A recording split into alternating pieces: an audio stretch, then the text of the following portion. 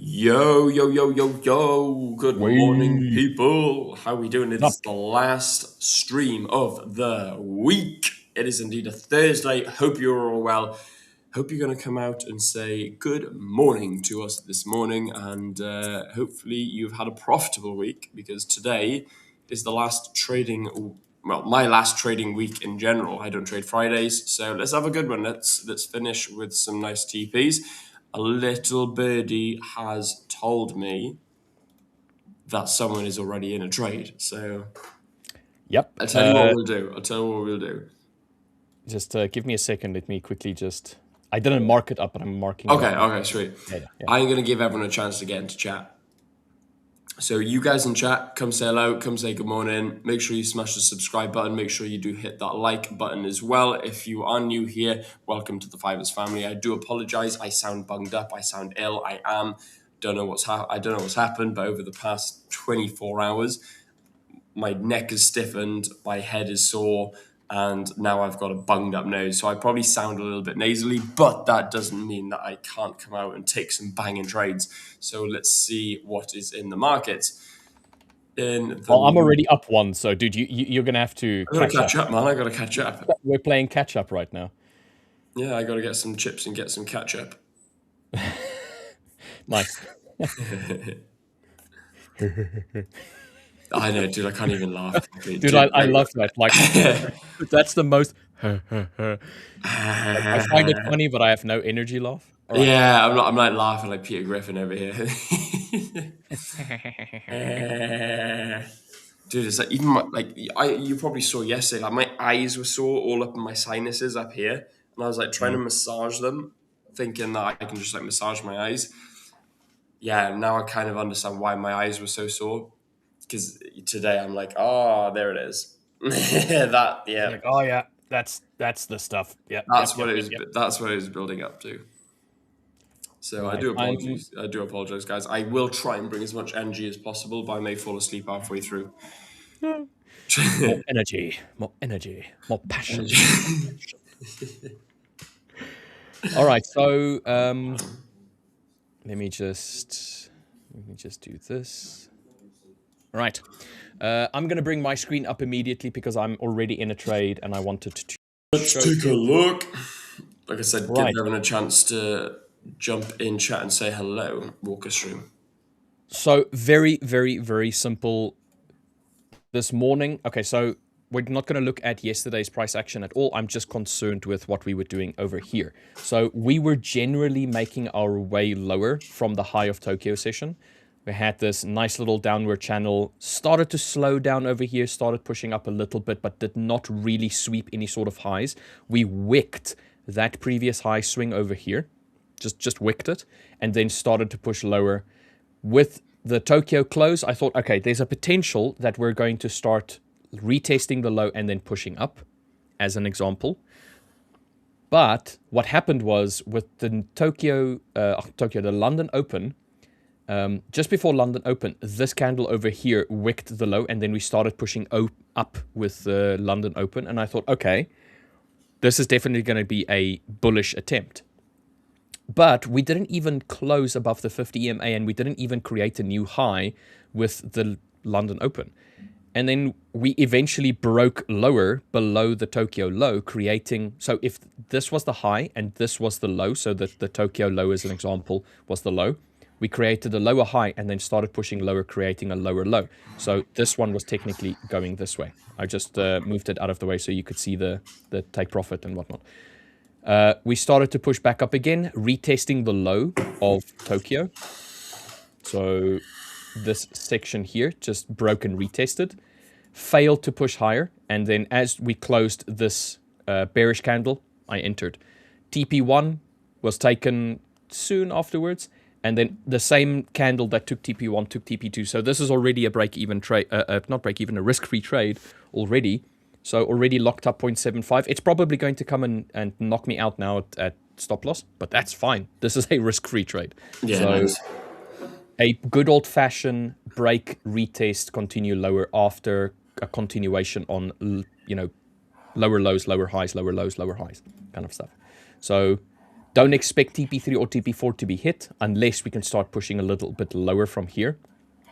15-minute candle, the previous one closed higher than the swing, so down here, and this current 15-minute candle took the swing. So this one over here was the previous 15-minute, and this is the current 15-minute low. So I don't expect it to continue pushing all that much lower. We've already swept on the hourly. You can see on this candle over here. So with the hourly open being when we open up the stream, which is right here on this candle there. We've already swept lower, but now we'll most probably try and either sweep above the high or get to the midpoint, or try and sweep above the open and then the high. So we'll see about that one. It does look like it's about to. Yeah, I can see you hitting stop on this, just purely because we swept and we failed to close below that previous lower low, and that rejection candle was strong. There we go. So it just hit stop. Dude, that's sick though. That's awesome. The fact that you like you said, risk-free trade, hit stop loss at break even, but you've banked 2 TPs already.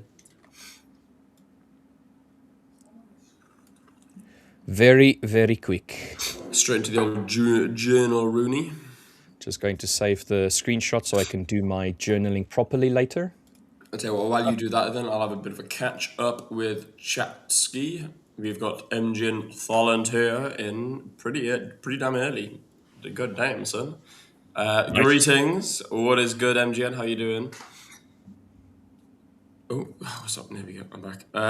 Real GCC, morning. What is good? Good morning, Real GCC. How you doing? Azrael Trade, good morning. International Brothers, good morning, Azrael Trade. How are you doing, Shajit? Ty, Keith, top of the morning, lads. Top of the morning, Ty, lads. Top of the morning. How you all doing?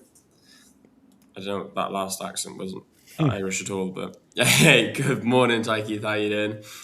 Saz, please give me an account. Please give me an account. Please give me an account. There's probably another couple here. Yeah, there is. Please give me an account. Please give me an account. I'll tell you what, because you asked so many times, the answer's still no. No, we don't just give people accounts, unless you're good friends of ours, then of course we'll give you an account. Under the table sort of dealing in it.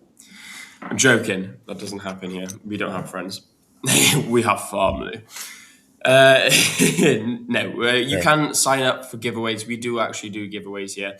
But no, we don't just give people accounts. It doesn't work like that. Life doesn't get handed to you on a silver plate. Justin, good morning, guys. How are you doing? Justin, good to see you in.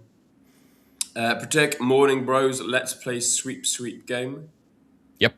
Sweep the highs, sweep the lows. Yeah, pretty much, mate. It is this price action. It is sweep, go, or sweep, nothing.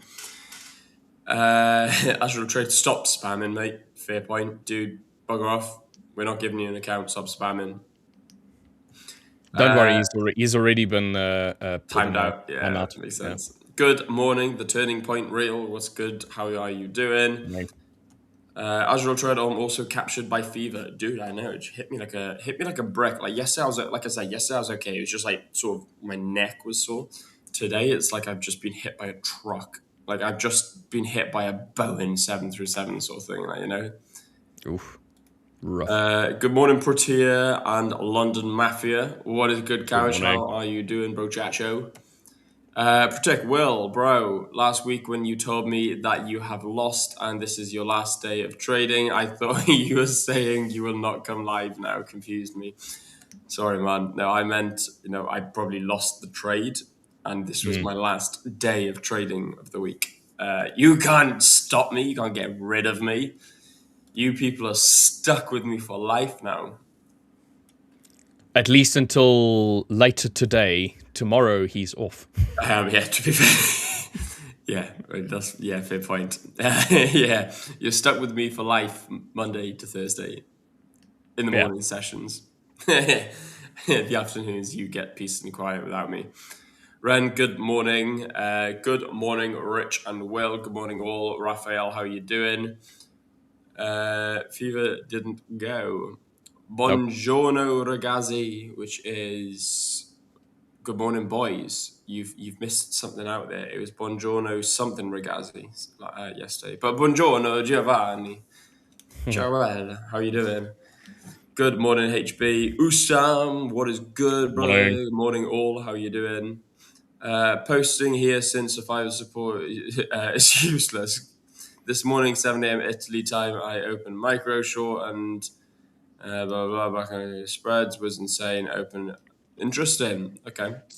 So Giovanni, I saw your email, the one which you sent to support. Yeah, just give them some time. It usually takes them a little bit of time to do not only like problem solving, but for them to actually go and figure out what is the problem. So they need to go and check exactly what is going on with the gold ticker on the futures platform.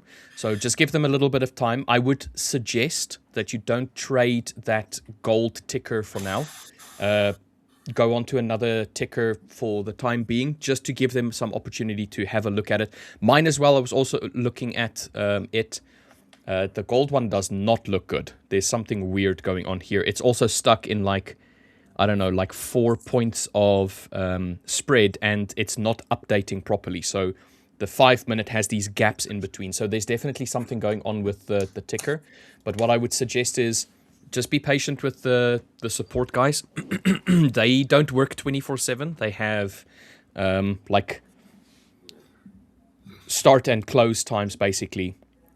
So they will get to that. So first they need to go and find out exactly what's going on, and then they can try and fix it. And once they fix it, then they can have a look at your query as well to say, look, I lost an account, or I lost a trade because of this information, and then they will either refund you the account payment, or they will just remove those trades and reset the account to where it was prior to the day. So just a bit of patience. I know it is frustrating. Yeah, of course. But you have to understand there's thousands of people that are sending in support tickets for stuff from large issues to very tiny issues, and there's only a finite amount of people that can work on that. It's not Yeah, an you excuse. might. I'm Yeah, not I'm you. not trying to make excuses. I'm just saying a bit of patience is all. They will sort it out, and they will get to that issue of yours. Yeah, we got 110,000 subscribers just on YouTube alone. Like, you imagine all of those have an account, and let's say half of them have, so 55,000 people have an issue. You know, We have 55,000 over people. 40,000 people in the Discord alone. Yeah, exactly. So you imagine So, just those people thinking, "Oh, there's an issue here," and trying to get hold of support. So, no, yeah. look, dude, I do agree with you. It's frustrating. You know, I'm sure that you personally are thinking, "Oh, support team shit." Well, you're gonna think that. You know, I can understand why you'd think that as well. I'd be thinking the exact same, because you know you're the one going through the issue and it's personal to you. But yeah, Yeah. we can assure you that, look, there's thousands and thousands of other people going through a similar issue. They are sorting it, and who knows, it may be a case of other people have already flagged this, they're sorting the issue, and then Mm, by the time they actually get back to you, they said, look, rest assured, Giovanni, we've sorted this. So yeah. yeah, And it's just only on the futures platform. On the CFD side, the gold ticker is working properly. It's yeah, just well, on the I futures was, side. yeah, Something is going on there. So just a bit of patience. That's all we're asking of you. Don't go yeah, of saying, course. oh, the 5ers is dog shit or anything like that. They're still trying. You just need to kind of understand that there's a bunch of problems that need to be sorted out, and all of them you would like to have them be viewed as important, but some of them are like really big issues, and some of them are small issues, and they Yeah, have to kind of like work through. And remember, there's a ticket system as well, so they get to a ticket based on the importance of that ticket and the impact of said ticket. exactly. Yeah, So exactly just that. just a bit of patience. That's all we are asking. Well, hello, 23. It love itch. Itlovich. Itlovich. Hello, I'm new. Well, hello there to you. How are you doing? Make sure that you smash the subscribe button. Welcome to the 5ers family. And make sure that you do like the stream as well. If you are new, let us know how long you've been trading, where you're from, where you're watching from, how long you've been trading for, are you profitable, unprofitable. Tell us a little bit about you. But guys, let's all welcome Itlovich to the community, to the channel. Tuned in, yes, my man. Please make me CEO of the 5ers. Sure, why not? Karish, we now see you as the CEO of the Fivers. Congratulations for the Congratulations. promotion. What's your first order of business, What Kavish, would as you, the new what would, CEO? yeah, what are you gonna do first? What's Karish? What are we gonna do?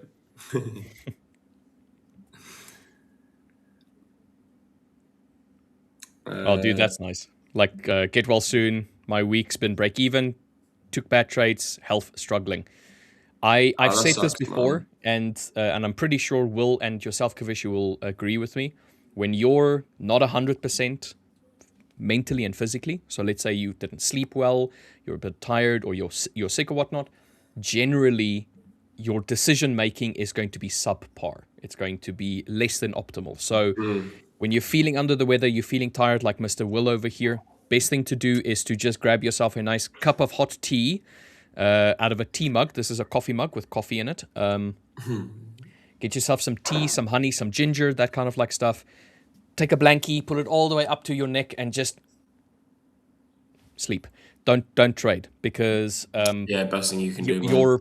your suboptimal levels of energy, suboptimal levels of concentration. So best thing to do is come back another day, fight when you're healthy against the market instead of when you're sick, because then you're going to be at a disadvantage even more. Yeah, no, exactly. Yeah, 100%, exactly that. You know, I'll look at some trades today due to the fact I feel like absolute garbage. I probably won't take anything. Yeah, yeah. So Yeah. I probably won't trade much today. Like I said, I'll probably just.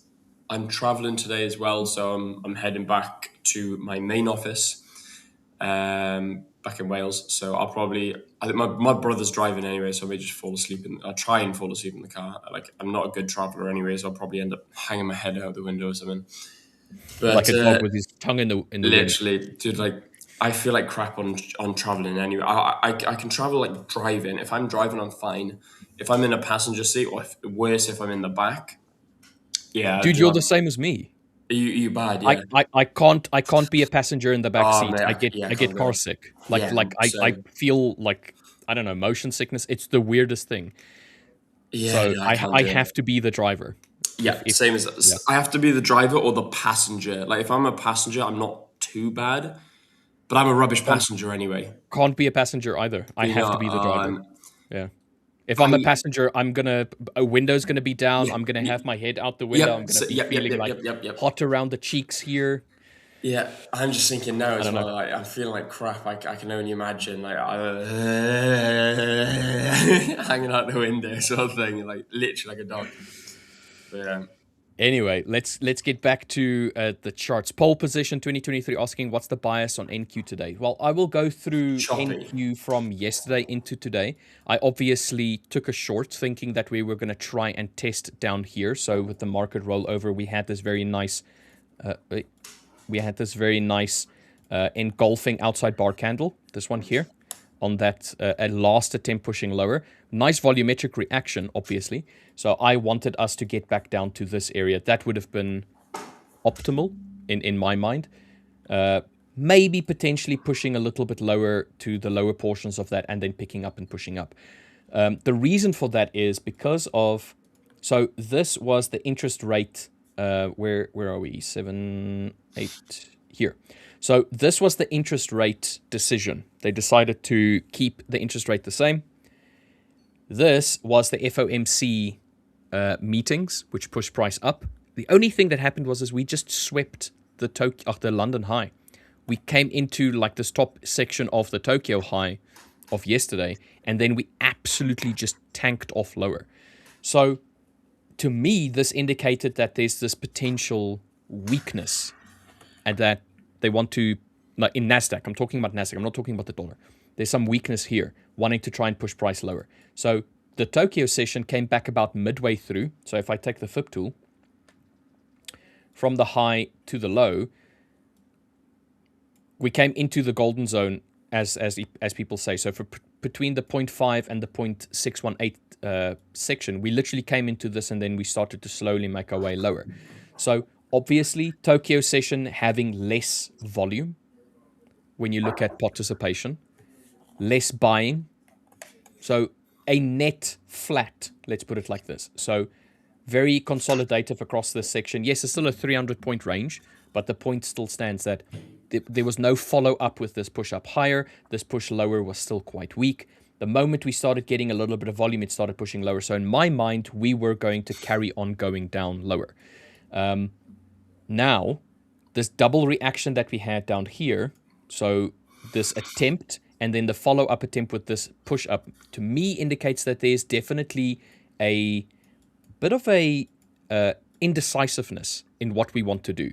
So we're getting sells, which look strong, to push down lower. Then we get a buy that takes up a little bit. Then another sell, but then stronger buy. So to me right now, it's difficult to say exactly where we're going to be going. I want to see price come back down here, test previous day lows, potentially push up from there. If we go over to the daily, you'll see that we had a fair few days of bearish price action, and now we're having one bullish morning so far. So from open to where we are is bullish already. This could be one of those where we have 1, 2, tomorrow being Friday, maybe a bullish day up to here, and then come Monday we lull a little bit and then we start pushing lower. If we go over to the weekly, we still have a bearish week. So my expectancy is for us to still close the week out bearishly. So I don't think that we're going to, between today and tomorrow, come and sweep the 28, 521, the high of, or the open of the week. I think we're definitely going to close this week bearish. On the daily, I think that there is a potential for a bullish day and then a follow-up bearish day maybe on Friday. So I'm going to be a little bit more cautious. 4 hourly is starting to present with a little bit more bullish attempts. That was from yesterday. So yesterday going into today. Bullish attempt, bearish attempt. This is probably going to provide with maybe another attempt to push up a little bit higher. There's an hour and a half left. We'll see from there. We do have a four hourly area of resistance over here. So this was Tuesday and Wednesday's lows, which was broken yesterday, and now we retested this morning and then started to push away from it. So we'll see in this next hour and a half whether or not we can have continuation pushing price lower, or whether or not we're going to try and retest this area, potentially pushing through it to come and test maybe this upper sections here of Tuesday. I doubt we're going to come back to Monday's highs. No. Not unless we get some catastrophic. I was literally about to say, not unless like Trump decides to do something magic in the next couple of hours, or he decides to do something stupid today and tomorrow. Maybe then, but even then, that's on the 4 hour. You got a bit of a push above on that, so I can't see that happen anytime soon. Yeah. So you have all. Oh, that's the wrong one. I wanted to use this one. You have all of this struggle to push higher that you need to break through before you can even consider coming back to this area over here. So to me, when we had even the news, the high impact news yesterday, we could not break and close above the zone. So in my mind, very much a area of resistance, a strong area of resistance as of right now. No real strong area of support down here, because we've only had a singular reaction once already. So which was yesterday into this morning. So where we are now, first port of call is this zone over here, which was the lows of Tuesday and Wednesday's Tokyo session.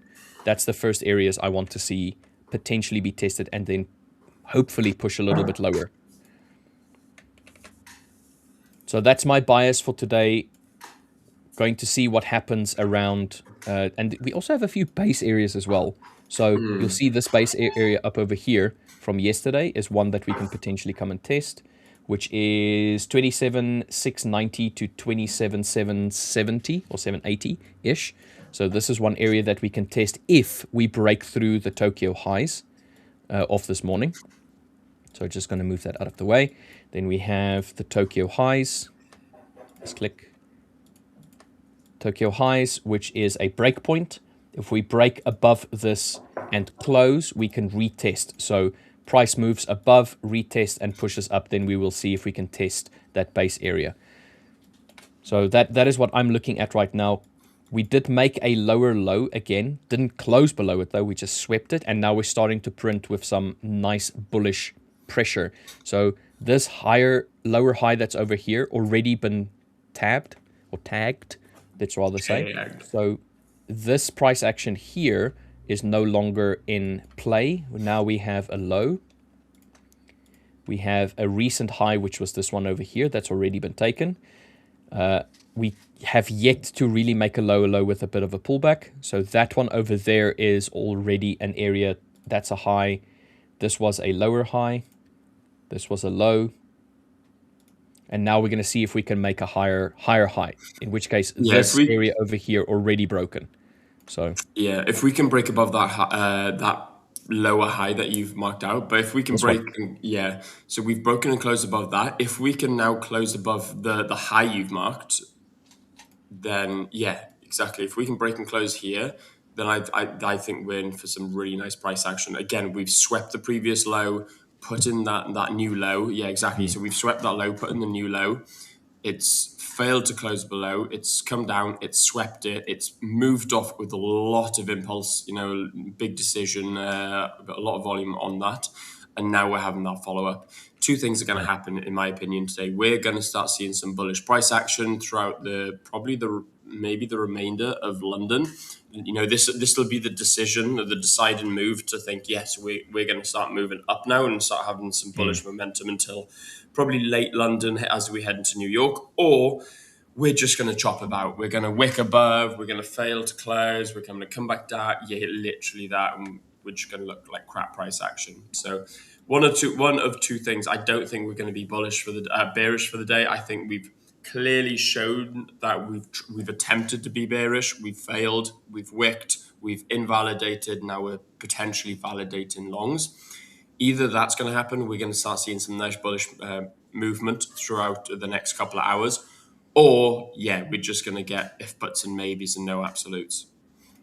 Yeah. So right now, this downward channel that we had here when we were trying to create new lows, and we've basically broken above here, getting closer to that high, to breaking this high as well. So in this case, break above, retest, and continue. Get to this area up over here for a potential buy up to that point. Alternatively, this is a fake out where we are faking this breakout, and then we start to print even more downward price action, trying to get back down to this area over here. It's the two things that I'm seeing.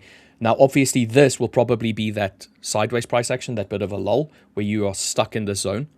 So even if you break down a little bit, you come back into it, price action pushes it up again, slows down, starts pushing lower again. And you just kind of like stay in this area, just lulling about for the rest of the day. Yeah, exactly. Break, retest, continue. Rejection, pushing price lower to try and get down to here. And then we'll see whether or not we're going to bounce between these two points. So here and here. It's the same on gold, mind. So I'm not sharing my screen. If I just share my screen real quick, you can. I can bring gold up for you. You may need to. Oh no, I got it. I have got it. There we go. So if you bring my screen up.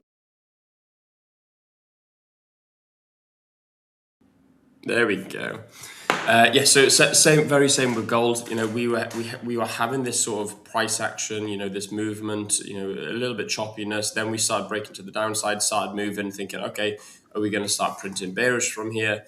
And then, as soon as we came into this section here, which was coming towards the end of Tokyo, we started flattening off as London opened, got some nice bullish movement up, pulled back into the Tokyo lows, consolidated a little bit, and then that's where we had a nice impulsive decision. So you could say we had the consolidation, break, retest, continuation. So you could have entered somewhere.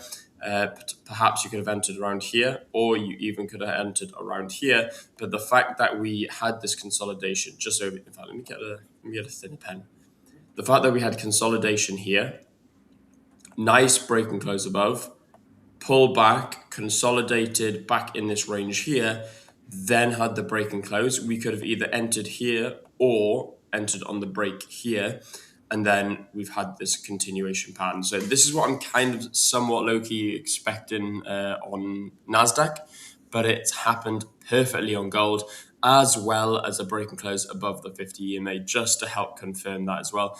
creating, again, a break of structure here, market structure shift, change of character, whatever you want to call it, whatever your analysis is calling it at this moment.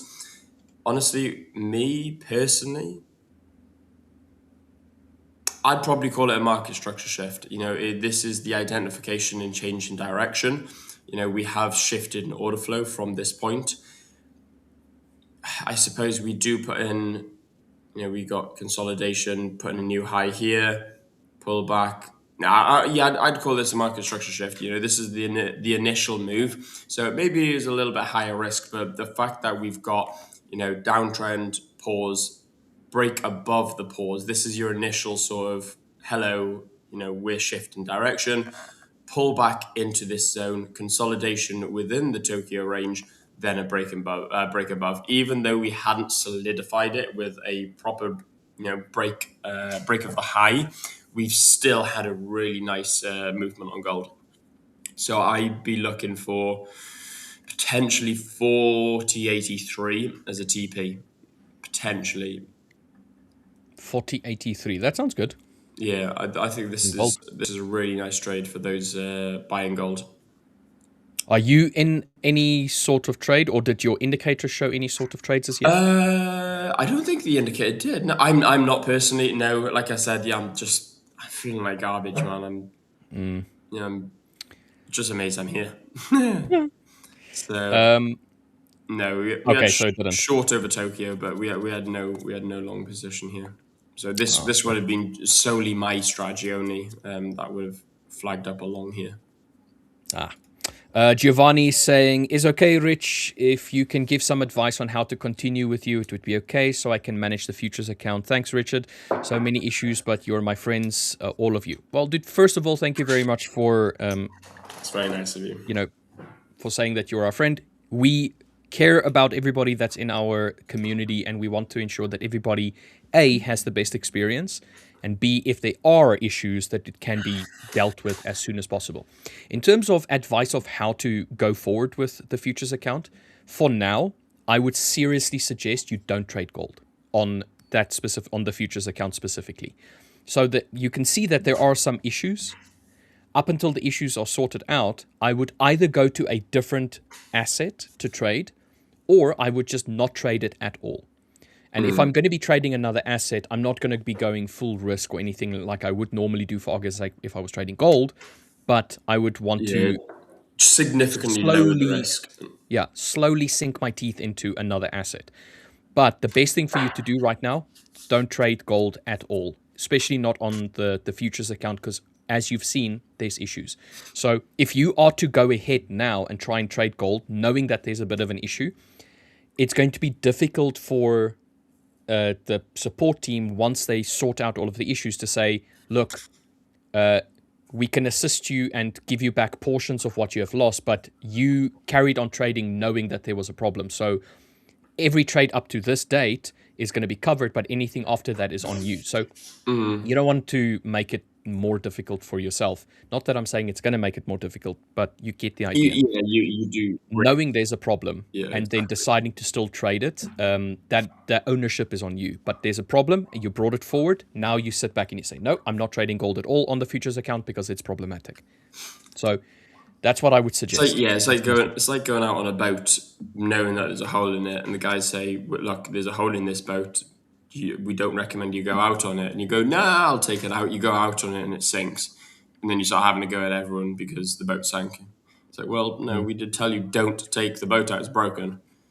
Yeah. So in this case, I would just refrain from trading gold right now. If there's other assets that you are either familiar with or you have a strategy that you know works, I would rather just stay on those. Or alternatively, you can take this basically as a rest day if you only trade gold on the futures. Let's say you don't have any other accounts to trade. For those other accounts, if you do have them, trade them for the time being. And just kind of like let these issues be sorted out.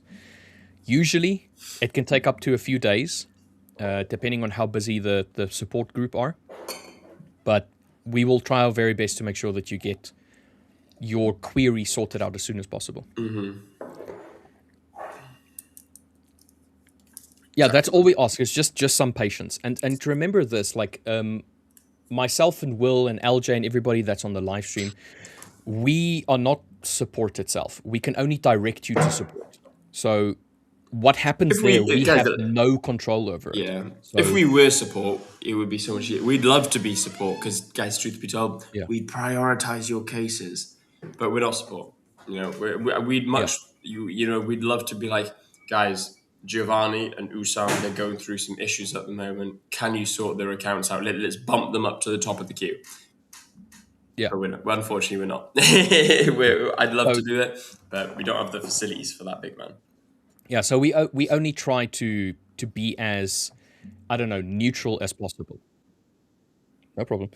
We try and be as neutral as possible, obviously, because we have no control over how they do things and the support side and stuff like that. But they are working hard, and that's why I'm always trying to say, like, the support team are trying their best as much as they can, but they also have some limitations and stuff like that. So just the patience is all we're asking. Usam saying, Rich, when you draw the lower lows on your chart, are you looking for a double tap of the 5 minute, or is it just the internal swing low? So generally what I'm looking for is a low or high swing point. So in this case, this here was just a regular swing. And then there has to be some sort of continuation away from it, some sort of momentous or volumetric movement away from it, like you had here. So at no point did price try and retest that area at all. That's the first thing. The second thing is, if I'm looking for us to create a new higher high, it's always on the wick. But if I want to see whether or not it is just a sweep, or if it is a, let's say, a continuation of the high, like in this case down here, we had that was the high, this was the low.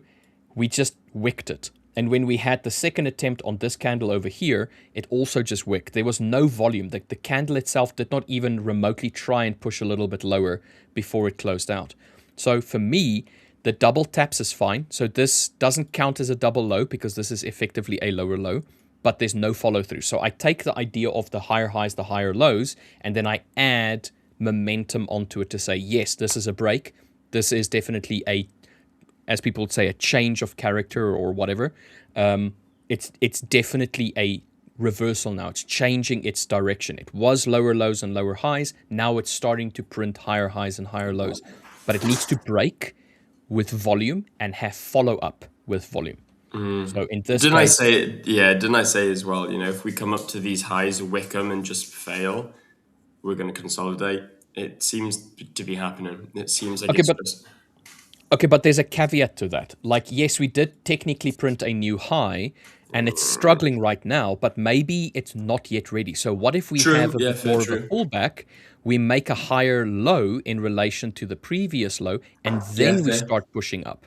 So I don't look at this and say, we failed. I'm looking at Yeah. this No. True. as Yeah. as if Fair. to say, not yet. We're not yet ready to start pushing higher. Maybe Yeah. there's one more push lower before we start pushing up higher. Yeah, That's kind of like how I'm yeah. looking. Maybe we're going to attempt to move to the downside. It's going to be the seller's last sort of push, last attempt of trying to move price lower. They're going to fail. Then we're going to break and close above that prior high. So then I Mm, think, like you said, I like the idea of not yet. I like mm, that. I think that's the most valid way of looking at the markets. And I know, like we joked yesterday, we joked with LJ about, the sitting on the fence theory. mm, All jokes aside, I think to be a fence sitter in the markets is a very good thing. I think if you have the ability to analyze the market in a way of sitting on the fence, I think you're in a strong position to open up the idea of either buys, sells, or no trade. Whereas I think when you go into the markets wanting buys, like if I was to go into this wanting buys, potentially I'm going to see buys, even if not. Like LG spoke yesterday. I caught the tail end of it as I was coming on for the second session. LJ was talking about, taking a B setup, or thinking you're taking an A setup or an A minus setup turns out to be a B minus setup after all. So it's that idea of going in with premeditated intentions in the market. That if I told you to go out and look for yellow cars, you're going to start seeing yellow cars. Yesterday, you probably didn't see any yellow cars, even though 6 drove past you. It's the idea of opening up that part of the brain that that identifies what you're looking for. So Tunnel vision. same, yeah, exactly. Same goes with the markets. If you're opening up the idea of longs, you're gonna start seeing longs, even if they're not the most valid longs in the world. The idea to sit on the fence in the market is a very, very good skill to have. Yeah. In this case, I did take the sell. I did try and get price to continue lower. It just didn't. I'm happy that I did take some profits. The idea is now, okay, this was not the right time to sell. Even though it was printing up the idea of lower lows and lower highs, wanting to potentially sell lower. So I can only go on the information that I have at that point in time. And if I'm going to have a bias and say I'm only looking for buys, I'm going to miss the opportunities that present them as they present themselves for sells. So the idea for me is I don't like trading with the idea of having a bias. Fair enough. If I'm looking for a specific directional trade, I'm going to be looking for certain things to be aligned with that. So if I'm looking at this, I'm like, I'm looking for sells. I would much rather take a sell right now than I would take a buy. But the moment the buy price aligns itself with what's happening on the screen, I take it. So I try not to just say, okay, today it looks bearish, I'm only taking sells, as an example. Because how often does it happen that an asset only has bearish price action across the day? And on top of that, I do trade continuations, but I also trade reversals. So when we reach an area like down here and we start presenting after bearish price action, start presenting with bullish price action, I'll take a bullish buy. So to me, the idea of bias, if you are let's say you are a swing trader, bias makes a lot more sense because you want to buy in the direction of as things are going. So the bias itself makes sense. As an intraday scalper, trading reversals and stuff like that, I don't care about the bias as much. Let's put it like that. So the idea of tunnel vision, I conform to that. Like the idea of I don't want to be tunnel visioned because I see prices only selling. I only want to take sells. Yeah, no, So exactly. Yeah. I look at overall price action. Like I do like to, I prefer to be a trend is friend trader. So I do like to look at the overall picture, go up into the 1 hour. Don't really go on the 4 hour. Maybe at the start of the week I'll go into the 4 hour, but I'll stick to like the 1 hour down. So 1 hour, 15, and 5 on my top three time frames. So I will have a look at the overall. Okay, what's the 1 hour doing? Cool, we're in a heavily bearish trend. Okay, fine. 15-minute, we're still bearish. Price action's looking bearish. We're under the 50 EMA. 5 minute is consolidative. If we get a breakout to the downside, then there's going to be a full risk sell. If we break to the upside, 15-minute and the 1 hourly is clearly bearish. 5 minute is starting to show bullish price action. We've got a break and close on the 5 minute time frame on a consolidation break and close above. Some identification of the trend is shifting. I'm not necessarily going to go full risk on that because we are trending downwards. However, like you said, it's the idea of a reversal here. It's like, okay, what are my probabilities here? How am I going to look at this as far as risk management, as far as probabilities, and as far as my strategy? How can I develop a long idea on this? So, for example, like with this trade here, this trade potential, we can see now if we go up onto the hourly time frame. Fortunately, we can see some form of identification shift. Now we have got a little bit of consolidation here. We can see, and what I mean by consolidation, we're within a range. So if you see, I'm pretty sure this is the 4 hour range that I've marked out. So we are within a range at the moment on the hourly. However, we are still printing lower lows. Now you can see that we're printing lower lows because we got low here, comes up, lower high, comes down, we consolidate, and then we put in that lower low. So we've consolidated lower low, then we've got that shift in structure. Now on the 1 hour, we're starting to see, okay, now we're starting to try and print a little bit higher. We've broken above this consolidation. We've come up and tested this prior high. No, go away. We've come up and tested this prior high here. Now, yeah, get lost. Now, if we jump down to the 15-minute, you can see now that, so, okay, maybe we're not quite bearish. Maybe we're a little bit consolidative. Are we going to continue this bearish price action, or is this the identifier of a shift in trend? 15-minute, again, clearly in a downtrend. I'm not too interested in what's going on over here anymore, like I was on the 1 hour. I'm more so immediate price action. I'm like, what's going on now for me here?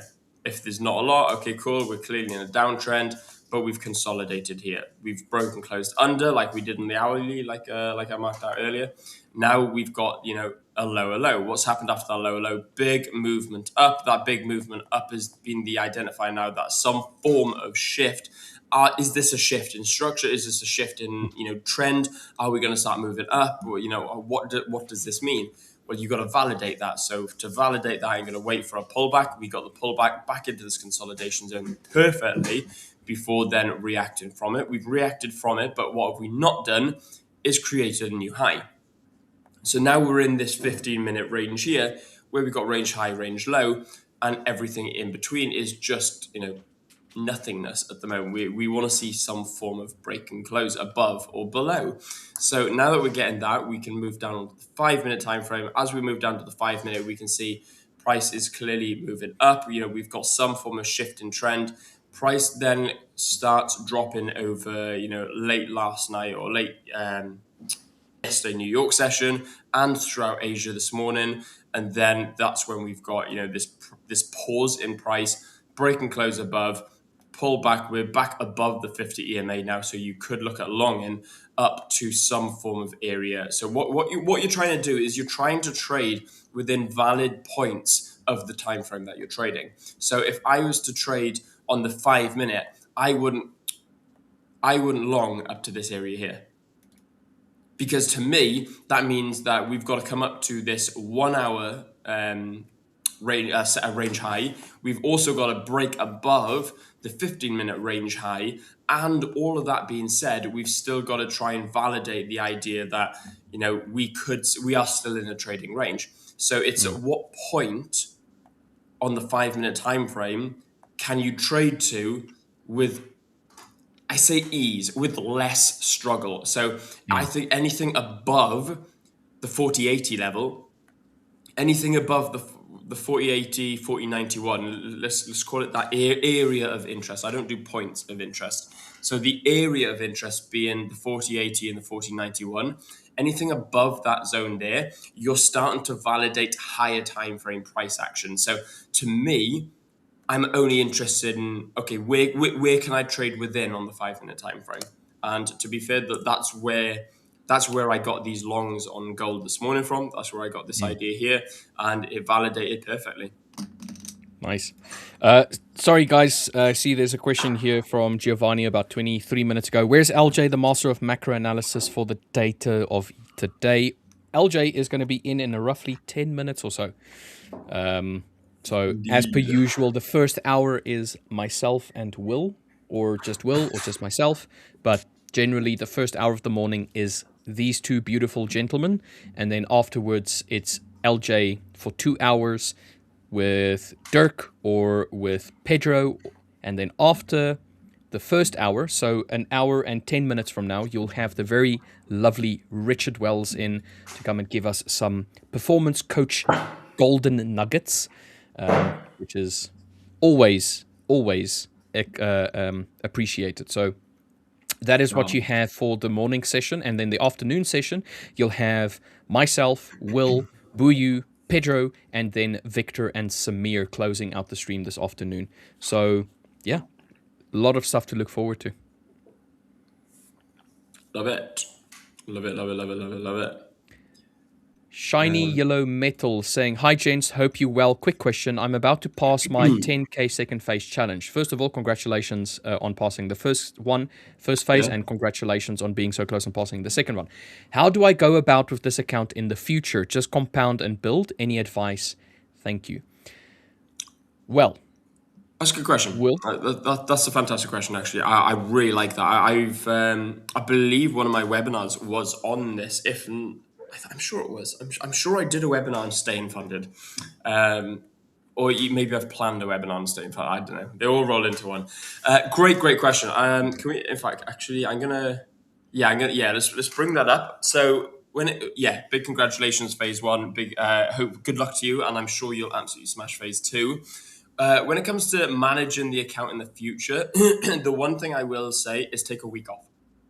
What I mean by that is doesn't actually need to be a week. I say take a week off or go have a holiday. What that means is the minute you get into the funded stage, a lot of people blow their account. A lot of people go into drawdown because they get excited. Do not get excited. Get bored. Allow that euphoria, that dopamine, all that excitedness to fizzle. Best thing you'll ever do. So when it comes to managing it, lower your risk. It depends on what your risk management is now. Are you like, what is it a high risk? Is it a low risk? Is it a what sort of approach do you have to your phase one, phase two? If you have a strong approach to phase one, phase two, then maybe lower your risk. Take A+ setups only, or just trade. Start looking at being super selective when you're trading. And if you get into profit and you're like, okay, cool, I've secured enough to have a payout here.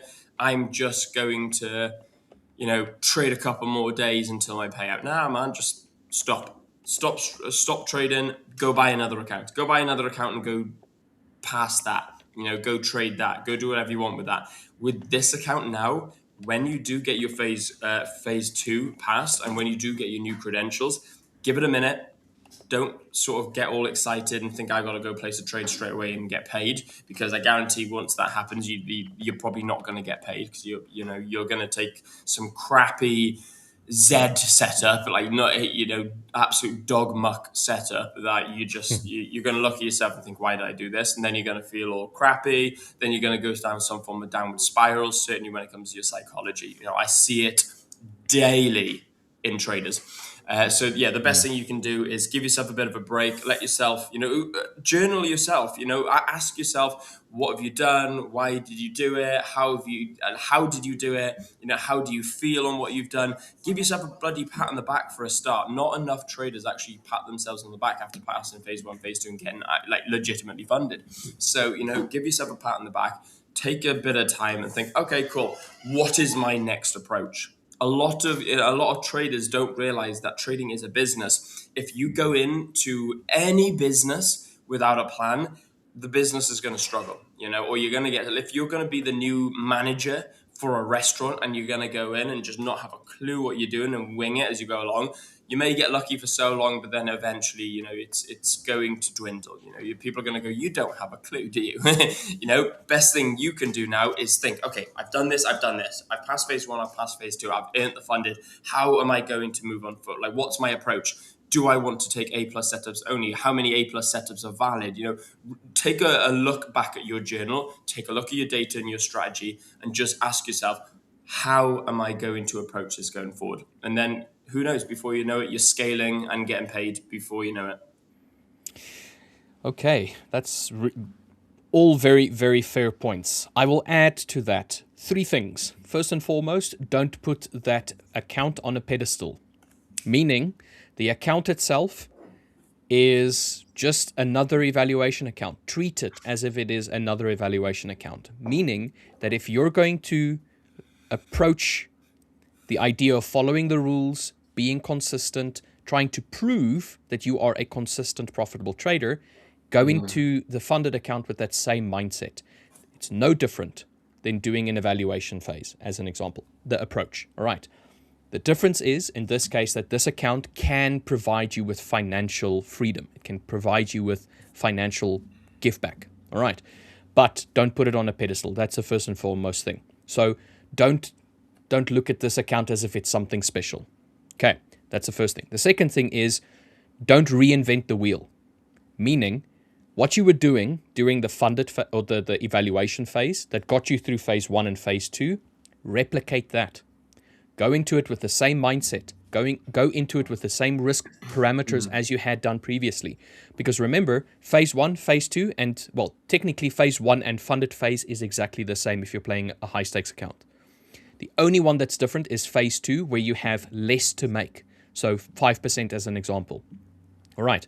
But phase 1, 10%, or even the 8% one, is a lot closer to what the funded phase will be, where you have 10% available to you for drawdown, 10% for you to make for scaling, and then 3% as an example for daily pause and all of that kind of like stuff. But in general, don't try and reinvent the wheel. Don't approach it differently. So that's the second thing. The third thing is this. Consider lowering your risk going into this funded phase. The reason for this is now every time that you take a trade, there is a potential to have money go into your pocket. So you worked hard to go through phase 1, you worked hard to go through phase 2.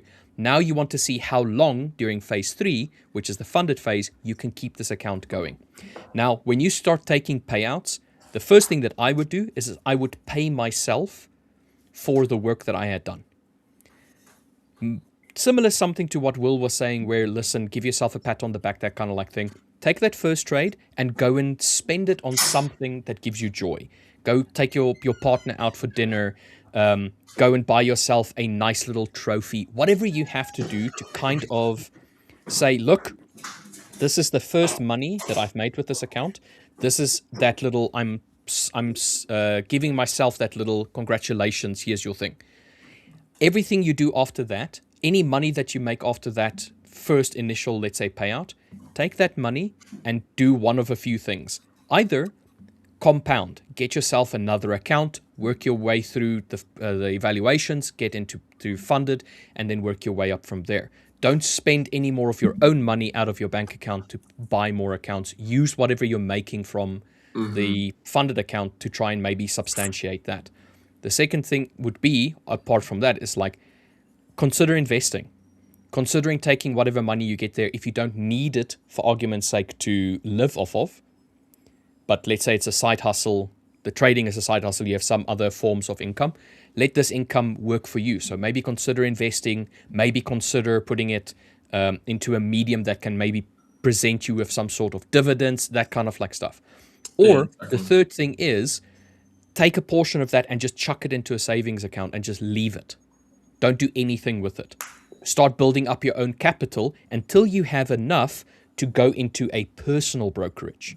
And then you start trading your own personal brokerage as well. So there's a few routes you can take. But first and foremost, like I said, don't put it on a pedestal. Secondly, don't try and reinvent the wheel. Just trade it as you normally would. And then once you get to that phase where you start getting payouts, spoil yourself just a little bit, but don't make it a habit. Just give that little tap on the shoulder saying, congratulations, you did a thing. Here's a little, I don't know, little gift for myself, my family. Literally, I was going to say, here's a little something for, here's a little something for me, sort of thing. Like I've put in this hard work. I've done this. I've done that. I deserve this. Here it is. It was the same with this watch. We went out for a holiday. We were touring France in the cars, and I said, you know what? Yeah, all my family had nice watches, and I was the only one. I felt left out. I thought I deserve this. I thought, because I took the missus out, paid for her holiday for her birthday, and I thought I deserve something other than the fact that I'm going on holiday, of course, but I thought I deserve something nice. Yeah, I've worked hard. I've worked hard enough now to pay for myself and my missus to completely enjoy this holiday. Not one single penny came out of my bank account. It was all on a payout. And so I thought, you know what? I'm going to drop some on a watch as well. So I ended up buying myself this watch. And my brother said, you're so impulsive. I was like, to him, it looks impulsive. But to me, it's, dude, you deserve this. Like, go get that watch. Shane Joyce. Hey man, how's it going? Shane Joyce, and save a little for the tax man. Obviously, unless you're Usam, to be fair, So unless you do live in Dubai or unless you're somewhere in the UAE, Yeah. then Not financial advice, guys. no, not financial. Well, None I of mean, this is financial advice. save some for the tax man is just great life advice in general. But yes, it's no, absolutely not. None of this is financial advice. For the love of God, no. That's the last thing you need is to be caught by the greedy tax man because you know you haven't saved up properly or you've not allocated enough to do certain things. So the best thing you can do Lovely. though, it's a long-term game, not get rich quick thing. Yeah, exactly. So, but all jokes aside, it depends what sort of advice you're looking for. The shiny yellow metal. If you're looking for how to genuinely like what to do with your money afterwards, best thing you can do is go speak to either an accountant, solicitor, or a financial advisor. Now, a financial advisor would be your best bet, but yeah, your best would be that. Now, if you're looking at how to deal with the accounts, hopefully our advice helped. But that's what we personally do anyway. Like we said, this isn't financial advice. Everybody's got their own approach to trading and what they're trying to get out of it. Like Yeah, of for course, some man. people, it's literally a day-to-day job. For some people, it's a side hustle. Some people want to get rich right now, right today. Some people don't care about that. They're trying to build long-term portfolios. All of those can be done. Some more probable, some less probable. Some is going to have more consistency across the long term. Your approach is going to matter. But Yeah, of if course. something works, only adjust it if it no longer works. Don't Or fix something that isn't broken. yeah. You know. So And also yeah, don't try and over optimize something. Let's put it yeah, like that. exactly. Yeah, 100%. I know LJ's in the back and he's going to disagree. I like the idea of keeping things simple, whereas I've seen Picasso over here drawing stuff on his charts. So it like you said, it depends what works for you. Richard, smashed hit the nail on the head there. Also, the shiny yellow metal. Have we got a name? Have we got a name for you? Is that are you tier or is it not tier? I think it's thank you in advance. Yeah, TIA. Thank you in that's what advance. I kind of thought. I'm kind of thinking it's TIA, Mm. but is that a T? 'Cause there was no capital, so I'm like, is that TIA or is that a tier?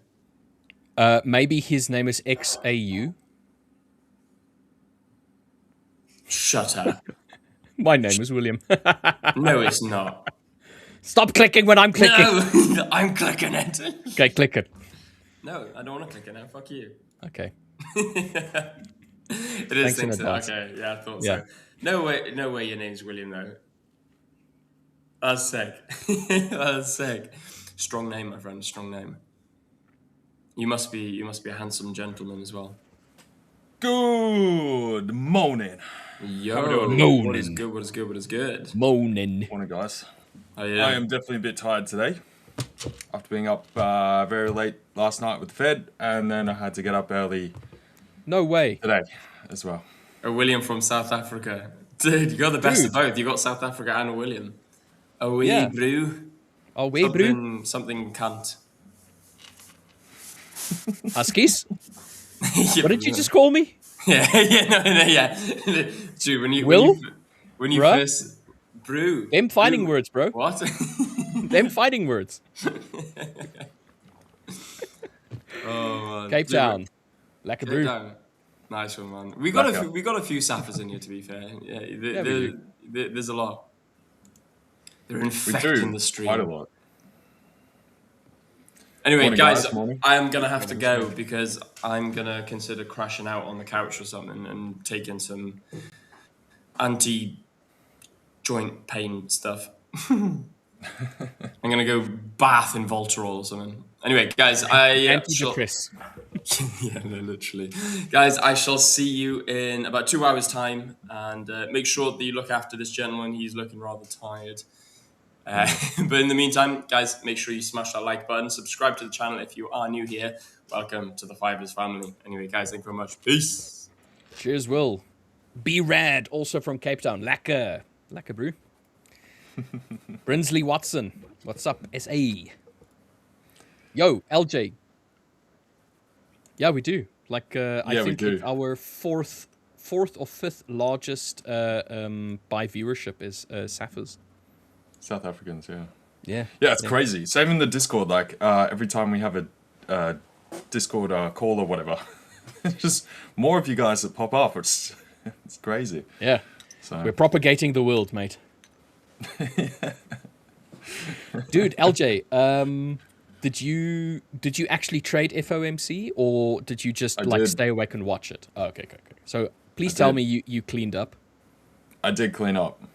Nice. I caught the whole after. So the rundown we had just pre FOMC, run right up to the top, and then jumped out right at this top point here. Trading View shows the wicks a little bit different, but I had the wicks right through there, so we tapped right onto that top point. Fortunately, I did get out there, because of course we then dumped.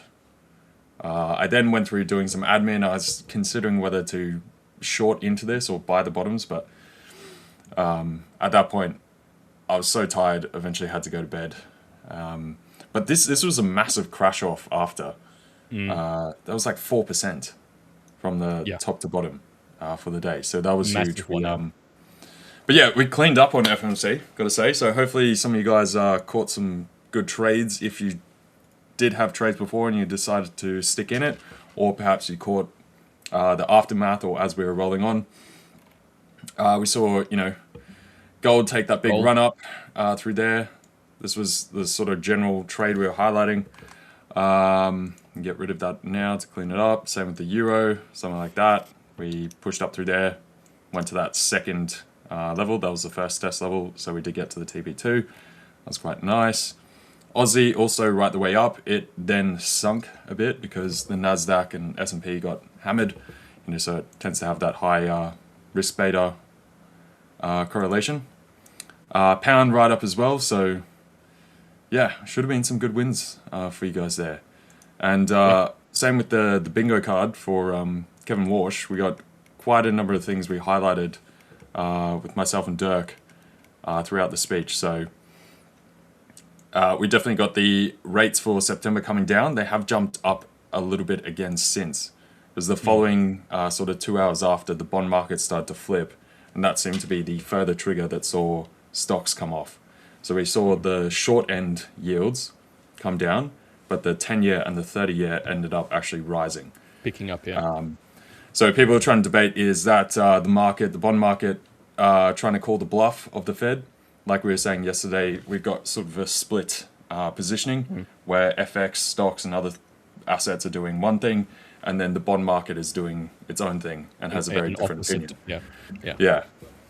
So, but yeah, apart from that, yeah, we got the job stuff, all the rest, and in particular, there was the other piece up here where I was highlighting that with that piece from the bond market actually moving up, it's done a lot of the work for the Fed already.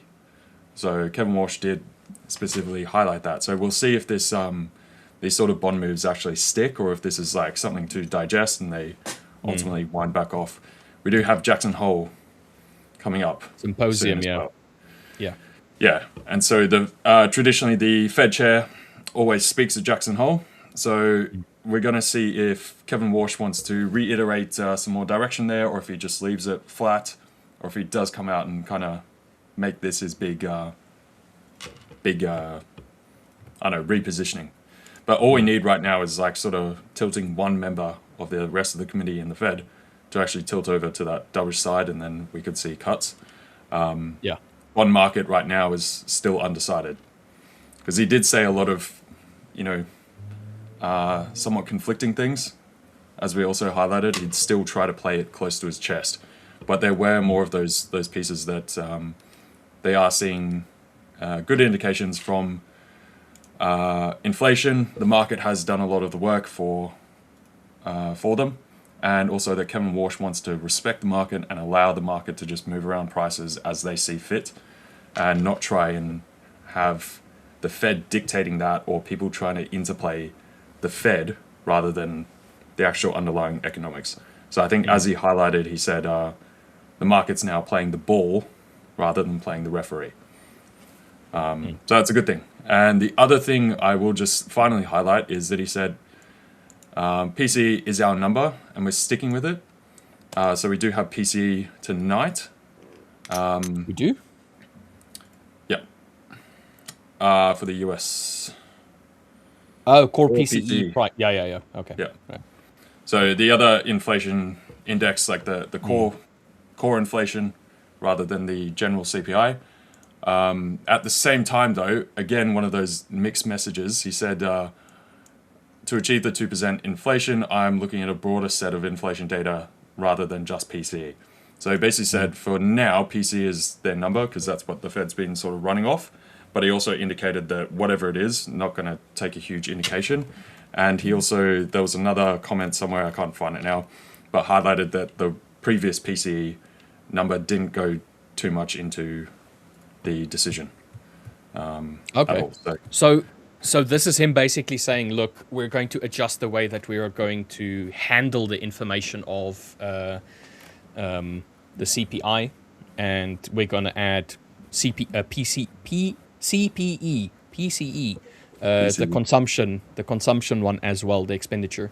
Well, it's probably more like that's going to slightly get removed and be less important. That was like the previous Fed's preferred measure of inflation, right? He sort of wants to put less emphasis on that, which is something that I agree with. And, Dirk echoed that as well yesterday. That just how this stuff is calculated it's a bit off. It just doesn't make any proper sense. So we should see it go from a red folder eventually maybe to an orange folder. It'd still be a red folder, just like you'd have like PMIs or anything like that. It'll still be red folder. It's still very much important. It's just going to have less of an impact per the Fed. So it's one of those rotating ones where at some points it's very impactful, very important. Other periods it just falls out of favor. Kind of like for a while when we didn't have inflation, no one cared about CPI numbers because they'd just be dead, and they were for like a decade, right? Yeah. It's still red folder because if there is a jump, you only know that they were dead after the fact, and everyone was looking for it to suddenly pick up because we had rates right at the bottom, which all central banks were trying to jack up inflation. Same with unemployment claims, job openings, jolts were really big during Janet Yellen because she really liked looking at like the quits rate and stuff. She'd always talk about that in her Fed meetings. Now it's become like a side tangential piece that people address just to look at the health of the job market, but it's not like a core measurement that the specific Fed and Fed chair is eyeballing right now. So it'll still be important, just less so than previously. Starting to get a bit of a push on NASDAQ. We are making a bit of a higher high now, finally. I hope we do, because I don't have anything on firm accounts right now, but I do have NASDAQ long on personal. Okay. So yeah, we made a higher high now, so happy about that. We did, a higher low. My apologies. We did make a higher low when we were talking about. I did take a sell already. I was already in a sell. I'll just bring mine up and you'll see. So I took a sell from here because we were just printing lower and lower and lower. I thought we could get down to, what was this, 27,162-ish. Then it took TP2 and then eventually just ran to my break-even stop loss, which was fine. That's okay. And then we started sweeping this previous high, but we just swept and rejected. So I was waiting to see this another like swing low or higher low and then start pushing up again. So we've already gotten that, and then it started pushing up higher. So it does look like there's a potential for us to come back again to the Tokyo highs as a break point, and then we'll see from there if we want to start picking up to potentially get to this base area around 27,692. So let's say 27,700 to 27,800-ish. And then we have this higher area of interest that we had, area of resistance across, what was this, from Friday's lows. We broke into it, pushed lower, broke back into it, started pushing lower. So maybe potentially come and test yesterday's highs at some point if we can start breaking above and start pushing up higher. So that's what I'm looking at this point in time. Gonna wait for entry. I'm going to wait for a bearish candle to print, and then a follow-up bullish candle afterwards. The follow-up candle doesn't have to break above. It can be midway through, and then I will take a buy from there, like that. That's what I would be doing. I like it. I do want to see price come back a bit today. I think yesterday was definitely a bit heavy-handed. Obviously, it was that combination of basically we actually got the right direction for the Fed there, and markets were happy. But then it was when the bond market flipped over, it sunk us down, and then obviously also then we're coming into the forward anticipation of last night's earnings, which was definitely going to be a bit bumpy. You got people like Meta and stuff where there were beats on a lot of the earnings reports, but also a higher like capex spend and that kind of thing, which the market's still a bit iffy on. Tonight, though, I would like to see a bit of a recovery because we've definitely been juicing it, and a 4% peak to trough after the rally it's pretty heavy. Yeah, that's rough. That's rough. You know, it's taken us almost 2 months to come down about 8 or so %. Yeah, and we did that all in one go. In like an hour, yeah. So tonight we've got Apple, Amazon. They're probably the biggest two. There might be some other tech players that I'm forgetting right now. And then there's some others like MasterCard. So MasterCard, financials, that will also impact things like US30 for you guys trading that. You would have noticed last night US30 actually dumped when NASDAQ and S&P ran higher. And that goes back to that exact thing like I've spoke to you guys about. It's much more heavily financials dominated. And like we've said, it's not a cap weighted basis. It's just the stock price. And so the biggest stock price players are much more financials leaning. So when we had the initial Fed announcement, we saw bonds go the other way. So hence that's bad for financials. And then eventually that corrected. And then US30 did pick up and S&P and NASDAQ fell off. So tonight I would be interested to see if we can get a rise across the board. Apple definitely should be better. Apple hit a new all-time high just the other day, back over 5 trillion. And they haven't been so much in that huge capex spend. They're sort of waiting for everyone else to do it, and then we'll come in on the back end, right? Which is very smart. And then you've got Amazon. They've been doing quite well. I think they're probably managing it really well, and they've obviously had the data center and cloud stuff for ages, which has been piggybacked off for that compute, because everyone's struggling with compute, which is what Meta, Mark Zuckerberg, I was listening to the earnings call, was trying to argue that they're not trying to sell the compute because they've bought too much or something. It's just there's so much demand. They have a use case for it, but any extra, they're looking at potentially spinning off side portions as a business because there is so much demand. They could actually make money, but that message doesn't seem to be quite getting through to investors right now. Yeah. Amazon is a different story. They've handled it better. So. There was a question here from Justin asking, Rich, how do you get your stop loss to move to break even automatically after TP2? So I use a position size calculator, which has an option on the trading platform, on the trading tab side, where you can have a break even or a trailing. And because I trade very specific, so for argument's sake, where's my mouse? There it is. If I'm taking a buy and I have TP2 as an example, that TP2 is always 80 points. So I know that if I reach TP2, I want my break even to happen after hitting TP2, which is at 80 points. So I put in for TradingView, for MetaTrader in this case, it will be 8,000. So I put 8,000 because MetaTrader takes into account the decimal points on NASDAQ as well, as if it's points. So it'll go from the second decimal point. So 80 points equals 80 or 8,000 points on TradingView. I keep saying TradingView on MetaTrader. So I just select that as 8,000 points, and then the moment it reaches TP2, it automatically moves it to break even. I don't have a test one open as of yet, a test MetaTrader platform. So I'm not going to bring it up on screen. But if you are familiar with the position size calculator from earnforex.com, then you'll know what I'm referring to. I'll just finish on the PCE as well. PCE seems like a 50-50 bet right now. No, I'd say it would come in lower. So I'll give you my numbers for, we got GDP and stuff as well. I think GDP should be pretty good, should be pretty strong. Core PC, I would expect the expected number here on Forex Factory, about 0.2. So it'll be 0.1% lower than the previous. I think the forecast is actually at 0.3.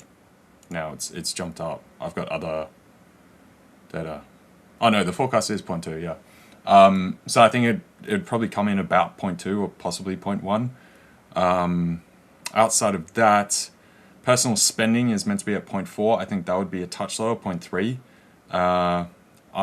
This is seasonally adjusted, but obviously the World Cup is now over, and so that could be off, and I think it could actually be a bit lower.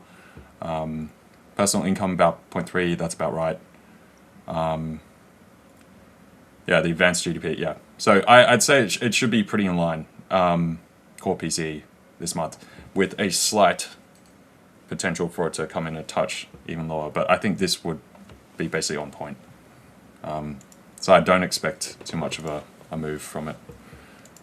It will be still considered, even though everything Kevin Walsh has highlighted and that kind of stuff and what we were just talking about, just for the time being that the market needs something to gauge some kind of direction or some kind of framework around.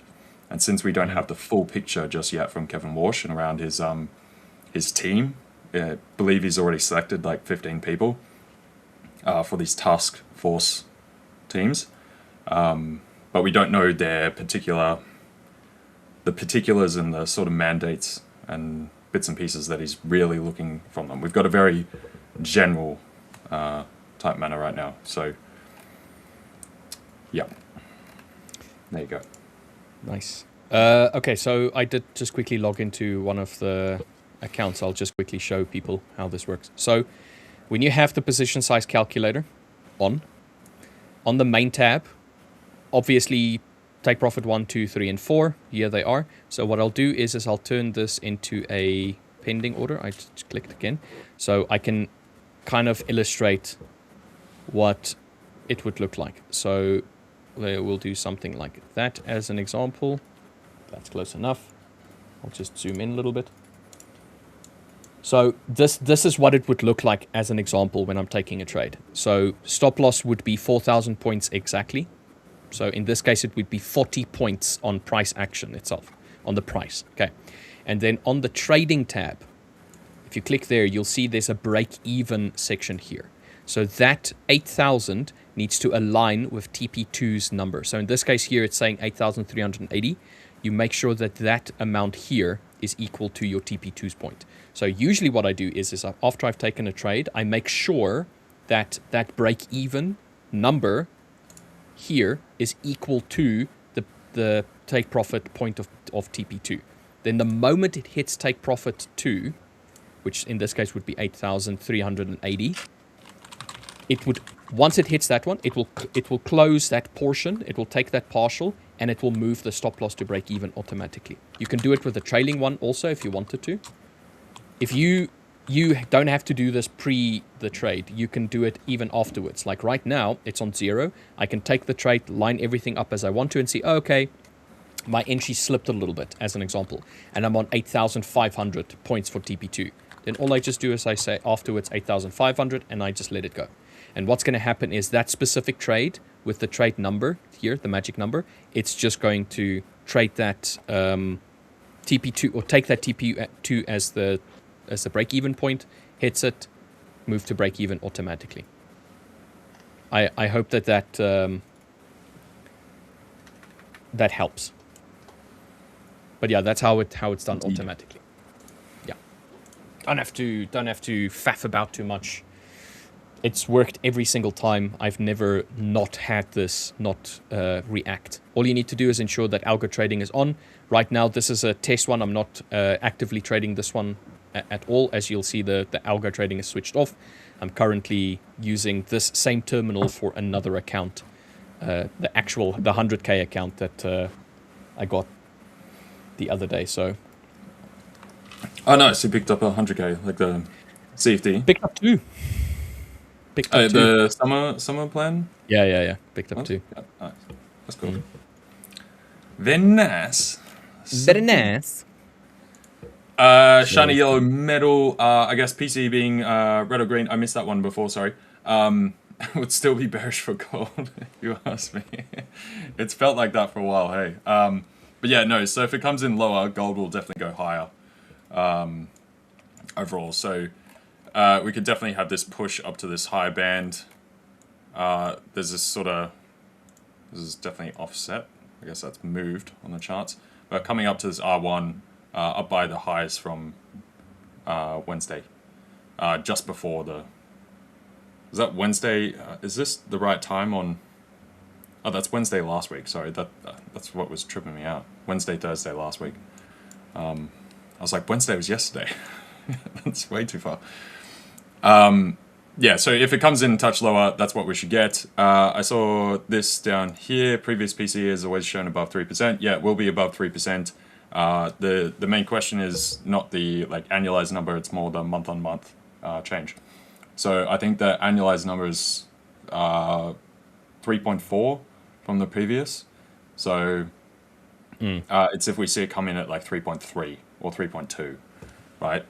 Because right now, gold very much attached to market pricing from the bond market and interest rates. I've shown you guys this chart a couple times now. This has to be updated. It's from 20th of July. You can see this red move higher. This is when we started pricing out the Fed rate hikes. The week after, we then started pricing them in. So through here, we actually saw gold run up, and then it came back off. And now we've started to find this kind of base through here. You got this rounding effect. So that's where pricing came off. Bond yields came down. We saw gold run back up. Then we saw the pricing for the Fed come back into play. We saw this run down, and then obviously we got the Fed last night. So, yep, gold is very much moving on bond yields at the moment. That's really what's dictating the overall direction. Has done, as you guys can see from that chart, since the war, basically. Hence why everyone expected the war. Gold should rally. It doesn't rally because inflation and yields ran right higher. So there you go.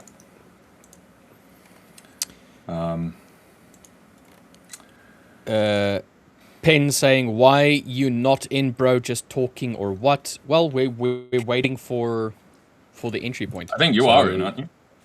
No. Like I said, you're still waiting for the entry. I'm waiting for the base and then the rally. That's what I'm waiting for. I am in. I'm on personal. I can show you where I'm in from.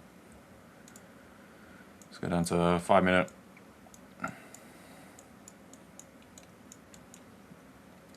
Where's the thing? Yeah, we're getting a bit of a pullback now, so I'm waiting for.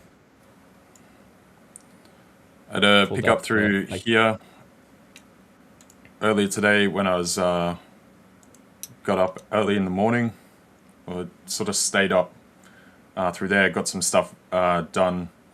We had the rollover, entered through there, then went to bed here briefly, then got up again. So hence I've been up for almost 24 hours. But now I'm sat in through here looking for that. So ideally I wanted us to tap just a touch lower, but I was eyeballing if we'd have just a slight shortfall because we got these two sort of wick breakpoints. So typically you get this sort of triangle clustering through here at the bottoms, and you run right through that. That's the break, run all the way up, come back, test around that level, and then if you can hold that, it will tend to bounce. I was cautious jumping in it right away, because if we look at the daily, and I'll just hide everything here, we've got the 200-day moving average just down here, which is not too far away. It kind of looks far away when we were that bit lower, you know, about 500 points or so, but considering we dropped like 1,050, almost 1,100 an hour last night,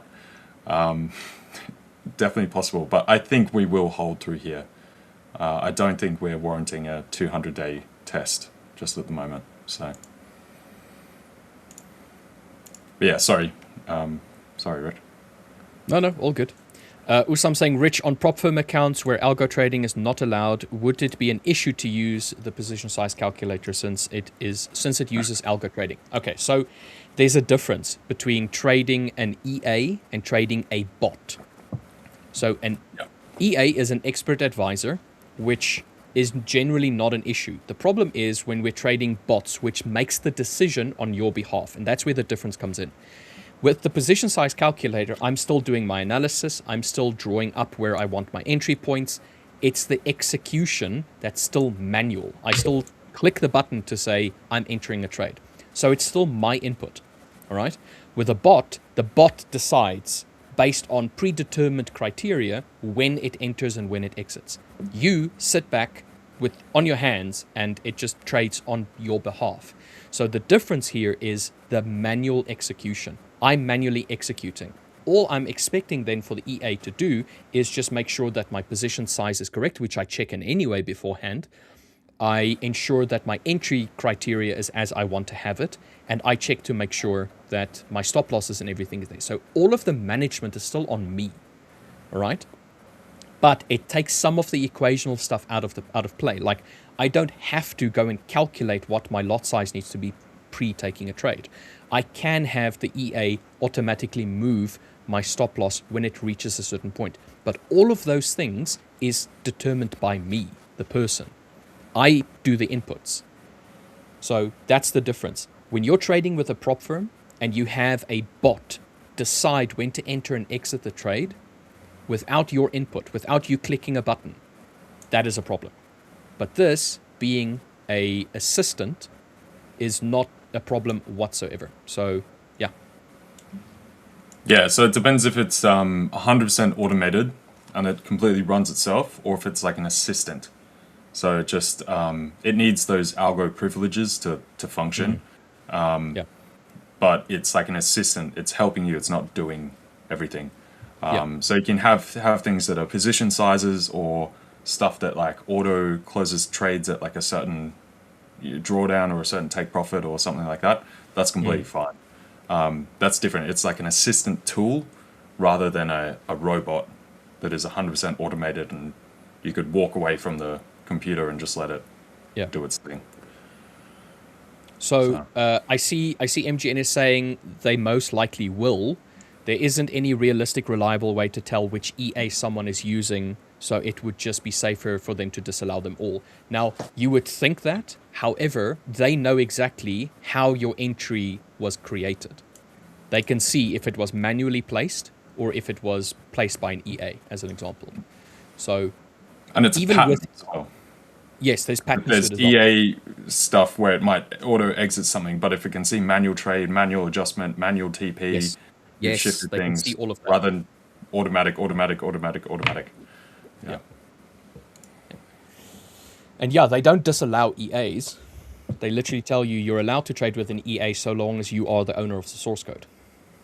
And the trading is not against any of the prohibited practices. So I can definitely take a look at GU in just a second, Srijith. I'll just answer this real quick while we're here. What allowed me to take such a precise trade? I mean, it's relatively precise, like within reason. But basically, first of all, I guess like 13, 14 years of trading experience at this point.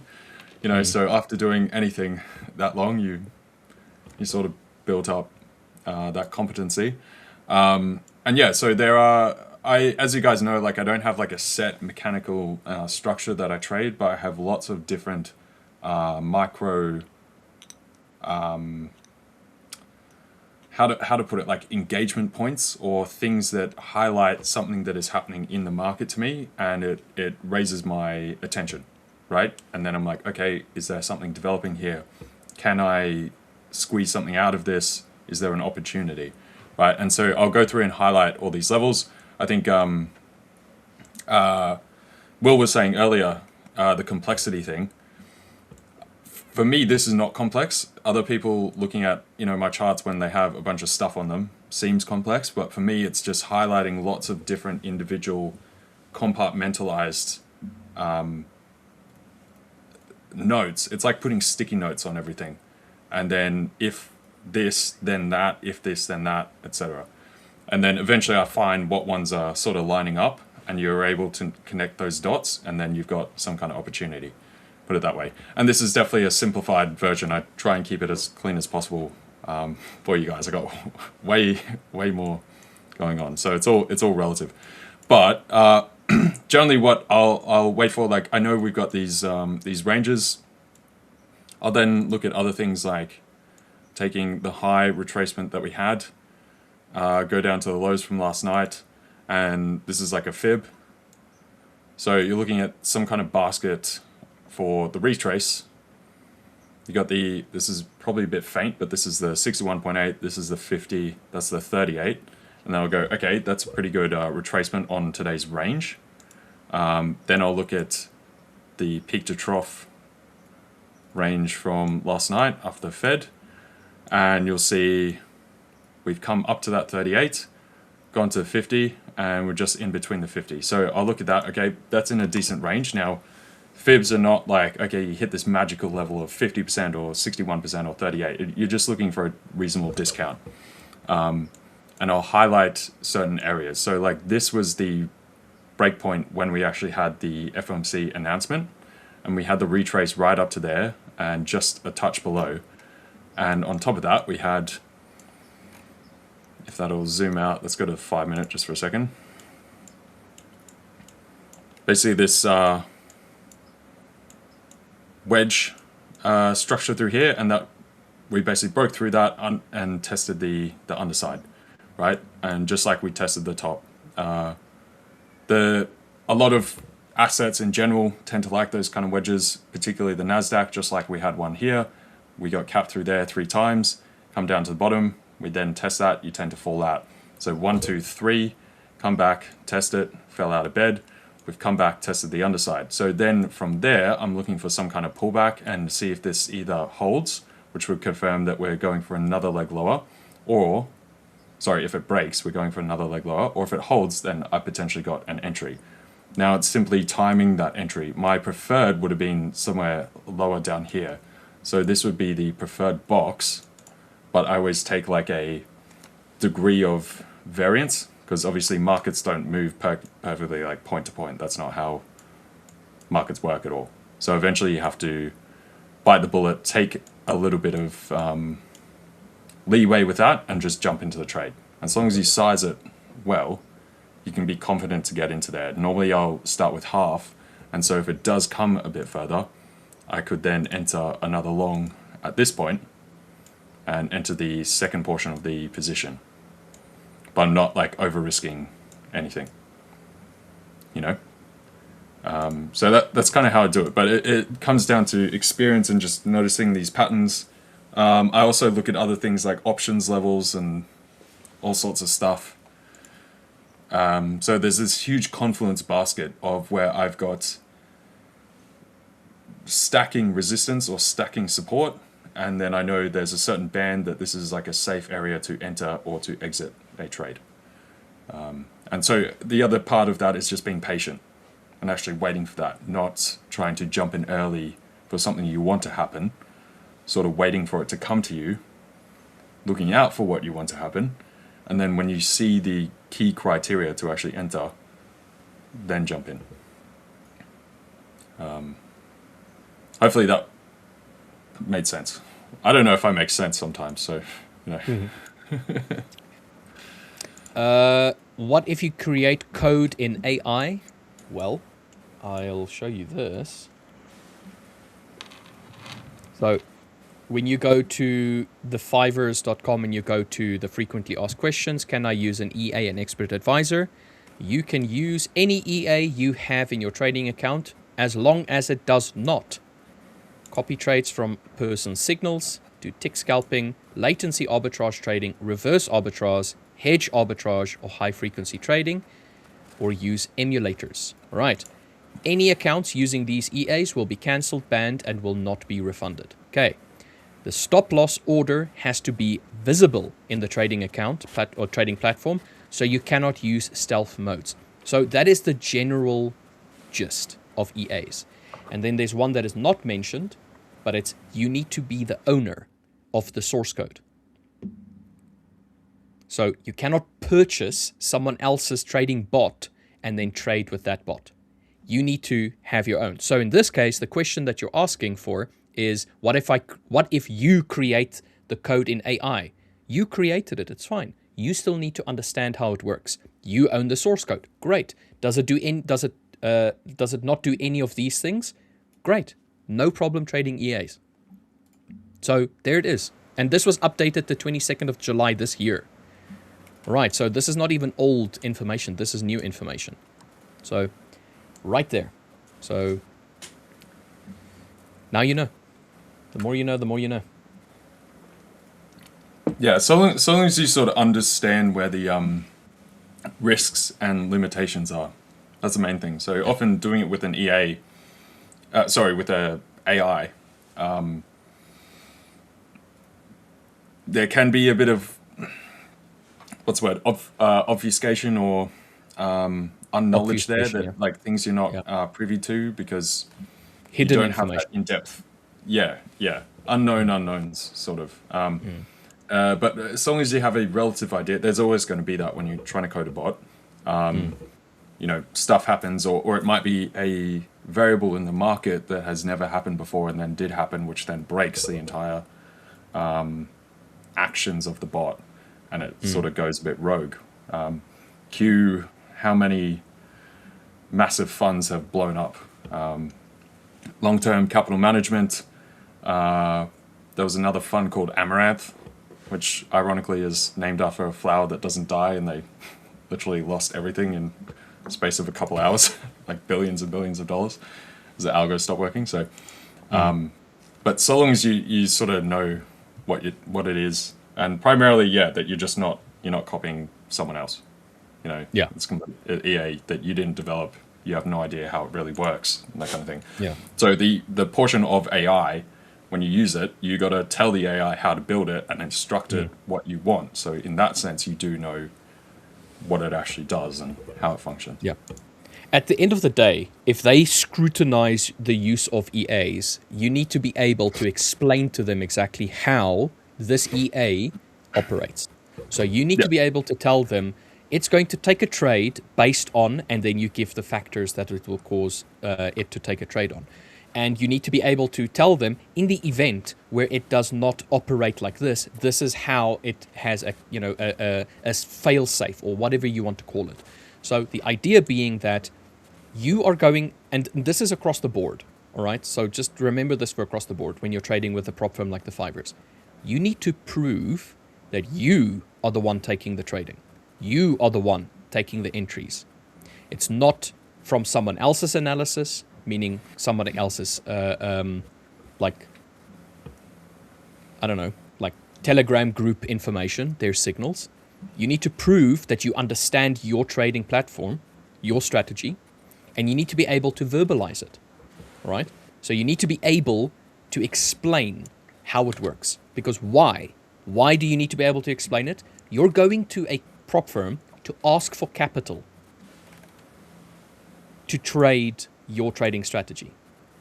So the prop firm, that's why you have evaluation phases, is going to determine whether or not what you have and what you're saying you've got as a trading strategy actually works. So it's like going to a bank and asking, hey, I want a business loan. The bank is going to ask you for a bunch of information. You need to be able to explain the business. How are you going to pay taxes? All of those things. So you need a business plan to present to them. Otherwise, they're going to say, no. It's the same concept. You're coming to the prop firm, you're asking for capital. You need to prove that you can trade. And then they'll ask you questions. Is it you that's trading it? We have certain things that we don't want people to trade, or how we don't want them to trade, which is the prohibited practices. So when you look at it from that point of view, when you look at an EA, if I'm not the one that created that EA, or I don't even understand how it works, if I was a prop firm, I wouldn't want to give you capital because it's a risk. Because in the event where it doesn't work anymore, what am I to do? Yeah. I'm losing millions, as an example. You're losing whatever your evaluation fee was, as an example. So I hope that this kind of like assists people in understanding at the end of the day why there's this drive to ensure that you are the actual person taking the trades and not your friend, your uncle, your aunt, or you're a group that's trading it together, because that's not even your idea, it's a group idea.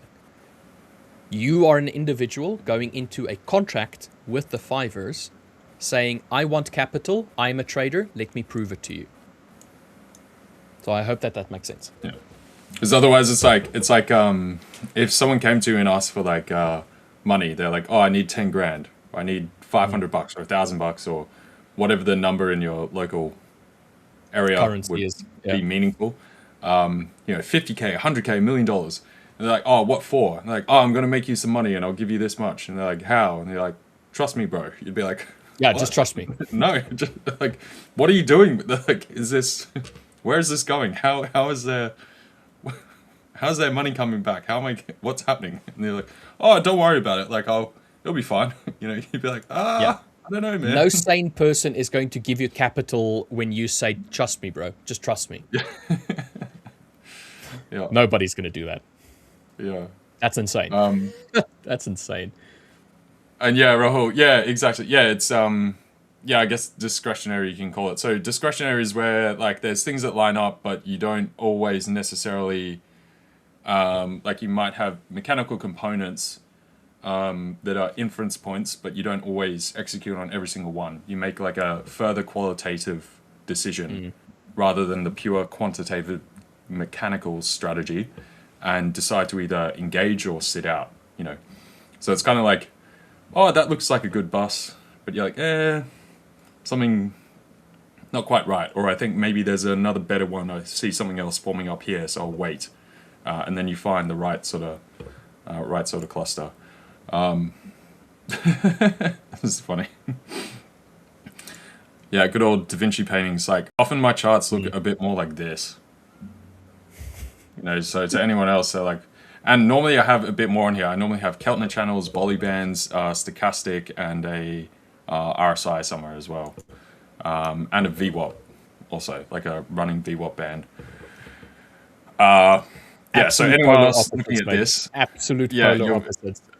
Yeah, it'll just be like, what's going on? But I can literally see through each portion of this and still see the candles, like X-ray vision or something. Like I can think of one component I'm looking at and the rest just fall away. I don't know. It's just how my superpower brain functions. It's probably something wrong with me, But there's a lot of stuff wrong with you, mate. But that's one of the things that's right about you. It's the fact that you can see through the stuff. GUSC saying they hedge against losing traders, don't they? Some of them do, not all of them. So if you understand how booking works, A booking, B booking, and then the derivatives of those bookings, so C booking, D booking, and stuff like that, you will also realize that the prop firms in general have a similar way of operating, but within the prop firms, there's also different ways to approach it. They don't always hedge against losing traders. So sometimes what they do is they take a group of losing traders and they put them in a bracket. And they say, these are losing traders, and they go and analyze all of their trades, and they see what is wrong with their trading pattern, as an example. So remember, it's still risky to go against another trader if you don't have quantitative data to suggest that this person is in the long run going to be a losing trader. So what they do is they gather data, and they say, this group of people here follow the same criteria of what would be considered, poor trading management or I don't know, poor trading analysis or whatever. And even within those ones, they might say, okay, this person is going to be booked as an example. So their trades are not going to go to the CME as an example, maybe if you're trading futures, but they might be going to a different liquidity provider. And then that liquidity provider might decide to take this person's trade and take it to market, or take the opposite as an example. So it's not it's either A or it's either B. There's like a whole range of stuff in between. It's very complicated stuff at the end of the day, but from our point of view, from let's say the 5ers point of view as an example, in general, we would like to have proper actual traders, people that have good consistency, good well thought out analysis, good practices with trading. So they will then get to share what is known as the pool. That's why our sister company is called Trade the Pool. So good, well-oiled traders, well-established traders, experienced traders will go into a pool, and they will trade the pool together. And if one wins, everybody wins, that kind of like thing. So you kind of or like if some are losing, the other one's winning. So and on average, they all win over time. Yeah. So it brings it up. So that's how like a traditional prop firm works. You have these clusters. Often it's like a team of like 5 or something. They get a total pool of like $5 million. It's $1 million each, and you trade this pool. And then at the end of the quarter, or whenever your commission of the profit is distributed, you kind of share it as a team. So you're all individually trading. So you're not meant to be on most prop desks like sharing ideas and sharing trades, but you share theories, but then you take your own decisions, and then hence that mitigates the risk across the entire team, and everyone's going to do something slightly different.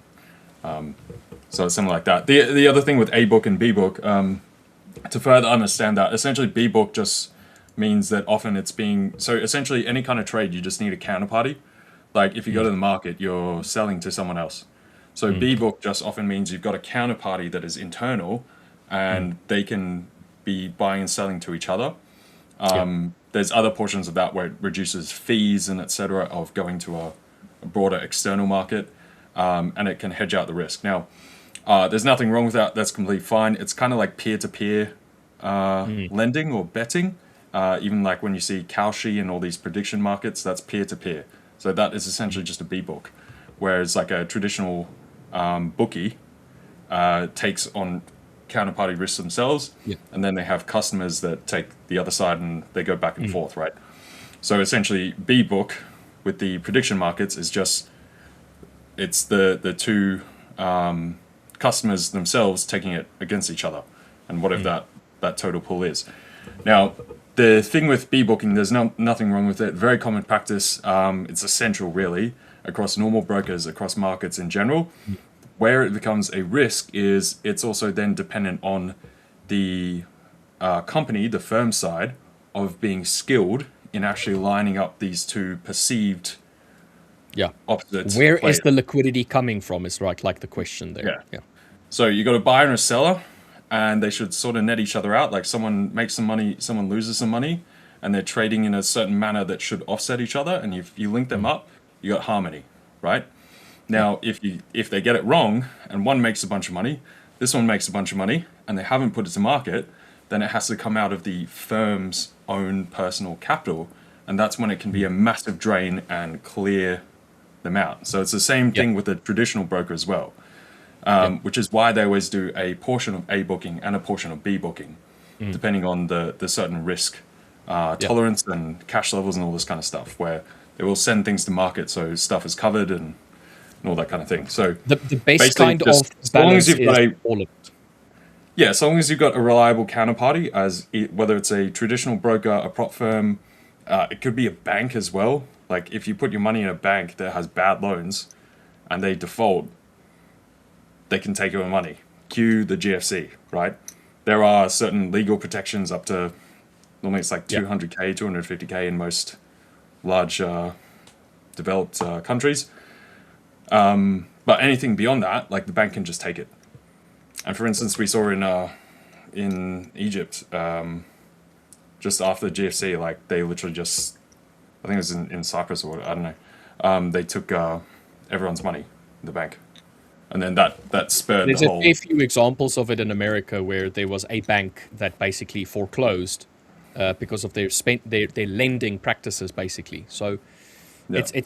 it's a typical world thing. But like LJ is mentioning, the idea that people look at A booking as good and B booking as bad. And the thing is, if a company is only A booking, as an example, they're going to be heavily reliant on good traders. If a company is only B booking, then it means that internal liquidity needs to be provided by somebody. All right. So in that case, let's say evaluation fees. They tend to make then their money on evaluation fees. And that's why you see so many prop firms that only do B booking sick. Yeah. Because exactly. when they actually have to start paying out people, there's not enough surplus evaluation fee to cover that amount that they need to pay out. So what you want is a blend. A blend would be the best of both worlds kind of like thing. So you can have, like exactly as LJ explained, you can have the counterparties be internal, and those really good traders that they have the good data from can actually go to market, and they would not have to have the liquidity be in-house, but it can be an external liquidity provider, like for argument's sake, bank, hedge fund, stuff like that, and not privatized as well. So sometimes with the B booking, you have privatized liquidity. So you have a third party that has an interest in this company, and they have large amounts of capital, as an example, and they can act as that counterparty, as an example. But then what they do is they can then take that information and they can do with it whatever they want. So they can go to market, they can arbitrage that stuff as well, or they can hedge it, whatever they want to do. So it's not A is good, B is bad. Blend best, because it takes factors of all of it, and well, I'm saying best, I'm saying it minimizes risk across the board because you're diversifying technically. So And there's all sorts of other pocket side parts of the business, just like you were saying, Rich, where funds, institutions, brokers and stuff, like they have like payment for order flow and all this kind of thing, like hence they just like you can sell that data so that other participants can get a better idea of positioning, all this kind of stuff, and there's this huge swap and transaction of all this kind of things where it's monetized in other ways, and then the business is much more complex than just A book and B book, and then that's it. Like there's all sorts of other components. Just like a bank, like they don't just give out loans. You know, they do like 500 different things. They're supposed to. They're supposed to do some sort of like risk management before just handing out loans, but I just mean like they've got heaps of different. It's not just a loan business. Like they have they're private diversified equity investments. They have personal investments. They buy other companies. They do this. They do that. They have all sorts of stuff. Yeah, they're diversified. Yeah, 100%. Exactly. Anyway, we're getting a little bit of a pullback now on the NAS, but we're still within the higher low portion. So we'll see whether or not we can actually continue with this attempted push right now. A little bit more volume here, which if we look at the 4-hour candle, we have 10 seconds, then the 4-hour candle is going to close. And if it closes a little bit more like this, there is a potential for us to try and push up to come and sweep these highs over here. So this high point, so basically this zone here, which is what I'm hoping for. Otherwise, we're just going to come back down, sweep these higher lows, and then just be stuck in a range effectively. So let's see what happens with this one right now. Not very keen on the fact that this 1 hourly one failed to close above the previous high swing. We did sweep quite a bit higher in relation to the previous highs on the hourly. In general, we are still printing the idea of higher highs. Now we need to print higher lows across these ones as well. So it would be nice if we could just continue this kind of like movement. But we'll see. I do hope so. That's what I'm really looking for us to keep running on. That would be very nice today.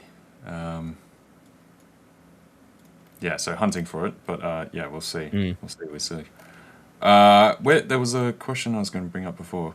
There was actually a couple. So and also some that were missed. Sorry, before.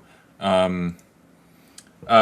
Silver, sorry, I saw this before. I was meant to bring it up. You've sent mail to the sport team. They told me they'll reply, but still hear nothing from them. So do I need to worry about it? Although I own the source code. If you own the source code, this was a while ago when we were talking about this. So it's kind of somewhat of an honor system. Like if you're truthful and genuine in yourself, and you know you're actually not doing wrong, then yeah, you won't have to worry, right? Yeah, you no issues. Be completely fine. You can keep trading, that kind of thing. If you know you're doing something nefarious, and you're trying to be a bit slippery, then you know, Good step word, back. isn't it, Rich? Nefarious. Yeah, you will get clapped. Yeah.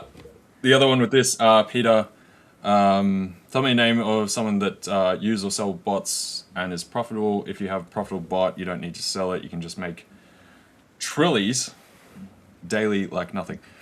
Maybe not trillions, but definitely normally people that do have a bot, you're not going to sell it because yes, you will. If it's functional, you can put a good bit of money in, just build that up. And if anything, you'd have it on some kind of copy trade system where you can keep your bot, that IP, close to yourself, and you'll make more money from people connecting their systems up, or even starting a fund, raising some capital, and you'll make more money that way. So I do agree. Any of the ones you tend to find publicly, like they're going to be garbage. So buying bots, I don't think that's worked for anyone.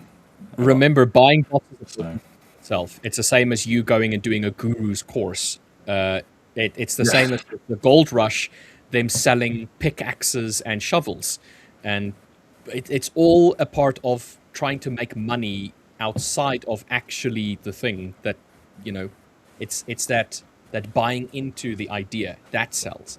The people that made the most money during the gold rush was the people selling pickaxes and troughs, you know.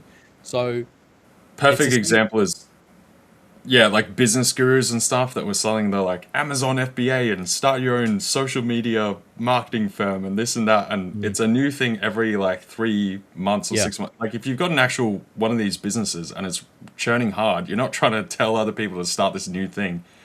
You'd have your social media marketing business and it would become a full marketing business, and you'd eventually be running that for 10 years plus and doing $100 million in revenue, not switching it up in 6.5 months, you know, like that Iman Gadzhi guy or whatever. As an example. I mean, KFC is not going just to. KFC is not going to go suddenly and start publicizing How to start your own burger chain. Its exact 11 herbs and spices. It's not going to give away the secret formula. That's the thing. But people expect, if the secret formula is presented, that they're like, yeah, this. Like you're diluting the monopoly. You're diluting your edge by doing that. So no. And I mean, consider this. You can go onto the NQL5 website right now, go and type in any bot, and people will show you evidence of bots making 108% basically, and then they'll sell it to you for $10,000. And it's on a scrappy back test. This is why myself and Dirk and Bart, we always talk about because Dirk and Bart in particular do very heavy algo work. The primary thing is the quality of data. Because you have one data set and it will show that 160, 200%, 500% return. Get it on more accurate like tick data or something that is more live data that you've actually paid money for, and it will be like 30%. Right? And it'll have probably like a 60% drawdown at some point. And you're like, okay, my 25% drawdown and 400% return over 3 years is now 36% return and a 65% peak drawdown. It doesn't look the same anymore, right? Yeah, it's a little weird. It's a little weird. So often there'll be skewed data from that. Yeah. Welcome, Rich. What's up, Rich? What's up, guys? Also, one thing to mention, it is super, super easy to curve fit something to make it look good.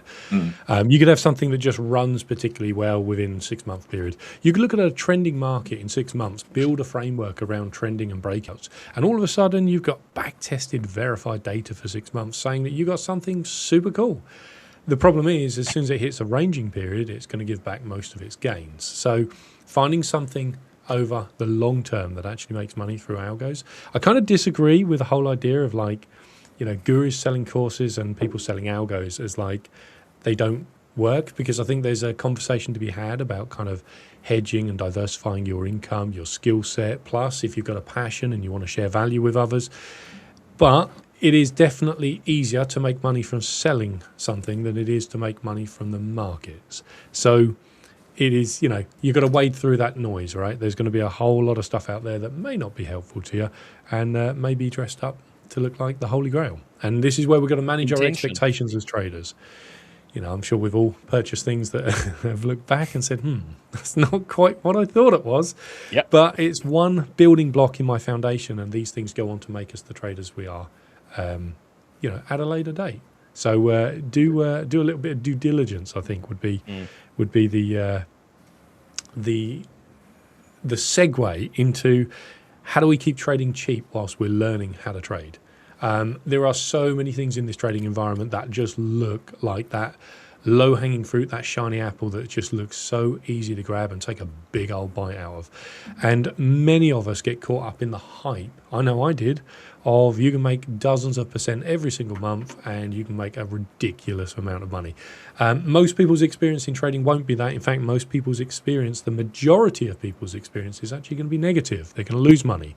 And so if that's the normal and that's the tuition fee that real traders who are developing their craft have to go through, then let's look at ways that we can keep that affordable for traders to stay in the game. Because I can tell you now, I nearly gave up after year 2 of trading. I've been trading 8 years, but year 2 delivered me a blow. Well, I delivered it to myself. That was financially catastrophic. This was the moment where this was one of the moments out of several, probably 5, that I genuinely thought, screw this.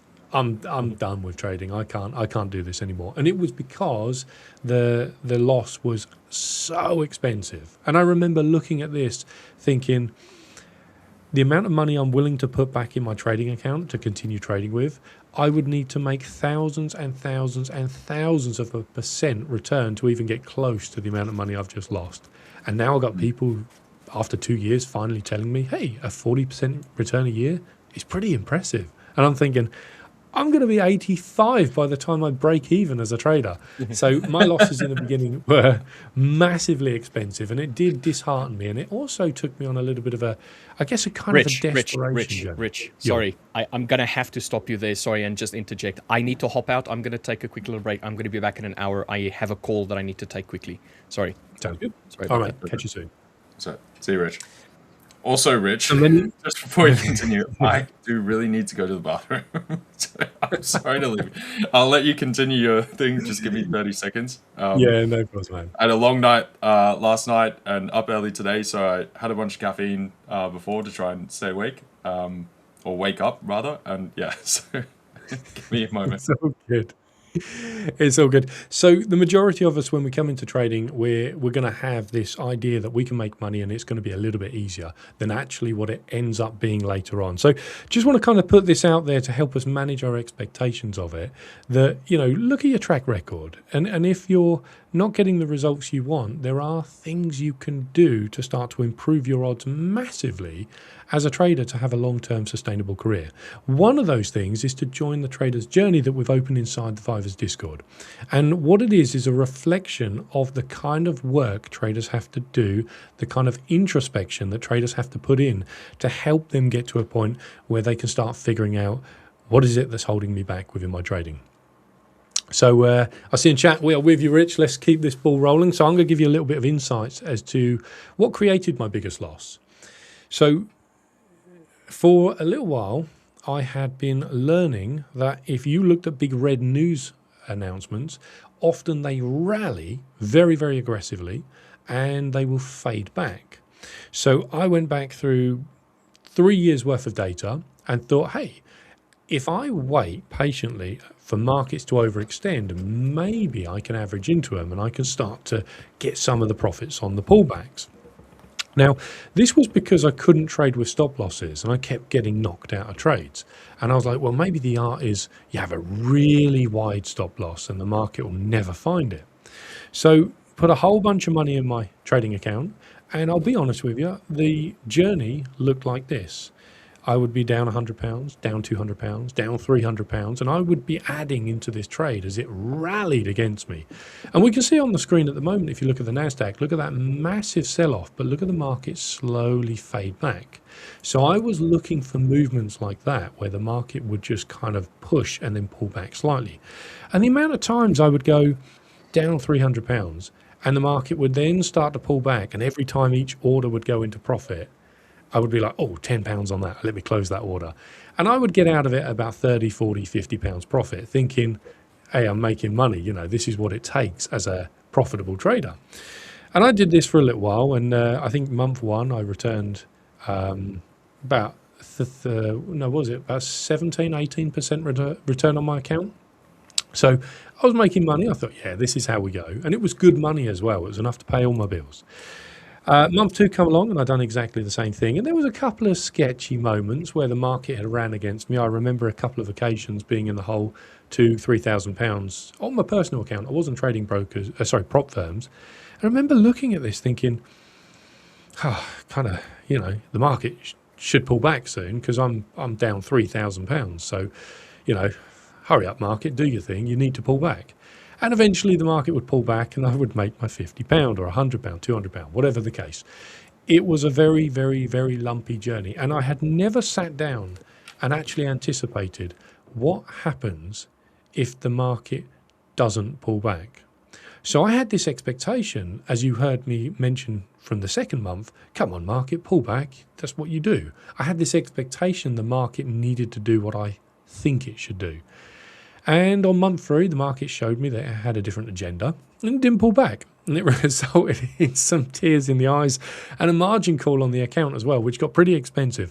So this was one of my biggest lessons as a trader, because I learned that not managing risk was going to put me into a position where I had no sustainable future doing this as a career. So I tucked my tail between my legs. I took a week or two off. And finally, I come back to the market with the idea that I must use stop losses again. And this was one of the most frustrating journeys or parts of my journey as a trader, where I went a whole year at break even whilst using stop losses.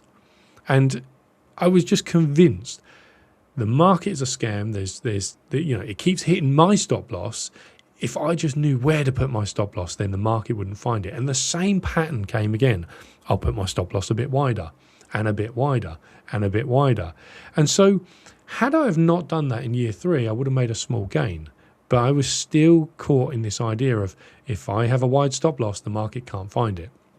Eventually, after 3 years, I finally found out that trading heavily relies on being able to lose well and building processes around keeping myself objective with the next trade that presented. I spent a little bit of time studying some of the price action concepts to do with liquidity, to do with stop hunts, breaks of structure, Quasimodos, flag patterns that fail, things like this. And I started to notice that I was able to get my entries in areas where there were a little bit of value or volume in the market. Move forward a couple of years, and I've managed to pass my first few funding accounts, got some payouts, and I was on that journey of building back the money that I had lost, whilst still holding on to all the trauma that happened in year two, and thinking that I will be able to out-trade my way to this kind of level. And I can tell you, it's, you know, they say, LJ, they say you can't out-train a bad diet. Well, I want to echo that into trading. It is incredibly difficult to out-trade sitting trauma that hasn't been addressed. So if you've taken on a big old loss in the market and it's just still kind of a bit of a thorn in your sides, I started to learn what's that kind of work to start to take away the pain from losses. So if you find yourself in a position where the losses still sting a little bit more than they should, get yourself in the 5ers Discord, scroll down to the bottom left, you'll see an area called the Trader's Journey, and this is where we do some of that deeper work. And we got a, wait, I need to check my phone because I'm not sure if I'm allowed to, nope, I haven't been messaged, so I'm not allowed to talk about what comes on Monday. But we've got something super, super important that comes on Monday, and it is critical to that project that we're running in the Discord. So if you are genuinely interested in leveling up your trading and you're having a bit of a hard time, even if you're finding it easy, come join us in there, share your experiences, and a problem shared is often a problem halved. And we got Will in there as well. I think he's taking on, is it a futures account maybe? And he's sharing his experience in there. We got, a whole bunch of, I think we got over 100 different journal channels in there where traders are now starting to dig in, and the feedback is incredible. Sorry, mate? I was just saying, we're getting a massive charge on the dollar. I know sorry, Rich, to interrupt you, but I know some of you guys were talking about, so this is sort of what I was looking for. The dollar, obviously, after last night's Fed, we got a much deeper dump, and went right down, but we're basically on track for that right now. So let me just get rid of that. Euro dollar running right up. This was the TP1 from last night with the Fed meeting. That was the TP2. We did get to the TP2. We're now pushing on probably towards 115. I know some of you guys were talking about euro and pounds. I'm just highlighting that. Pound, I expect us to get up here. This would be the next TP1 point. This comes to, if I go out to the 15 maybe, basically this subcluster just here, we're now starting to push these highs. So with everything else running, we should be able to get a touch higher. This will be probably the test point about 134.10, and then see if we can sustain that and run on. If like the euro does break significantly further, because we might start to get like a full falling apart, especially with the dollar yen just absolutely tanking. So we did have some chatter from Takaichi before, but it was around more government policy. So we haven't got the Bank of England announcement yet, so there's nothing to do with that. This might just be something else. Either the preempt for PCE, just like I was saying, I do expect it more than likely to be a touch lower. So it could be a front running of that, especially after last night's pickup. After we had the dump from FMC, dollar yen's picked up. We've sort of lost momentum, failed to make a new high or those equal highs up here around that just under 164, and we're pulling back down. So I just want to highlight that.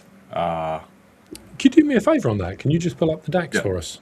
I haven't got any charts open. I close them when I come on the stream. You just scroll in for me. I'll scroll out for a second. I must have put this together a while ago, like down, up, and then down through here. So we'll see if that plays out. But let me zoom in. I see my chart's a bit scrappy. It's a bit laggy, but what's this 15-minute chart? This is on 15. Yeah. What time frame do you want? No, 15's good. 15's good. I was actually short coming into the stream, and I knew I wouldn't be able to manage the trade, so I come out. Just wanted to check. I came out at 2R, so it's going to be marked as a red trade in the spreadsheet because the target needs to be 3R based on my data, but I wasn't able to hang on to it. So just I figure it's better to manage risk than that anxiety where maybe you got a position open, you go to sleep, or you've got a position open, you've closed the terminal, and then you open it, and you're waiting, and it's like, it feels like it takes 30 seconds for MT5, and it's just buffering, and you're like, don't tell me this account's margin called. How? And then finally you hear that beautiful MT4 or 5 terminal noise where it goes ding, and then you load I hate those noises, dude. They give me PTSD. Like, I swear, like, something's popping off. I'm like, what's going on? Like, I have to turn them off. Like, I just... Yeah. Obviously, what sound makes, like, a different sound for different things, but still, it freaks me out. Like, I hate it. Yeah, I've got most of them turned off, actually, on the master account, but a couple of slave accounts, I'll have them on. And I like to kind of check how trades were filled, like entry prices, exit prices, stuff like that. So sometimes I'll click on a few terminals and it's like ping, ping, ping, ping, ping, ping, and my computer just like freezes for like 2 minutes while it brings everything up. Fun times, but we work with the tools we got. You were in a short before and you exited the short because you were jumping on. Is that what you were saying? Probably got a lucky exit. So you jumped out early. Yeah. So this is one of the... That's fair. That makes sense. Yeah. It's good for managing risk. Yeah. This is one of the key things that helps me as a trader is when I go to my data sheet after this stream later on today, when the traders play through, doesn't matter if it's TP stop loss or partial exit. When I go to my data sheet, I'm going to record the exact result that the strategy should have given. And then I'm going to record the result I got. And as a trader, that is one of the most powerful tools I've learned, is to always give myself the insights of how the strategy should have performed. Unlike LJ, I just trade simple price action. So I just look for patterns in the market. I have a simple framework I use, and I keep trading incredibly simple, where I can look and say, is the pattern that I trade present right now? And I'm just able to say yes or no. And if it's not present and I start executing in trades, I know I'm kind of being like a year one trader. But if my pattern's present, my job is to execute on it and then record it in my spreadsheet. So what I've got is, I think it's like 600-700 trades of recorded patterns that show me a small reoccurring edge. And my job is every time it turns up to execute on it. And that's going back to the algo conversation that we were having earlier. That feeds incredibly well into building out algo portfolios, because when you kind of use data points and fundamental analysis, and then you kind of align that with a bias, and good luck teaching that to an algo to be able to repeatedly sit down and go, hey, we'll execute on that. Maybe it can be done, but it's certainly outside of my skill set. So when I develop edge, what I do is I use a simple manual process. I build out hundreds of sample size on little patterns, and I just look to say, how has this performed over years and years and years worth of data? And I just run it. I just run it and forward test it. And that's all a trader needs to do. I mean, obviously, if it doesn't resonate with a trader, then they can go down the discretionary route. But in terms of, looking for reoccurring edges in the market, as long as there's logic behind what you're doing. So if you said, I'm going to take every failed flag pattern, why? What is it about failed flag pattern? What is it the buyers and sellers are doing in that moment that means, a failed flag pattern should create a equal and opposite reaction, or something that you can find a reoccurring behavior? So I always look at price discovery, and I love looking at, what are buyers doing? What are sellers doing?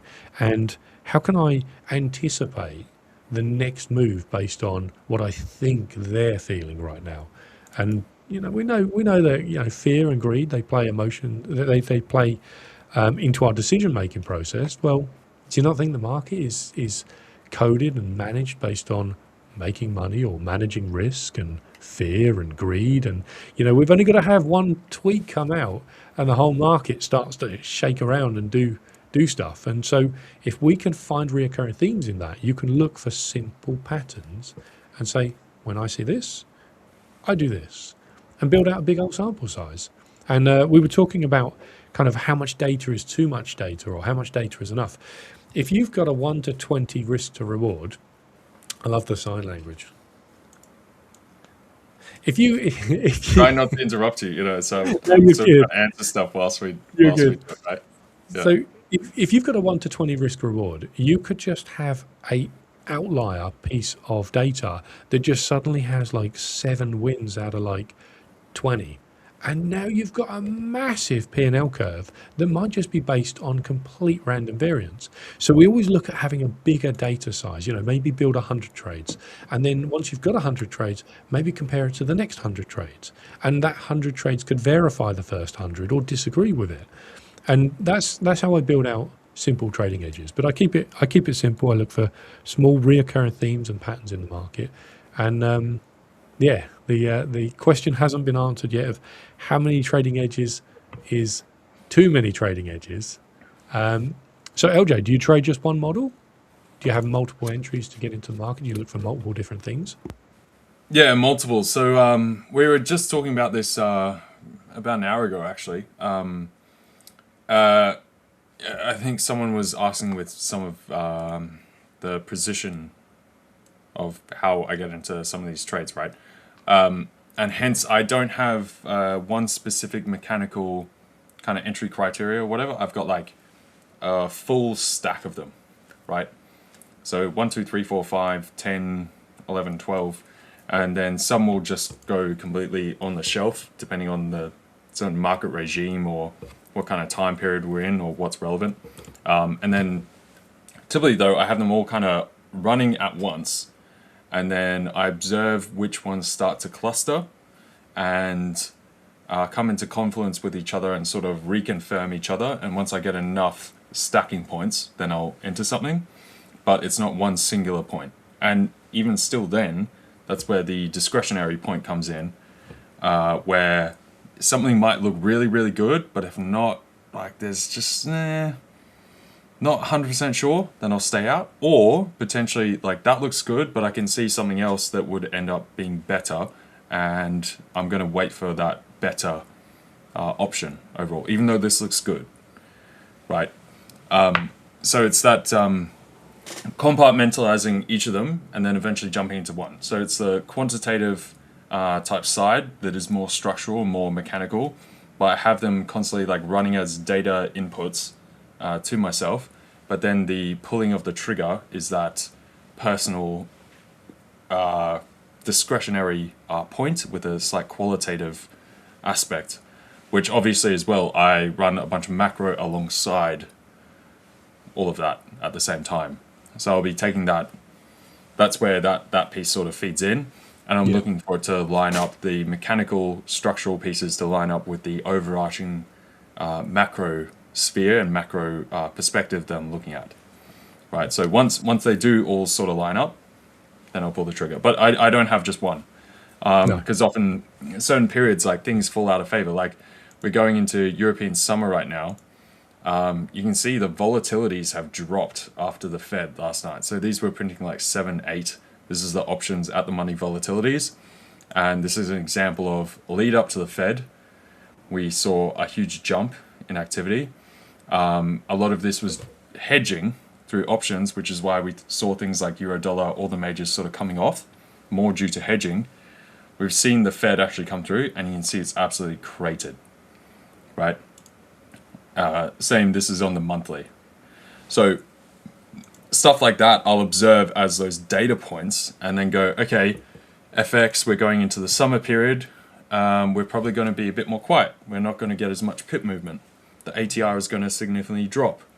Do I want to keep trading FX when we're going to trade sideways a lot of the time? I'm still going to have to sit here and nurse the trades because when we do get that one movement, that's often kind of it to really pick something up. So if you want to actually make some kind of return, either you have to up the leverage, which in this period where you're then running the further risk that like Trump comes out and says something, which even though the expected movement might be small, Trump saying something can actually flip something one way or the other, and then we just go back to being no movement.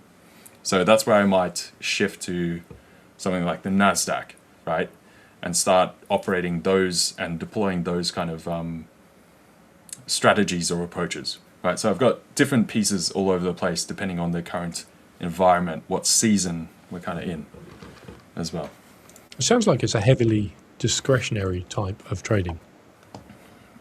It's active. I'd call it like, it's kind of like when you have a portfolio manager or a hedge fund or something that's like an active managed fund, rather than something that's just more quantitative or algorithmic, or you've got a set prospectus and you have to have 5% of this stock, 5% of that, 5% of that, and you've got, fiduciary responsibility and it just stays kind of static. Yeah, it's definitely more discretionary in that sense, more like a hedge fund where you just go, okay, I think we're going to liquidate all of this stuff and I think AI is going to be a big thing.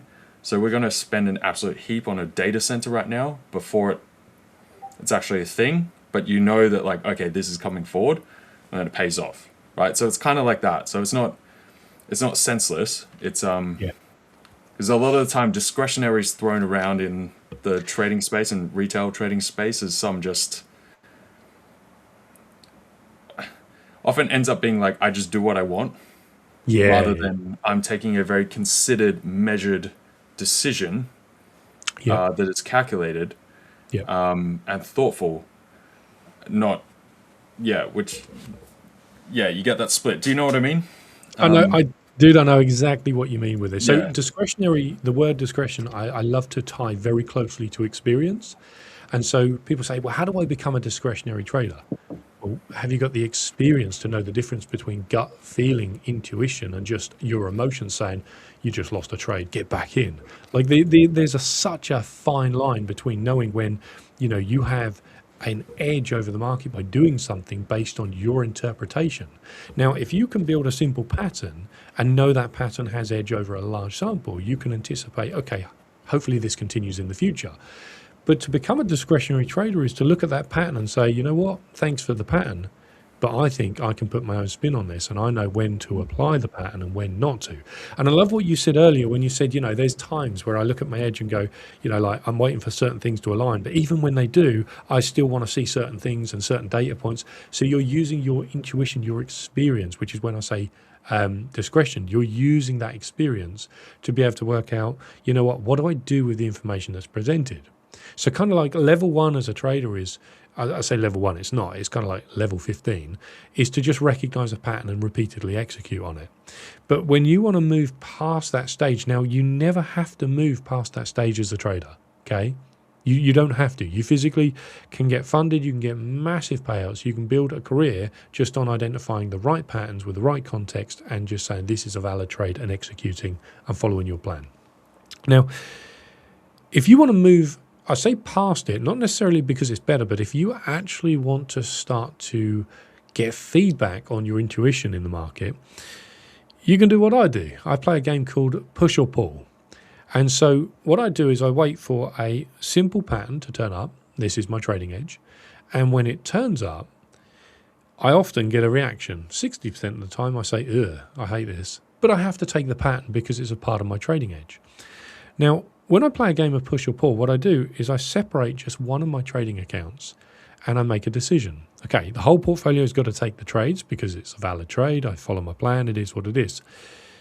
But I have one little separate account that goes on its own little journey. And it's backed up by data. And it's based on, Rich, do you like this trade? And if I like it, I push the trade, meaning I add more risk to it. If I don't like it, I actually go into my copier and I disconnect the trade and I close the trade manually. And it creates a wild emotional roller coaster of the amount of trades you close because you go, oh, I don't like this. And you close it like $5 loss and it just goes off to take profit and it hits 3R and you think, man, are you kidding me? Like, maybe I should have taken this. Maybe I should have stayed in this.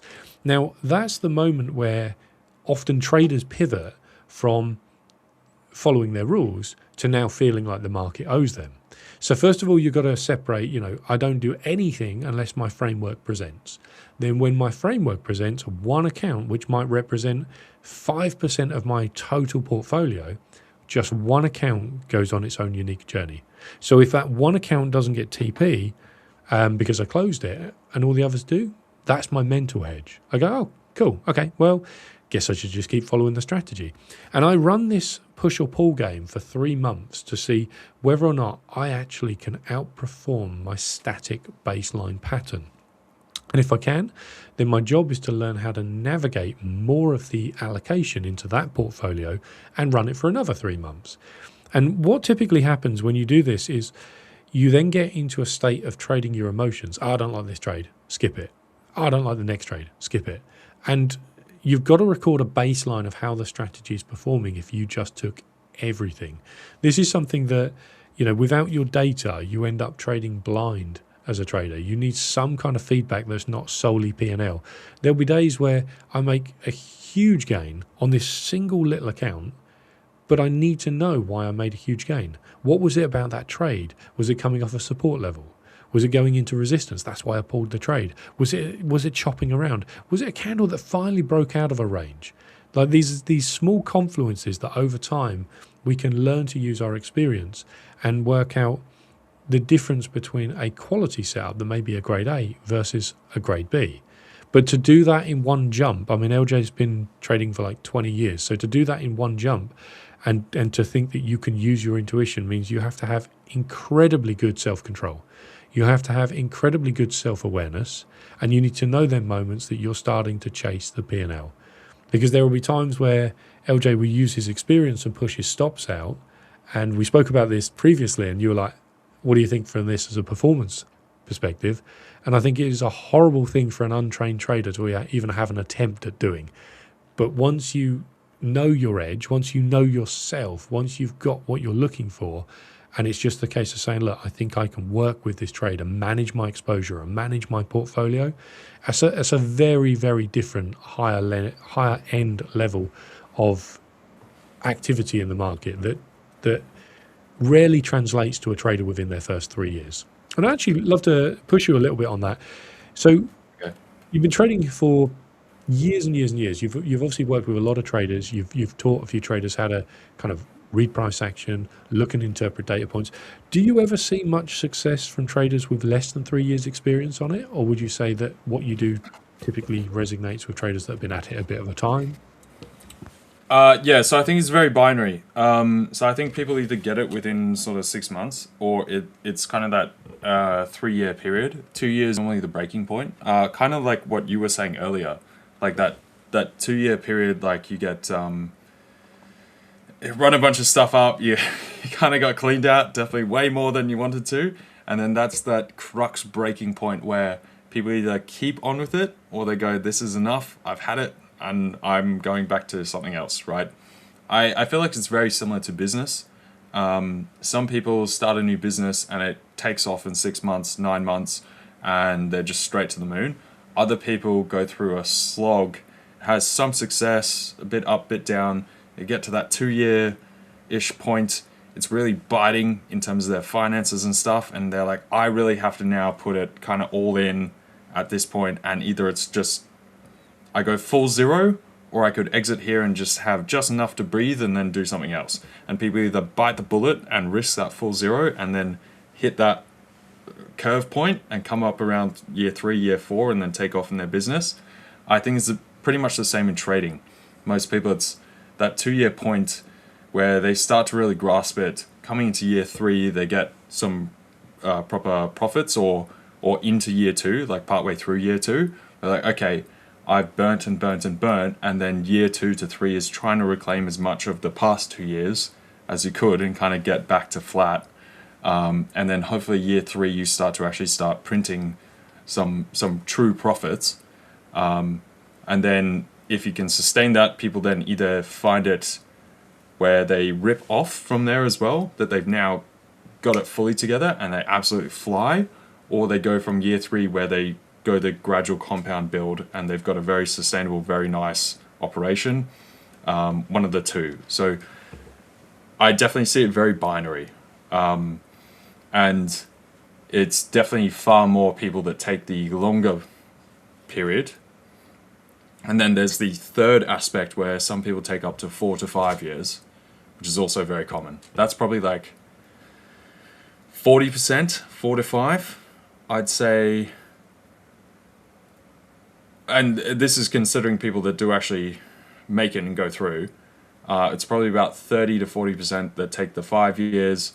Probably about 50% that take the 2 years, and there's 10% or less that do it in the 6 months to a year. And then it's obviously the question of doing it in that, the ones that do make it, and when even the ones that took the 2 years or the 4 or 5 years, they then make it for like 2 or 3 years after that and then have a massive drop off again after that, right? That's kind of how I would position it from my experience of people that actually got through. There's a much larger number that tried and just, quit at each of these kind of intervals, of course. Yeah, so you're talking like maybe the top 10% would then be split into those percentages. And that would be correct. What they're doing. Top maybe 15, I'd say. I think it's a bit more than 10%. 15 to 20 that get through that period. It's then going beyond that. Like I was saying, there's then like that second point where there's the takeoff, another dip, and often because people took off, the ones that most people then dip some point after, some that took off that did actually make it then get overconfident or think like it's just going to keep going on, And so when they do have a bit of a dip, they try and sort of double down or whatever, and then they put themselves into the ground, and then they can't recover. So there's like a stacking, diminishing reduction of people over time. But I think the initial starting point is probably about 15%. That doesn't mean everyone stays there throughout. And it does eventually dwindle down to that 10, and then 5, and then probably 3% total that make it. 3% doesn't mean everyone becomes millionaires. 3% that are able to operate like a good operation, a good business, have some kind of livelihood from it. And you come down to the 0.5% or 1% that really make stacks on stacks, and a further smaller amount that make multiple 7 figures or beyond, right? Okay, so talk to me about the very, very few percentile that go on to not just cover a wage, but go on to make proper stacks and stacks and stacks. What did they do? What did they do different from those that are just treading water, passing a few challenges, getting a few payouts? Maybe those that can pay their bills from trading, or they got a nice side income. What's the difference between those and the ones that really push it to the outer limits? I think that's quite interesting, because I think they're often actually quite close to the people that take massive risks and blow up, right? But they just manage it better, right? They're very close, but different. It's like more calculated, more thoughtful. So they're taking those big hits, but they know when to and when not to, and when to pull out.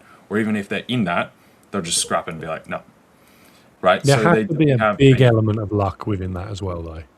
Because when you're pushing to the outer boundaries of kind of like the physical limits, you know, like imagine an athlete, like a 100-meter sprinter, and they're absolutely pushing their body to the limits to try and hit that world record by a 0.01 of a second, and they get a hamstring injury. Like, can you understand how that person was doing all the right stuff, but because they're pushing it to the outer boundaries? And it could be the same with the traders that have the incredible breakthroughs. Their risk management is at a stakes where it's like, you know, I'm willing to zero this, and then they just kind of hit those periods where it goes double. It's not quite that though, because it's the management. It's managing of high risk as well. Now, when I say high risk, it doesn't mean like going all in. We're not talking about that, but just taking basically pushing the edge of things. But normally they've taken moderate risks, they've built up for a while, and they're willing to say, okay, I've actually had a really good time. I didn't 100% expect this, so I'm willing to risk half of it to potentially vault me the next 2-3 levels. And however, I'm going to be very strategic, very specific on when I take that option, right? And then they do punch it and they get above there, and then they consolidate again. So it's this point of going to a certain level, consolidating, having a new floor. So they're not always going to zero. It's constantly building up the floor, almost like you would be, I mean, not a perfect example, but kind of like a trailing stop loss. I don't like trailing stop losses in markets in general, you know, so not a perfect example, but it's kind of like that. And then you keep stacking up to the next staircase. And I think the best traders have that intuition for that. It's the same thing you see with people in sport, where like you're playing rugby or something, and someone can just see that they position themselves here and just pace it, and they're going to get an intercept, and then just boom, they're straight to the try line. Like some people can just pick out those moments, or a slight little step, and bang, they're right through the entire defense. And other people would just keep running forward and run into the opposing tackler and just take the tackle. And others like, no, I can see that angle at the peripheral of my eye and go boom. You know, there's these slight things. And good example is obviously the stuff like George Soros and some of the big, big hedge fund guys of the past that are very famed. It's like the bankrupting of the Bank of England. Right? Like, when do you know to actually punch they cleaned up $1 billion in profit, which means they put down, and there was Stanley Druckenmiller there as well, and Stanley Druckenmiller came to George Soros and said like, oh, I've got this trade, and I've got this much size on, and he's like, what are you doing? 10x that. And he's like, I'm already at my max risk capacity. He's like, no, these trades come around once in a certain period, and you got to punch it now. This is when. Like, we can do this. We've got the certain floors. We can do this. And so there's this kind of intuition with that. So there's definitely a portion of that that is, some comes from experience and other portions come from just like, some people just have it. So definitely the toppest tier, the highest tier, have that kind of intuitive measurement.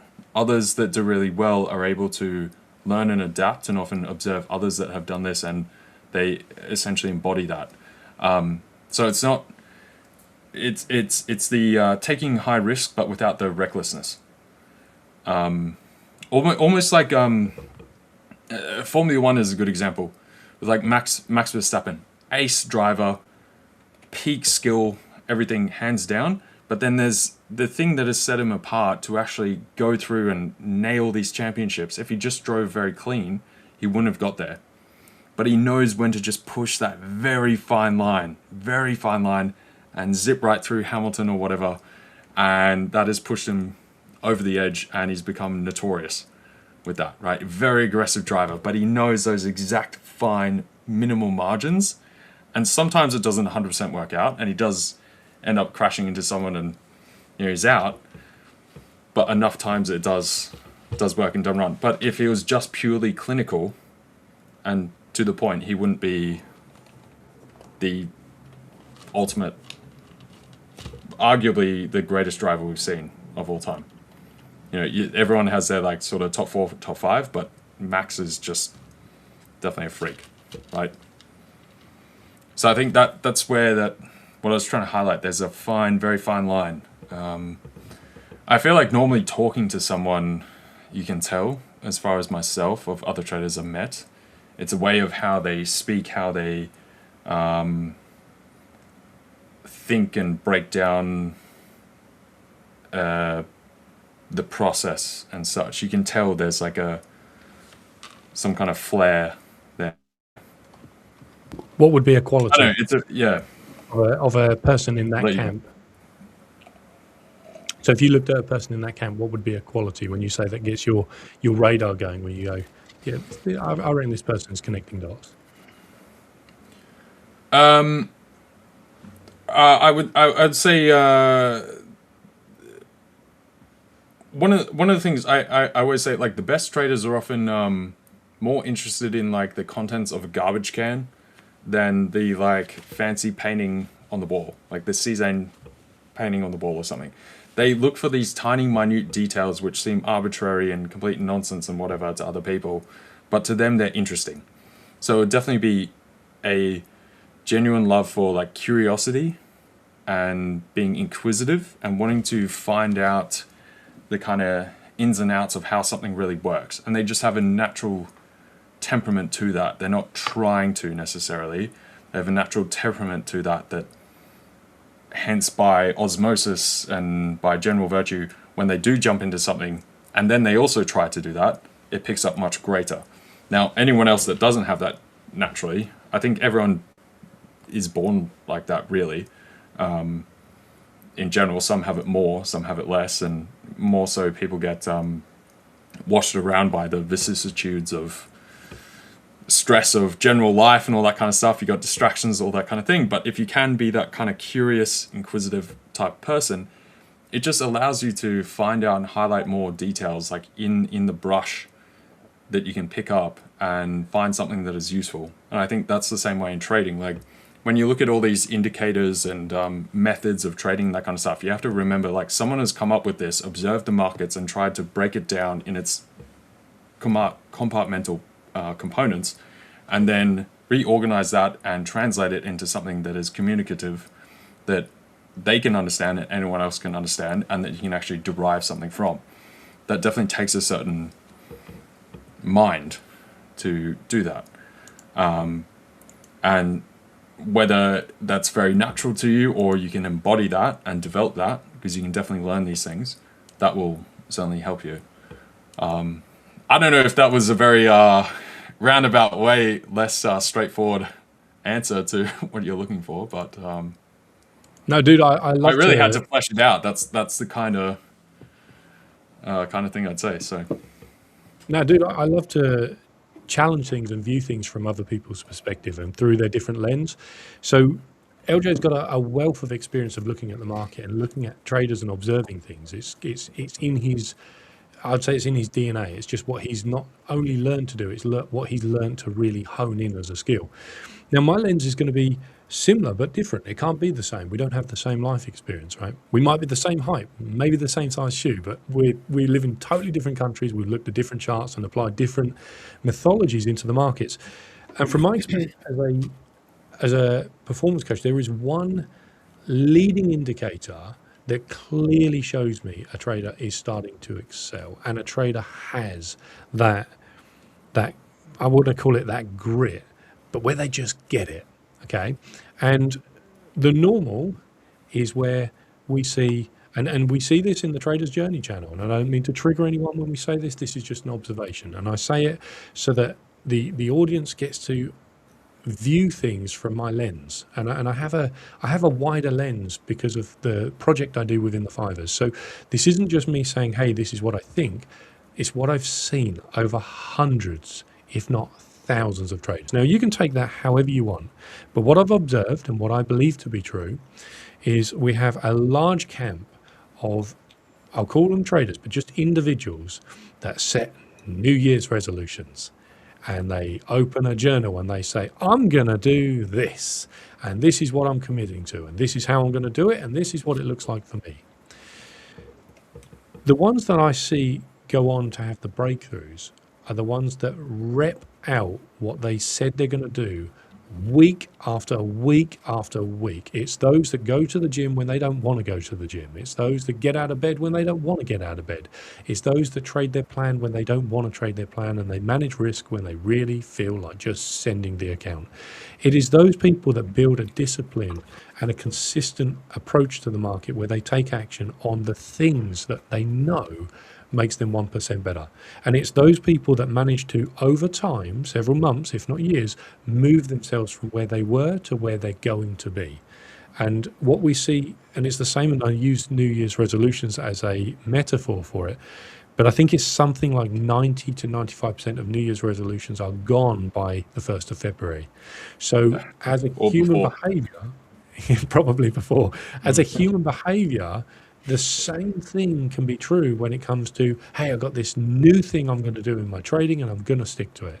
So where I see the breakthrough come, and I'm going to do a unique webinar about this next month. And I'm going to break down all the statistics and I'm going to actually show you what I've seen. And it's ironic that the 5%ers has the name the 5%ers, and it's very ironic that my data leads to a very unique area. And it's that those that set out with an intention relative to those that stay the course. So if you want to be someone that has a chance at changing your chapter, it doesn't come overnight. It comes through, even with what LJ was sharing, it's those that get it and stick to it and refine that craft and just hang on to that thing day in, day out until they perfect it, if perfection ever exists in trading. That's what I've observed through a performance coaching lens.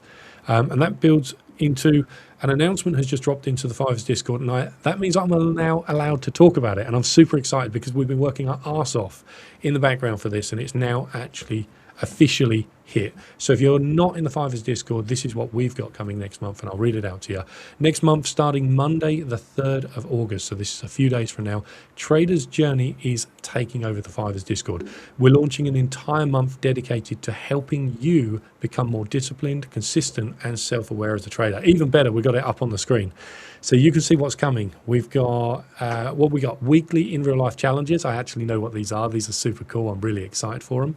We've got Trader Reacts videos. There's a story behind this. I can't go into it at the moment, but it will all become clear throughout the month. We've got exclusive performance webinar, which I will speak to you about all the stats, the data of stuff that we've observed behind the scenes. Community recognition, accountability. We've got MVP roles, and we have got, when I say dozens, I mean dozens and dozens and dozens of accounts that are going to be given away to those that participate this next coming month within the trader's journey. So all you got to do is read this announcement, stay tuned of the announcement that drops on the 3rd of August, and decide, do you want to be one of those people that actually takes action on the things that you know can help your life move forward? Nobody can do it for you. We can all sit up here and sing about the theory of kind of what we've managed to do, but the one thing is very clear: pretty much every person that gets into the 5ers on the stage is someone that has repped out and taken action for months and years and years and years, and they wouldn't be the trader they are today if they hadn't done that, and they won't be the trader they're going to become tomorrow if they don't continue to do it. The craft never ends. Yeah. I was, dude, this is big. This is big. Very big. I'm keen for this. I'm very keen for this. I was also going to say, backing you up, Rich, on that, like, as you were saying, I was like, yeah, okay, if I had to condense or distill what I was saying before, maybe I was being a bit too philosophical and talking about getting too in the wazoo with it. No, dude, I love what yeah, you exactly. said, by the way. Yeah, exactly. Like you're saying, it's taking action. I think, hence, when I was saying, like, the people that take high risk, it's not taking high risk. It's more just acting. So anything before you know that it's certain feels like risk in general, right? But you take that action, and other people sort of hold back. But you take that action in a calculated method. So it's taking action, being self-aware, and within that self-awareness is self-reflection and intent, right? So you have a measured approach, not just acting willy-nilly or just in the airy-fairy, whatever, the ether. And yeah, I think if you do that enough times, then it is that repetition, repping it out, getting that skill, just like we were saying. I've been around the block for a long time now. And so, yeah, you do build up that muscle memory, that repetition, just that repetitive, like you've thrown a baseball like 100,000 times or shot like a three-pointer a bajillion times in basketball, like you're just going to hit it every single time. And, eventually it becomes muscle memory, second nature, just like anything. When you first start out, like when you're a kid, like trying to learn to write or whatever, it's chicken scratch. It's terrible. But you do it enough times, and then now you just pick up a pen and you write on the page.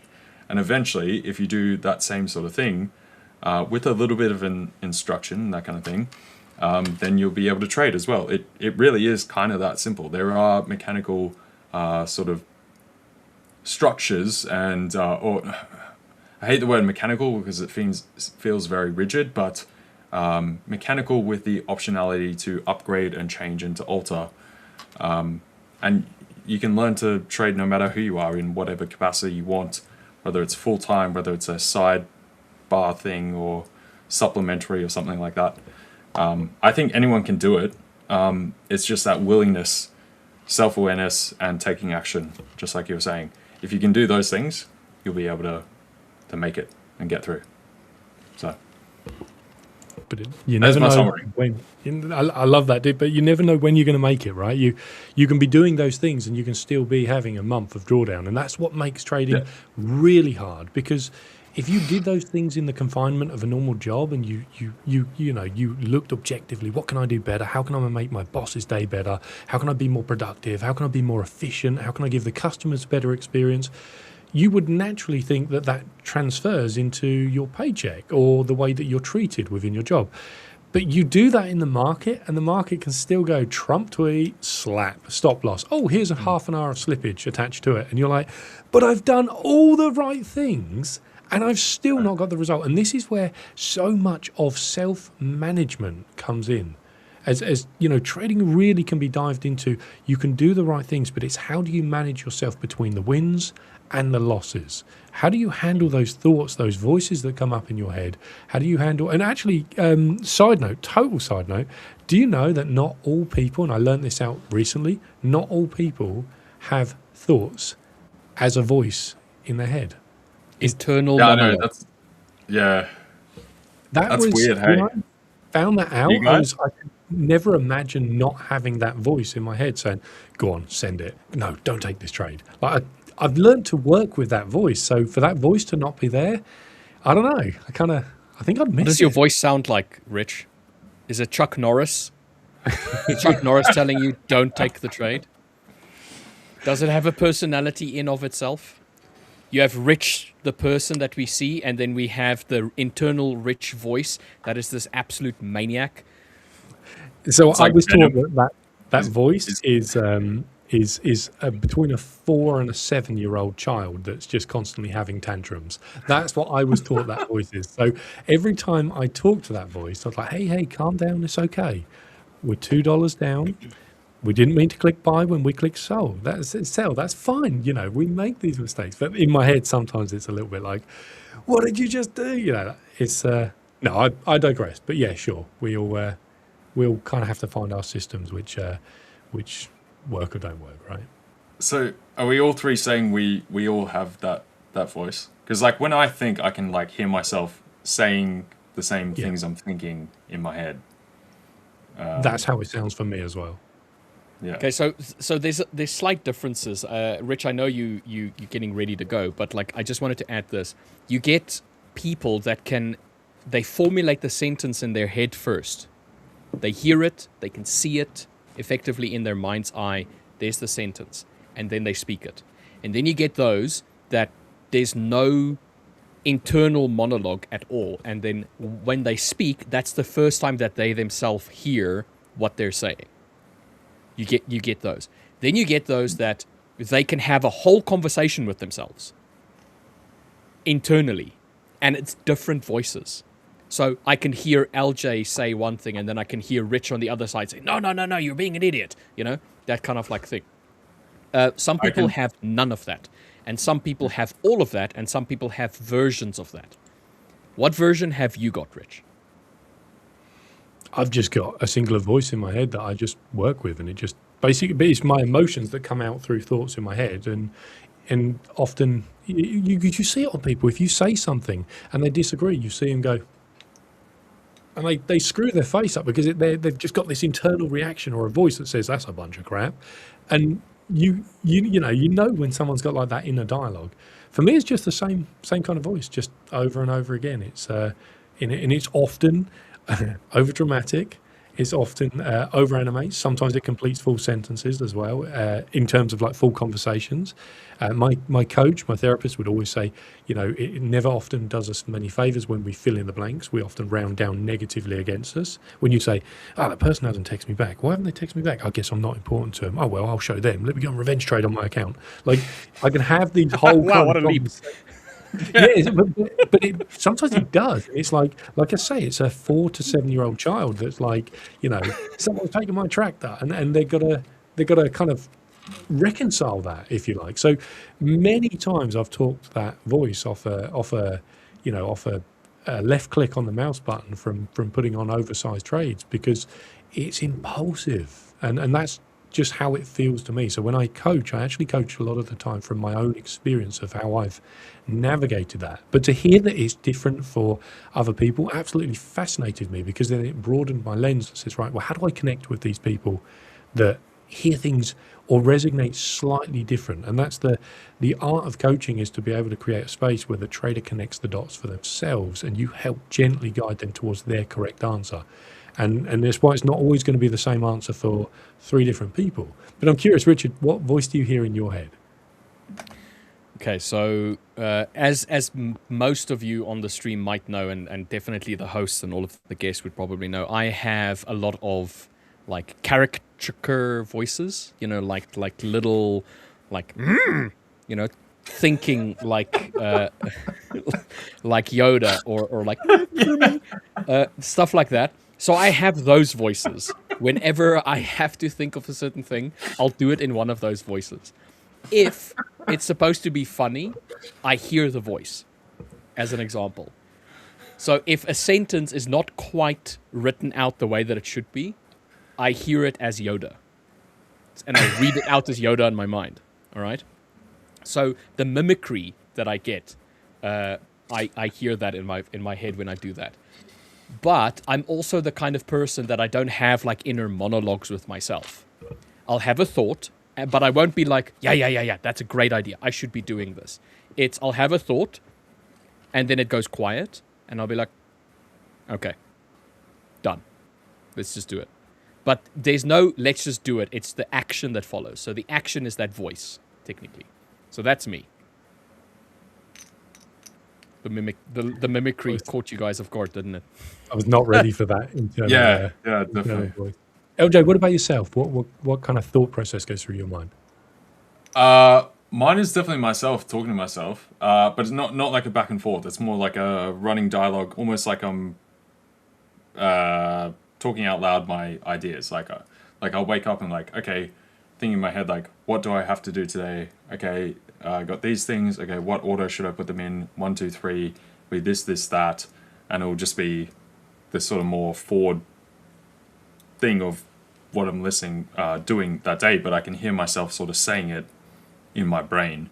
But it's not like a back and forth, not like some discussion. It's more like straightforward like that.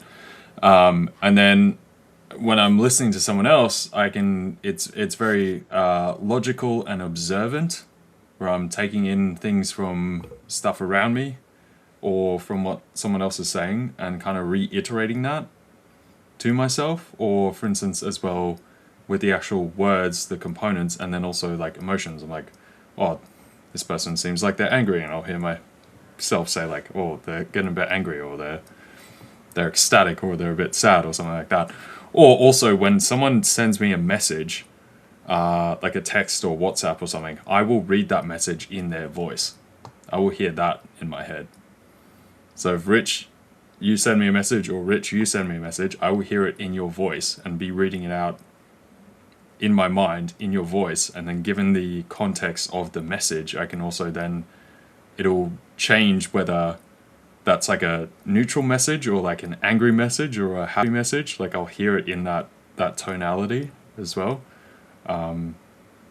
Yeah, that's kind of how it works for me.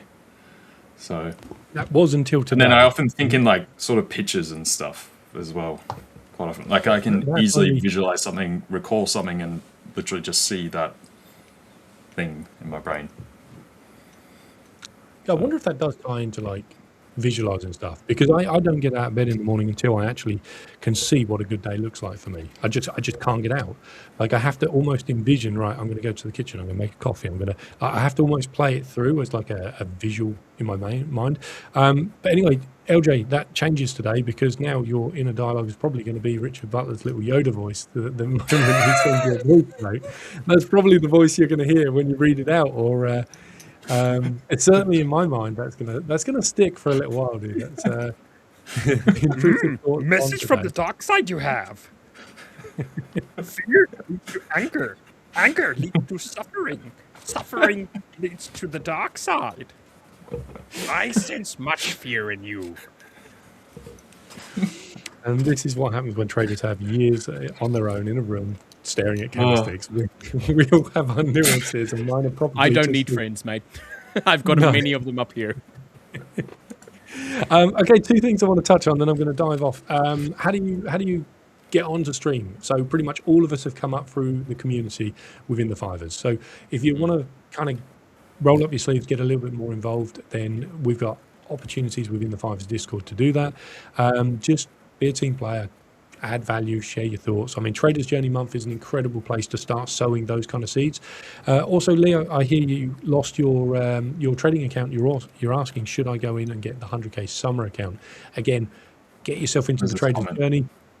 It's an incredible offer, but get yourself into the Traders Journey, open a channel, have a chat with us about it. We can actually talk through the nuances of what would be the right fit for you. It's an incredible account. It's at an incredible price, but it might be that you lost your last account because the size is a little bit too big. So we want to take the lesson from it and say, what would be the right fit for you moving forward? I'm going to go because I've got all sorts of voices in my head, and I've also got a meeting which I've got to attend to in a minute. So cheers, guys, for keeping us company, and I will catch whoever's available in the Discord in 3.5 hours from now. We've got a coaching workshop, and if I don't catch you, have a good weekend. Cheers.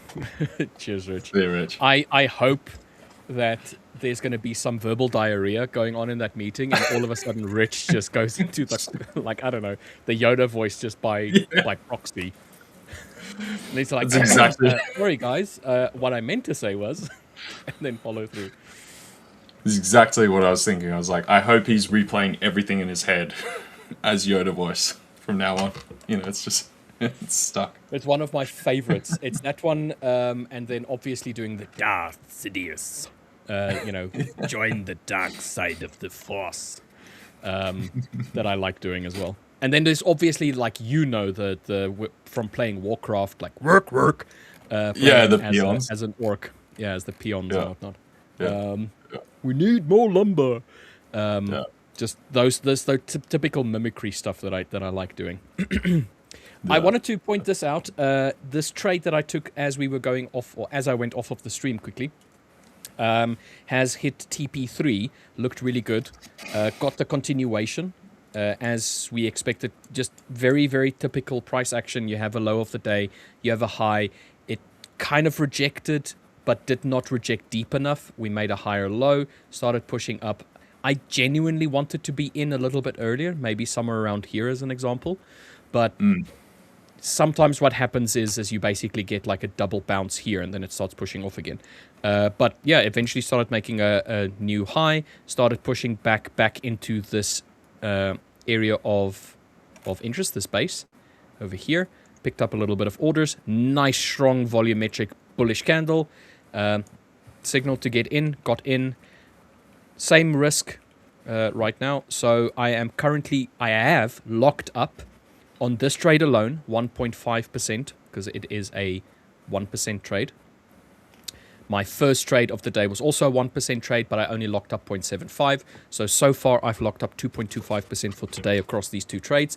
I'm really hoping that it's going to go and take its full TP at the top, because then it's going to be a 3.25% day for me. So I would be ecstatic if that's the case.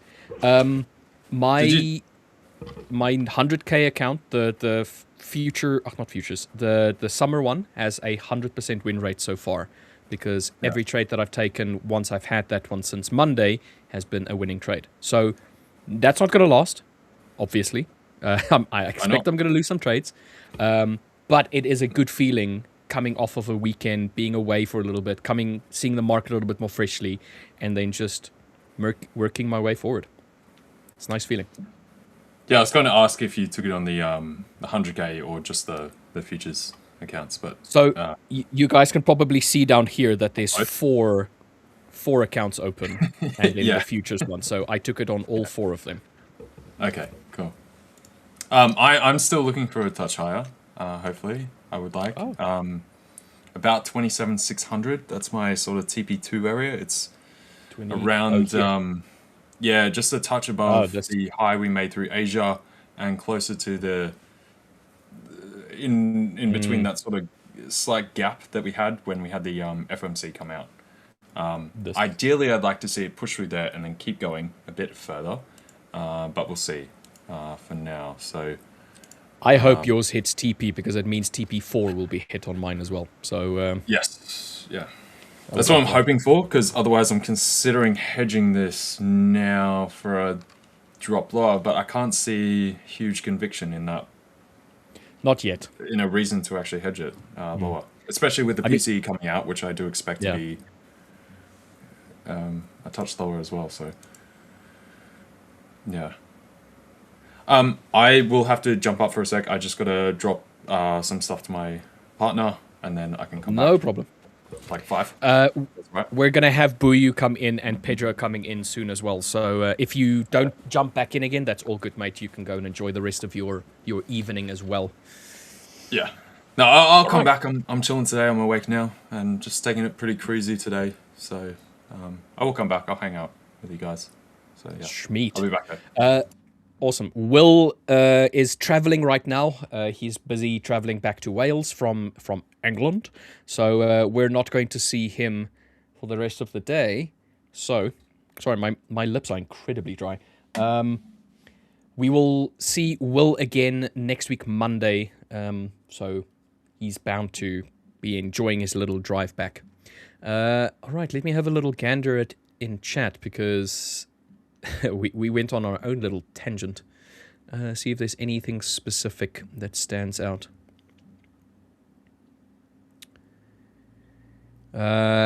Derek, first of all, thank you very much for joining us all the way from Uganda, East Africa. You are at literally the best best community, the 5ers community. So welcome in. Any questions that you have, Derek, you can literally just post them, and then we try and get to every question that we can. So there are some rules. Obviously, the rules are be respectful, be a part of the community. Don't come in with the expectation of being a bully. If you're going to be a bully, then you're going to be swiftly banned. So we want good vibes. We want people to ask genuine questions. We want people to engage, but we would like to also ensure that everybody else that's in the community feels respected and feels accepted to be a part of this community. So just few things there, but any question will do. We can choose to answer personal questions. It's not forced upon any of the host or guests to answer personal questions, but we tend to try and answer every question that we can. Yo, Buyu, what's up? Arrived, I have. Nice, nice. I have another person to speak with. Hey, how you doing? Not too shabby, eh, Nige? Not too shabby. Yeah. How was the funds rate, the FOMC for you? Oh, I didn't do any trading whatsoever. So I think maybe around 6 o'clock my time, so 4 o'clock ish. Well, actually, let me say this. So yesterday, just after the stream, I went for a walk with my wife, and we still didn't have water, so we can't do like any sort of like cooking at home. So we went to a local Chinese shop, and so we walked there because it was warm enough weather yesterday, and we wanted to take a little walk. Got ourselves some dinner, walked back, and then from there on, I was nowhere near the market. The only time I was close to the market was when I was trying to teach my wife a few things about trading, and we were going through some stuff during the evening, and then after that I just played some games, and then read a book out loud to her, and then went to bed. That's good. Was one of the things you're teaching her to stay away from the big three? Yes. One of them was like, we will see obviously the next day the impact of it, because we switched off pre the FOMC and pre the rate decision. So I told her, look, tomorrow morning, you should be seeing some sort of reaction, but it wasn't just that. It was looking at like chart patterning and specifics surrounding how to use TradingView and stuff like that. So busy teaching her how to trade. It's a not a slow process, but it's a deliberate process. So everything that we do it with deliberate action. So every time we look at something, there's freedom for her to experience, but at the same time, if she has questions, we delve into it with intent. And like, I'm actually very curious about this whole process because, I imagine there's loads of people, perhaps in the chat as well, who have people who come to them sometimes like, oh, I want to learn how to trade. They saw the Lambos online, Yeah. and they're interested. They want a bit of quick money. So well, the Lambo's hers, so... Okay. Yeah. Has there been anything that she's picked up quicker than you'd expect? And vice versa, is there anything that you thought, oh, I think she'd get this really easy, and she's like, Within a day, she picked up support and resistance points and consolidation breakouts as if it was nothing. Okay. Where she marked a 5-minute gold buy and a 5-minute gold sell within, I don't know, a few hours of me showing her how to use TradingView. And she's like, yeah, well, I saw this is what I thought, and there it is. And both of those were, in my opinion, would have been phenomenal trades had she taken them. Nice. So it was literally just her marking it up, like I would like mark up my boxes and stuff like that. She just did that. She was like, oh, I see there's a low here. It had a reaction. Okay, this to me is an area of support. And then she's like, oh, this candle over here looks like it's rejecting. And then she placed the buy. And then she marked the stop loss below the box, and the take profit was like nice and deeply into the zone. And she front run the take profit as well. So the idea was, instead of having, for argument's sake, this trade like mine where the take profit is above the box, she would front run it like that. Yeah. And the other cool thing that she did as well that I was like very, very impressed with was she did a predictive model basically yesterday or the day before, where she literally just, as it was like playing out, so let's do this, all right? she would say, okay, I see it's doing this. I think it's going to do that. And then she had it Okay. like almost exactly. And I was very impressed with that. But obviously, it could be beginner's luck. It could be the whole idea of she's seeing things from a different perspective because she's a creative person. So she sees patterns differently the way that I do. So those things I was very, very impressed with. But I don't want her to get ahead of herself and say, oh, she has the ability to predict the market, but to kind of like curb that expectation and be like, look, it's okay if it doesn't do this. It's okay if you are wrong and it does that. You know, it's not that you want to try and predict the market. It's that you want to try and react to it, and your reaction be a profitable reaction. So don't try and force your way into the market for the market to do what you want it to do, but you go along with it. It's like swimming along with the river as opposed to against it.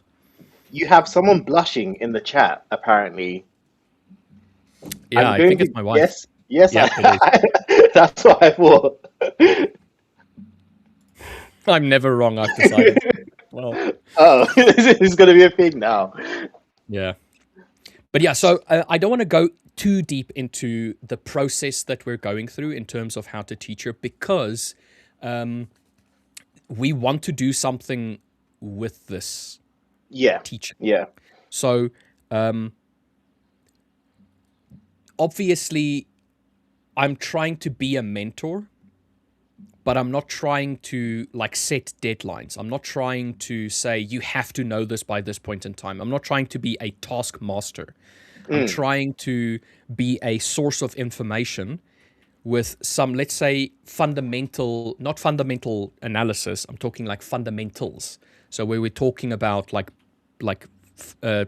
foundational information that I'm trying to like instill upon her and then have her learn at her own time and pace. So at some point we may do something with all of this. So whether you know, like teaching her how to trade and stuff like that, but nothing is being like written down or anything like that. But maybe, just maybe, we'll make a series of it. We'll see. Okay. Two things. One, did you get her to enter trades on paper trading in TradingView? And two, can we get a round of applause for Alex in the chat? I think it would be nice to like make her feel very welcome. The thing is, she's been here before, but she's like here in the background, like every now and then she kind of like just brings her head and says hello, and then she goes out, you know. Yeah, so applause for that. I love my wifey very much. She's my best friend, and now she's going to become my trading partner. So let's see if I can survive this relationship, this professional relationship. And yeah, so I'm guessing you've been using the paper trading option. Sorry, no. So I started teaching her how to use TradingView so that she can start visualizing, because she's a very visual person. So visualizing what is happening on the charts so that she herself can then decide if she's seeing something or not. We'll move on to the next phase, and that would be to kind of like take a trade. But I don't want her to do trading with TradingView, because I'm not the best at trading with TradingView. I would much rather have her get a demo account with a brokerage and then trade that one so that she can get some empirical data at some point. But right now, she's just doing forward testing. So if she sees something, she marks it up, she leaves it. She goes and she does something else. She comes back, she's like, oh, okay, cool, this thing happened. Then she takes a screenshot of that with all of the information, and then she documents it. That's what she's currently doing. So she's doing pretty well in that regard. But once again, step by step. Don't want to like bombard her with information. Don't want to like have her brain be like, okay, learn at her own pace. Yeah. That's why I tried a number of times to get my partner to like just do a little bit of trading. Like you could do it on the side just as like a supplementary thing. But yeah, I don't know. Maybe you can convince her. but I think she looks at what I do and it's just, just chaos and just stressful and all this. Like, she's like, no, not a chance. No way ever. No way in hell. This seems, you are a nut job. You're completely You can crazy. imagine it's like chaotic. Levels of a game. Like some people like to play at the game as a novice, and some people would be like normal difficulty. Some go on hard difficulty, and so on and so forth. Learning to trade from LJ is like going to expert level, like after you've never actually played the game before. I'm joking, dude. I'm joking. It's for me. It's the idea of like you have such in-depth knowledge, but it's not just related to trading. It's like also the macro, the fundamental, and all of that kind of like stuff that you use to compensate for, let's say, maybe some technical analysis that you may have missed or something. So you paint this massive canvas of information, where I'm here with a little, doing stick figure drawings. So I'm the novice guy trying to teach on a novice level, where when people see your stuff, they're like, holy crap, this is intimidating. No. So my stuff is not intimidating when I'm trying to teach people, where yours looks intimidating. So yeah, but I'm not trying to teach her that. I wouldn't be teaching her that, obviously, but she sees that, and I've tried to use that same analogy. It's like you can go to the gym and be fit and stuff. You don't have to be Mr. Olympia, right? Like just because I'm doing like high level stuff, that's not how it normally is. There's lower levels, just the same way you can invest. There's like hedge funds and all this like crazy stuff that do all this intricate, really complex stuff, or you can just buy the S&P 500 and not look at it for 10 years, right? Like it's very simple, right? There's levels, or like driving a car. I use that as well. You can drive a car. Everyone can sort of learn to drive a car. Doesn't mean you have to be in F1. And you see like their steering wheels and it's got like a million buttons and it's changing screens and they're doing all this crazy stuff. Completely different, right? But yeah, I don't know. I think she's just it's too much right now. But I was thinking, because I did have the idea, since you're doing that and Will's doing it with his brother, and I was thinking you want to teach someone too. Yeah, or freedom of, with all three of us with the... Right? Something like that. Could be cool. Yeah, but unfortunately we can't talk about that because... yeah, no, that's why I was being low-key about it. But... Without giving away the whole game there, my friend. I feel like I was low-key enough. Yeah, swiftly moving on. By the way, I did see a quick question about where am I from and what strategy do I trade. Hi, for everyone who doesn't know me, my name is Buyu. I am a Nigerian-born, London-raised, North London, so Tottenham, Spurs, way. Way. Way, for those. Go on, say way. Go on, if you love football. If you don't, it's okay. It's okay. We forgive you. And I trade rejections from equal highs and lows. So, for instance, you can see I'm in the trade now at AD CAD long. What have I seen that made me go into this trade? If I take off my alert for a second, you can see here, this low here at 0.7613, I would say is roughly equal to this low here at 0.97617. So 617 and 613. They're basically the same height, so I look for those wicks that have the equal lows. I have a nice little indicator that draws them on for me, or at least attempts to. We are currently working on getting it to give me alerts as well, and that's meant I've made some changes to this indicator itself. But that aside, once I identify those levels, I go down to the 15-minute, and then I look for the last swing high or swing low, depending on which direction you're coming from, to be invalidated from that level. So, which was one with the 613.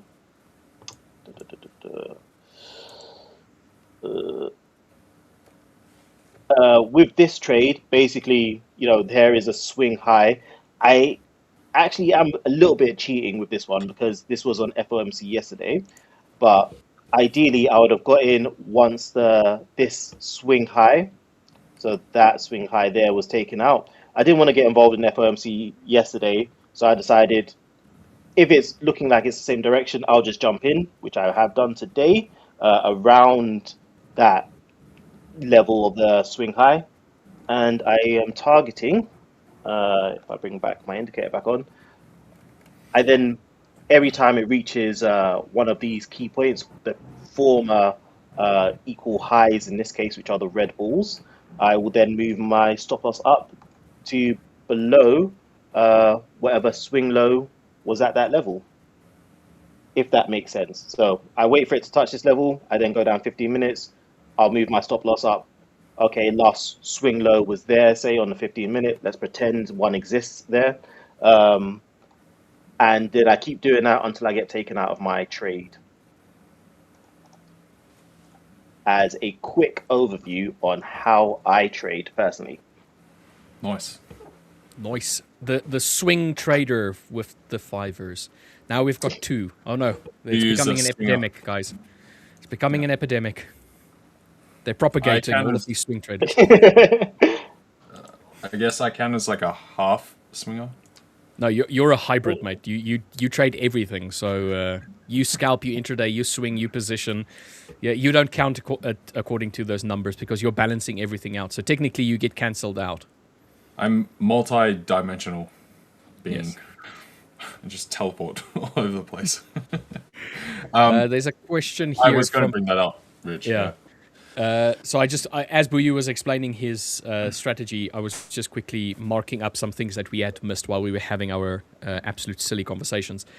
Connor asking, just a question about copy trading, Rich. Can you copy trade across the summer plans during challenges and the funded phases? So the short answer of that is yes. Also, can you copy trade be done across step 1 and step 2 accounts? Yes, it can. So if you go to the 5ers and you go to the FAQs, you will see copy trading is only limited from within the bootcamp accounts. So if you're trading as the bootcamp account as the master or the sender of the copy trading, and the other accounts being the receivers, those are the only ones that you have limitations in copy trading. You are allowed to copy trade from a 5ers account to a 5ers account. That is not a problem. What you're not allowed to do is trade from a different brokerage or a different prop firm into a 5ers account. So if you're going to be copy trading, you need to be able to prove that it's your trades that you're taking with the 5ers. So external sources, not allowed. Internal sources allowed, bar the bootcamp account, if that makes sense. I believe it can be a personal broker, but you have to be able to show evidence of that. Yes. So you'll have to present your account number, your account detail, like some obviously hide your own personal details to a certain extent, whatever. But you have to show that you own this account. It's definitely yours, 100% ID, KYC type thing. Yeah. If you do want to copy from a personal brokerage. Otherwise, they can literally just turn that, around and say that you're copy trading from Someone a else. signal, or you're copy trading as a group, because you can't, in an effective manner, prove to them that that trade or that account itself is not linked to other accounts. Yeah. As an example. So the safest way, if you want to do it, if it's going to be basically the same, copy from your 5ers account or whatever to your personal brokerage. That's the safest way. But obviously, sometimes people have other accounts with in other areas or multiple brokers, and so hence you want to do it that way. But yeah, just understand if you do, you'll have to provide that evidence. Like if you had for argument's sake, Traders Connect, where you have a whole listing of all of your accounts that are being managed from one source, that is also a great way to prove that you are the owner of all of those accounts, as an example. Yeah. Then a question here, Rich, how do payments work with the 5ers? Are they wire transfer and every 14 days? Yes, they can be wire transfers. And yes, it's every 14 days. So we have a payout cycle. A payout cycle is every 14 days or 14 days after, it's 14 days after taking a payout or 14 days after scaling an account, as an example. So if you scale an account, it will automatically want to pay out whatever profits you had made up until that point. And then you can only take another payout after 14 days on that account. And it's an account to account basis. So you can literally have 3 accounts that every week you have a offset. payout that's offset.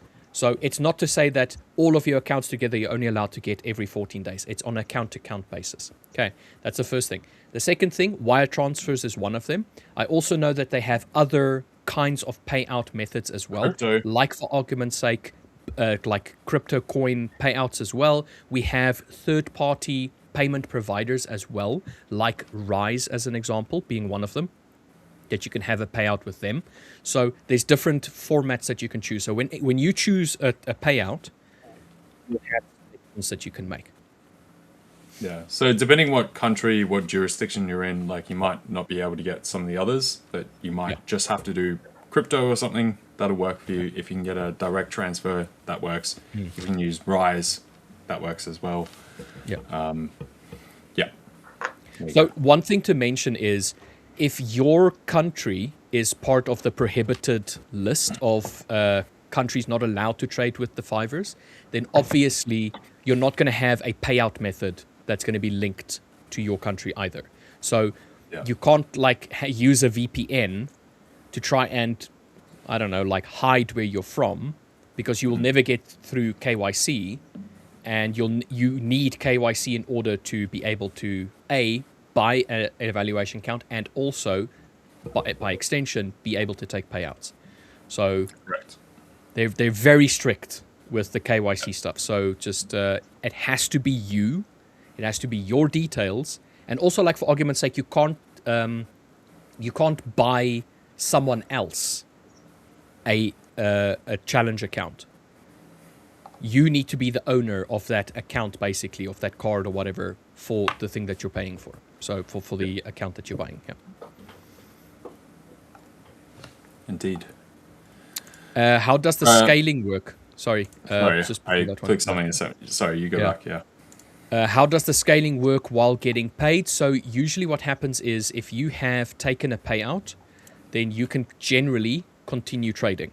So scaling is a set percentage of the initial balance of the account. If you have a 100K account and you're trying to push it up to 110,000, that being the 10% threshold, you can trade, take a payout, trade again, take another payout, and then once you reach 10%, the account is effectively going to say, okay, hold on, breaks, it's going to do a payout, then you need to get the next levels, so the 110K accounts details. So every time you do a scaling, there's new details that get sent to you for the account. Increases your account sizing, you get a payout, and then after scaling, you need to wait another 14 days before you can then take another payout effectively. Anyway, I was going to answer this real quick. So what do you think of BOE? That's meant Bank to be, of I'm England. assuming. So Bank of England. Yeah, we had that a bit before. Not too much. There's nothing really to report on. I think it's a wait and see. Like all central banks now are trying to take like the lead from the Fed, right, and see where Kevin Walsh actually lines up. Just like we had the symposium a little bit ago where we had Christine Lagarde. Who's the Bank of England chair again? I forget his name now. It's escaped my mind. But anyway, we had them all on like a panel on like a Bullock is RBA. RBA, yeah. Yeah. I forget his name. Gosh darn. Anyway, regardless, like they had a fireside chat at the symposium a while ago. Bailey. They were kind of, Bailey. Yeah, they were echoing similar cues to what the Fed and what Kevin Walsh wants to put forward next. So it seems in general across the board, once the Fed decides where they're going, we'll see much less of this forward guidance type period that we've been in for the past 10, 15 years since the GFC start to disappear, and we'll go back to that old type system where the central bank communication was much more hidden. There was much more of a shadow element to it, pre-GFC. So we've had this very open communication, very straightforward, forward guidance, all that kind of stuff. And we're going back to the more obfuscation obfuscated type opinions, and they'll allow the markets to do whatever they're going to do, and then they'll intervene when they have to. There'll still be an element of it because we're now in a different regime, and they do have to give some of that. But it seems like central banks across the globe want to basically do that. So it's kind of back to pre-2008 type periods, which the average age of like institutional traders and people at hedge funds and that kind of stuff in their 30s, mid-30s, 40s didn't really trade this stuff. So hence, this new change that we have is definitely going back to that old regime, and the current decision makers actually pressing the buttons, not really used to this. But so for now, it's pretty much a non-event. We're definitely lying in wait. As you can see from the pound itself, like we hit the target points and we just pulled back a touch with the other majors, and nothing special today overall. So nothing really to report. Nothing to write home about. Here's a good question, basically for all three of us, I think, not just for me. Rich, do you consider wick to break the previous high to consider a reversal trade? How many trades do you take on the daily? You trade only NAS. I do trade only NAS, but I've traded other assets as well, predominantly Forex. So all of the regular like major pairs and stuff like that I've traded, and I used to do stock trading in the past as well. How many trades do I take a day? I average about 1.9 trades a day across a specific period of time. So I average around close to 2. Yeah. Got to pump them when it's numbers averaged. up. Get it up too, mate. Pump them numbers up. Come on. What's this 1.9 I mean, stuff? if you take a 3.2% day, Come on. do you really need more? And then would you consider a wick a break of a previous high? So to me, a break is different from a break and close. A break is if you've pushed above or below a certain point, as an example. So this here is a break, but it is not a break in continuation. It's not a break and push up higher. So it's just a break. So some people refer to them as sweeps. To me, it's still a break. It's broken the previous high point. All right. So I do view them as breaks. But with regards to reversals I view on the premise of a high, as in this case, and a low, well, this one, and a low, and then eventually we sweep the opposite side and then fail to produce another point down. Reversals to me is a 3-point to 4-point indication. So you have point 1, you have point 2, you have point 3, and then you have point 4. And only then will I say, yes, it looks like a reversal. But I also add momentum and, the candle characteristics I add onto that as well. But generally to me, you need 3 points, a high, a low, and a subsequent higher high or a lower high, in this case, to kind of like initiate the potential of a reversal. And then the 4th point would usually be the one that kind of like solidifies the idea. So how do you guys view it? Well, a wick break in particular, just off the back of what you're saying, can depend, because it often depends on the liquidity provider, where depending on where you're looking, it might just be flat, and another LP will have a slight break on that wick. So then that's where I normally go to the candle close, like you were saying. It's a wick break, but also the candle close. And the candle close, you want to normally look at like the higher time frames. Like if you've got wicks on the higher time frames, but they both have wicks, and one even at the local time frame might be higher to a touch, but the candle close is still probably level, then you haven't really changed the larger overall construction. It's not convincing. It doesn't have conviction going through.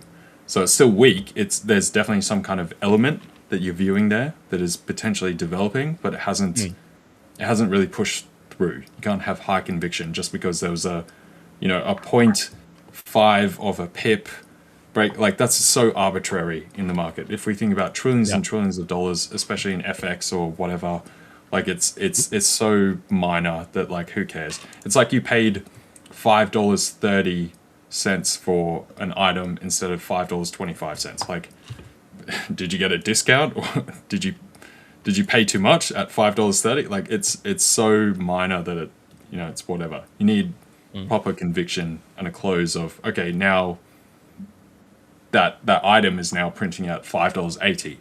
and that's significantly like confirmed above that $5.25 or $5.30, right? Because it's a candle close, and that's a new inflation level, if you want to put it that way. So yeah, you need more throughput. And yourself, What about you? Buyu, how do you view candle wicks for breaks or for reversals? Well, so in the terms of the wicks, I look for whether they are equal to something else in terms of their size. So, for instance, if I was looking at this wick, I might look along that line and go, right, that wick is about the same level. I'm just gonna add it on here as those wicks on the left. So for me, I'd say, okay, this is potentially an equal low we're dealing with here, and I then my strategy comes into play, you know, going down to the 15-minute, saying, okay, look at the last swing high before that, and then say, hey, if that swing high is invalidated, then we go long. So for instance, here you can see I've drawn up a note saying long with a stop loss at 27.020, because that is just below that last swing low level there. So it depends on what you're looking for. If it hadn't done really anything, if it wasn't equal to anything, like this wick up here, I'm looking across the left. Maybe that's kind of close to there, but I wouldn't really say. I like to pick a figure and then say, okay, for instance, is it within 100 of the high of this wick? So if that's 27985 and that's 28050, I might go, okay, maybe I should use 50 instead, because I don't think those really are equal. And then I'd say go on from there and say, okay, that's my definition of an equal high slash low. If it's not an equal high or low, then I kind of ignore it in terms of what it's doing. And yeah, the wicks are important, but only when they're at equal high or low to me. Apart from that, they kind of get ignored. Okay. Interesting. Good question here from Lyrics Provider saying, what habits separates you from the thousands of traders who also started with $2,000 but never became profitable? What habits do you think separates a profitable trader basically from somebody who is either struggling to reach profitability or people that just did not and then decided to leave? So for me, hard lessons is a start. Obviously, you don't necessarily have to learn them yourselves, but I think many traders are stubborn and choose to learn them for themselves anyway. Discipline, learning how to take a loss is one of the biggest lessons in trading. So not reacting emotionally, going straight into revenge trading as soon as you take a loss. So you need to learn where your limits are. For me, that's one of the reasons I don't trade lower time frames anymore. I take 3 losses in a row in a short period of time, and I start flipping mini tables. So it's not good for me. I'm just like, okay, this time frame, not for me. I'm gonna go for a higher time frame where the losses are more spread out. I have more time to recover mentally and chill out. So taking losses, learning how to take losses, a good lesson. Learning to stick to your rules. It's easy to kind of see if something is spiking up or down and go, jump on the train, jump on the train. We're going to the moon, and then you get reversed on, and you're like, oh yeah, you know, you might see the price spike up on FOMC and be like, oh my God, we're gonna go all the way up here, and then it comes back down, and you're like, again. Yeah. Those are good ones. I would say the habit that I believe has helped me the most was understanding and managing my expectations. So anybody can come into the market and expect something to happen. And very quickly you will be humbled by the market. And it's that willingness to be humbled by the market. So I don't go into every single trade with the same level of emotion now as I did back then. Back then, same idea. I used to think, every trade has to be a winning trade. If I'm wrong, it's the end of the world, all of that kind of like stuff. So the habits that I started putting into place was coming to terms and accepting that what I'm going to receive from the market is what I'm going to receive. None of this, oh, I want this thing, I want that thing. None of that. Just accept the outcome. It's very difficult, and you really need to like fight that urge to try and like, come on, go up, please go up, you know, that kind of like stuff. So curb your expectations, or at least manage your expectations. Understand that this is a net zero game. Somebody needs to lose in order for somebody else to win. There's not just money magically in the air. There's a buyer and there's a seller. There's always two parties. Me losing a trade means somebody else won that trade. Okay, so it's understanding your role within the community as well within trading. But habits-wise, it was always I accept the outcome, regardless. If it was a positive or negative outcome, doesn't matter. I'm going to accept the outcome. That was the first habit. So every time I took a trade, instead of wishing it to go higher or wishing it to go into profits, I would just say, I made a decision. And my decision was to buy or to sell at this point, and whatever the outcome is the outcome. So getting used to that. The second habit is get used to being wrong. So if you expect to be wrong, you can never be disappointed. Because you're either going to be wrong, which was expected, in which case you're not going to be disappointed because you met your expectation, or you're going to be correct. You're going to be right. In which case, that is a positive outcome. Great. So, it's kind of like that psychological side of things.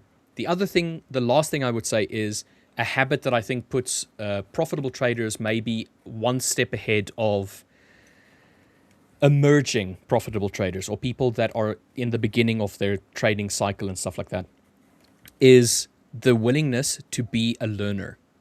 So come into the market with the idea of wanting to learn instead of wanting to make money. Coming into the market with the intention of trading or taking every day as a learning opportunity rather than an opportunity to make money. So those are the things that I would say puts, in general, I think, the profitable traders a step ahead of the not yet profitable traders. Managing expectations, managing emotions, and managing your the way that you view your intentions. Sorry, LJ, while you were gone, the question was this: what habits separate you from the thousands of traders who also started with $2,000 but never became profitable? Interesting. I would say slow is smooth, and smooth is fast. Right? Yeah. Pretty much that. And that often comes through actually race car driving approach, which people think is very high octane, bang, pedal full right metal the the whole time, yeah. Rip it around the corner, blah blah blah. You're gonna end up in a wall there. Like slow is smooth, so you come up to that corner, you take that apex, slow down, take it considered, measured, and you actually get a cleaner line. You come out at the end faster onto the straight, right? By taking it that measured kind of approach, and you'll do a better lap time and you'll pass people and that kind of thing. If you're just trying to go like full bore, go absolutely ham, yep, you end up in the wall.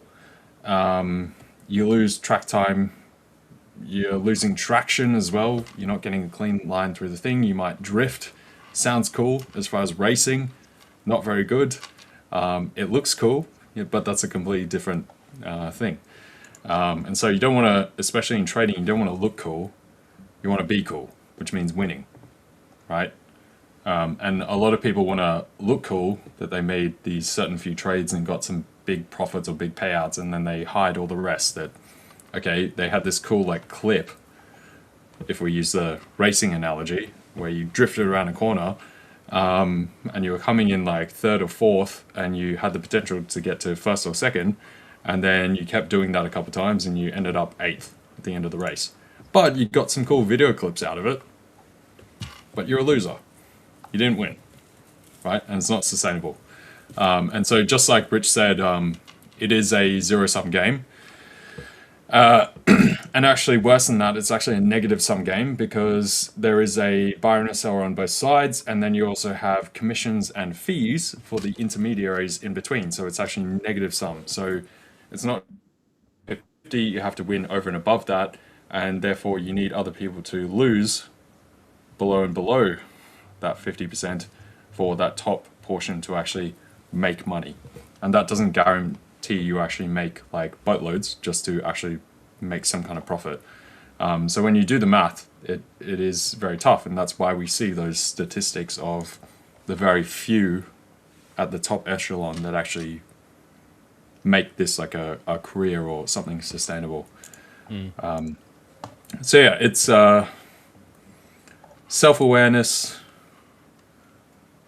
take a considered measurement, be thoughtful, be intentional, don't be reckless and too quick to the jump, and just managed expectations, just like you were saying, Rich.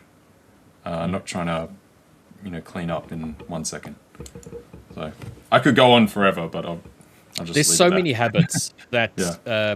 and there's so many more habits, I think, that I've come to pick up from a lot of people, that are profitable traders and whatnot, that in my mind, I never even thought about. But then you see what they're doing, and then you realize that there's some method to their madness, even if it seems like pure chaos. Like, for argument's sake, LJ, with all of your drawings on your screen, it's understanding that there's differences. People are different. Buyu being a swing trader, myself being an intraday scalper, it's realizing that certain approaches have a better chance of sticking to certain people. So don't try and be a Richard, don't try and be a Buyu, don't try and be an LJ, but learn from what they're doing and pick the portions that feel natural to you, that relate to you. And then you go with that. There's no right or wrong approach. There's just approaches that work better for certain personalities, approaches that work better for certain, like just to consider this as an example. I'm a full-time trader, all right? I also do the streaming. My wife, not a trader. She has a job, all right? Her learning experience is going to be completely different than my experience that I had. The levels of stress that she's going to experience are not going to be comparable to what I'm experiencing or what I had to experience while learning to become profitable. So you're not climbing the same ladder, or you're climbing the same ladder, but you're not climbing it from the same position. And it's not to say she's fortunate in this regard because she's going to have less stresses. She's going to have stresses. She's going to have her own variants of it than Different what I kind. had. Different kind. But ultimately, the way that she's going to approach trading is going to be completely different to how I approached it. So there's no right and there's no wrong in this field in that regard when it comes to habits. It's that willingness to stick to it that sets it apart. Like, even in spite of adversaries, in spite of negativity, you still do it. You still push through with the right intention. You can't just willy-nilly your way through and it not work and then want to willy-nilly your way through continuously. It's going to end up burning that bridge for you. So it's all of that stuff that LJ and Buyu mentioned with that regard. You know what I would say? I think it's where skill meets talent and talent meets skill. And it's the ability to recognize where your personal talent lies, which is that personal piece to you, just like you were saying, Rich. Because anyone can try and replicate a skill and learn a certain skill and take inference from someone else and learn what they're doing. But just like you were saying, if it doesn't quite line up with your own personal internals of how you like to function, it's never going to have that huge bloom, that forestation that you would want to see to be really hit that success period, right? Like using basketball as an analogy, some people are just really aggressive. They want to be in there, just dunk, dunk, dunk. And other people are sitting back, three-pointers, like Steph Curry versus like a Michael Jordan, something else. They've got their certain flavor, their certain flair, and they lean into that. And so I think it's observing the approaches across the board, which is the skill thing, and then teasing out each of those types of skills and see, okay, I'm going to test this out, learn that kind of approach. Does that align with me?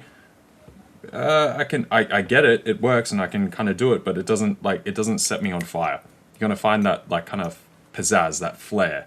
And once you keep going through this systematically of all those approaches and find what aligns with your system, that natural talent element that just becomes that intuitive piece starts to progress. It starts to just explode, and then you can do it. Just like Rich said, me doing my thing is very myself, and there's probably other people that do it, but it's probably more rare, and it works for me. Other people would just be like, what is this? Like, this is not going to work. Right? Yeah, this is chaos. And then Rich, you've got your way of doing it, and like you've played poker in the past as well, and you like your mathematical, logical, sort of systematic type constructs. We'll see where your partner gets to, obviously more creative side, whether that aligns or she has to take that but then bend it or find something else and find her own sort of flower that will spawn, right? Yeah. So I think if you can do that, and yeah, depending on temperament, all that kind of stuff, like Boo likes swing trading. Some people like the really active, aggressive, when New York Open comes, they want to be out in the next 20, 25 minutes, and they can't stand holding a trade for like 4 hours. Like, to them, that is just deletes their brain, So it depends on what type of person you are. And 4 hours is not even that long, but they would see that as way too long, let alone other people swing trade for several days or a week or multiple weeks or a month or 2 months. I did want to mention one thing. I actually forgot about this. One extra habit that I think sets apart profitable traders from the not yet profitable people is patience and the willingness to execute patience. So a scattered mind, an active mind, a busy mind is going to want to stay busy. You're not going to want to be patient. And you're going to look for things that may not necessarily be there. Patience, I feel like, played a massive role in me becoming profitable. The idea of sit down and just sit on your hands. Like I used to use this analogy, trading and poker is like this, but trading also is to a degree the same thing. There's a poker player that had a quote, Doyle Brunson, that said, trading is hours, poker is hours of boredom followed by moments of sheer terror.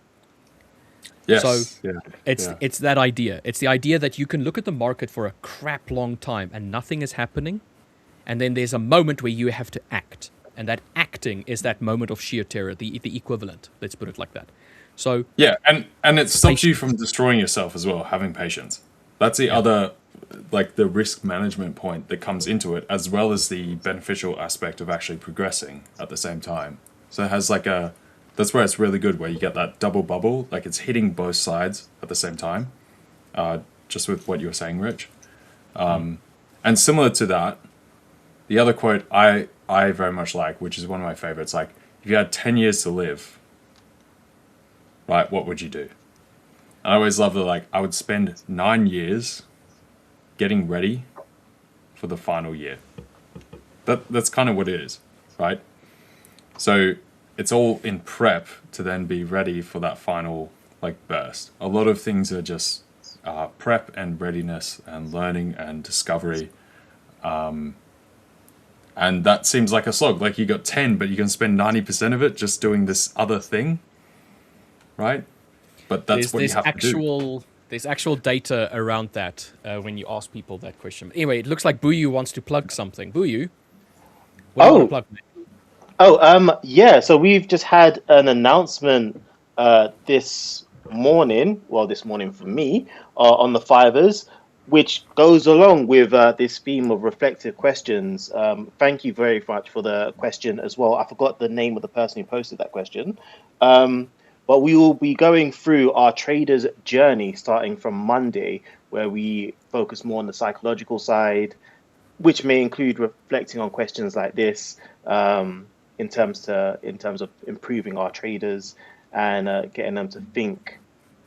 Lyrics provider.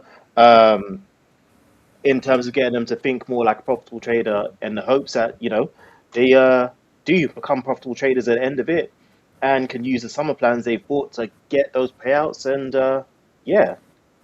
really make a change. I'm not going to Nice read one. the full announcement out, but if you go to our Discord, it is there. For those who don't know how to access Discord, how do you get onto the Discord link again, Rich? It's a very, very simple thing. All you need to have done at any point in the history of the Fiverr's existence, need to have purchased an account. The size of the account does not matter. It can be the cheapest, the largest, doesn't matter. You need to have had a active purchase order for a account. And then once you've had that, you can get lifetime access. If you've purchased one, within the hub, top left-hand corner, there will be a Discord icon. If it's grayed out, and you have already purchased an account, all you need to do is just reach out to support and say, look, I purchased an account. It's still not giving me access to the Discord. They'll sort that out for you. But in general, if you've already purchased an account, that little icon will be like a shade of purple or like a shade of like lavender. And then if you click on that, it will give you a link to get into the Discord. So the Discord is lifetime access if, and only if, you play by the rules, mate. So if you're going to go in there and be a bully and an arsehole and stuff like that, you're going to find very quickly that they're not going to want you to be in the Discord anymore. You'll find me there giving you a bit of a smack. Right? Yeah. Gotta behave, you know? But yeah, it's a community that's open for everybody that is a part of the Fiverr's ecosystem.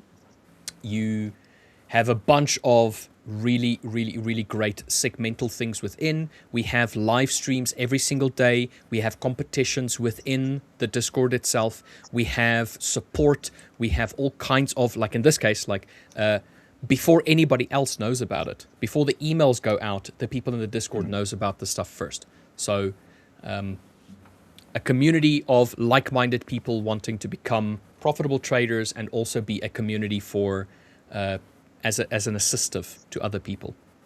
Yeah, that's where heaps of people have made, like, everyone's made a bunch of friends, like, and, you know, been trading for years, like, people have become lifetime friends and have actually, like, met up in real life, all that kind of stuff as well. So, if you guys are looking for a community that, you know, you can find, like, often trading is very lonely, you can jump in here, you'll find a bunch of friends, like-minded people, just like Rich was saying, and, yeah, just be active, join in, and you guys can banter about a bunch of stuff. We've got like a general chat where you can just have some fun and talk whatever. We've got other segments where you can talk about charts and price action and that kind of thing. You know, psychology, any other kind of problems or challenges you're having with your trading. And there's a whole community that will come in there, give their opinion, back you up, and you can have a discussion and help everyone out. Like, everyone's here to help each other up and lift each other up, right, the whole way through. So that's the biggest thing. And I think that's definitely one of the, I gotta say, of any prop firm, that the 5ers, like, they absolutely dominate that aspect. No question. Is the community aspect. Undoubtedly. So, very keen to see this stuff come through. And if you did want to go over, if you did have any questions for our performance coach, Rich, he will be on at 3:45 UK time, so that's in around 3 hours, just under 3 hours, 2.5 hours time on Discord. So you can join in, ask questions. He's very open to taking questions from people, having these discussions in his Discord. Yeah, we'll have a look at that in a second.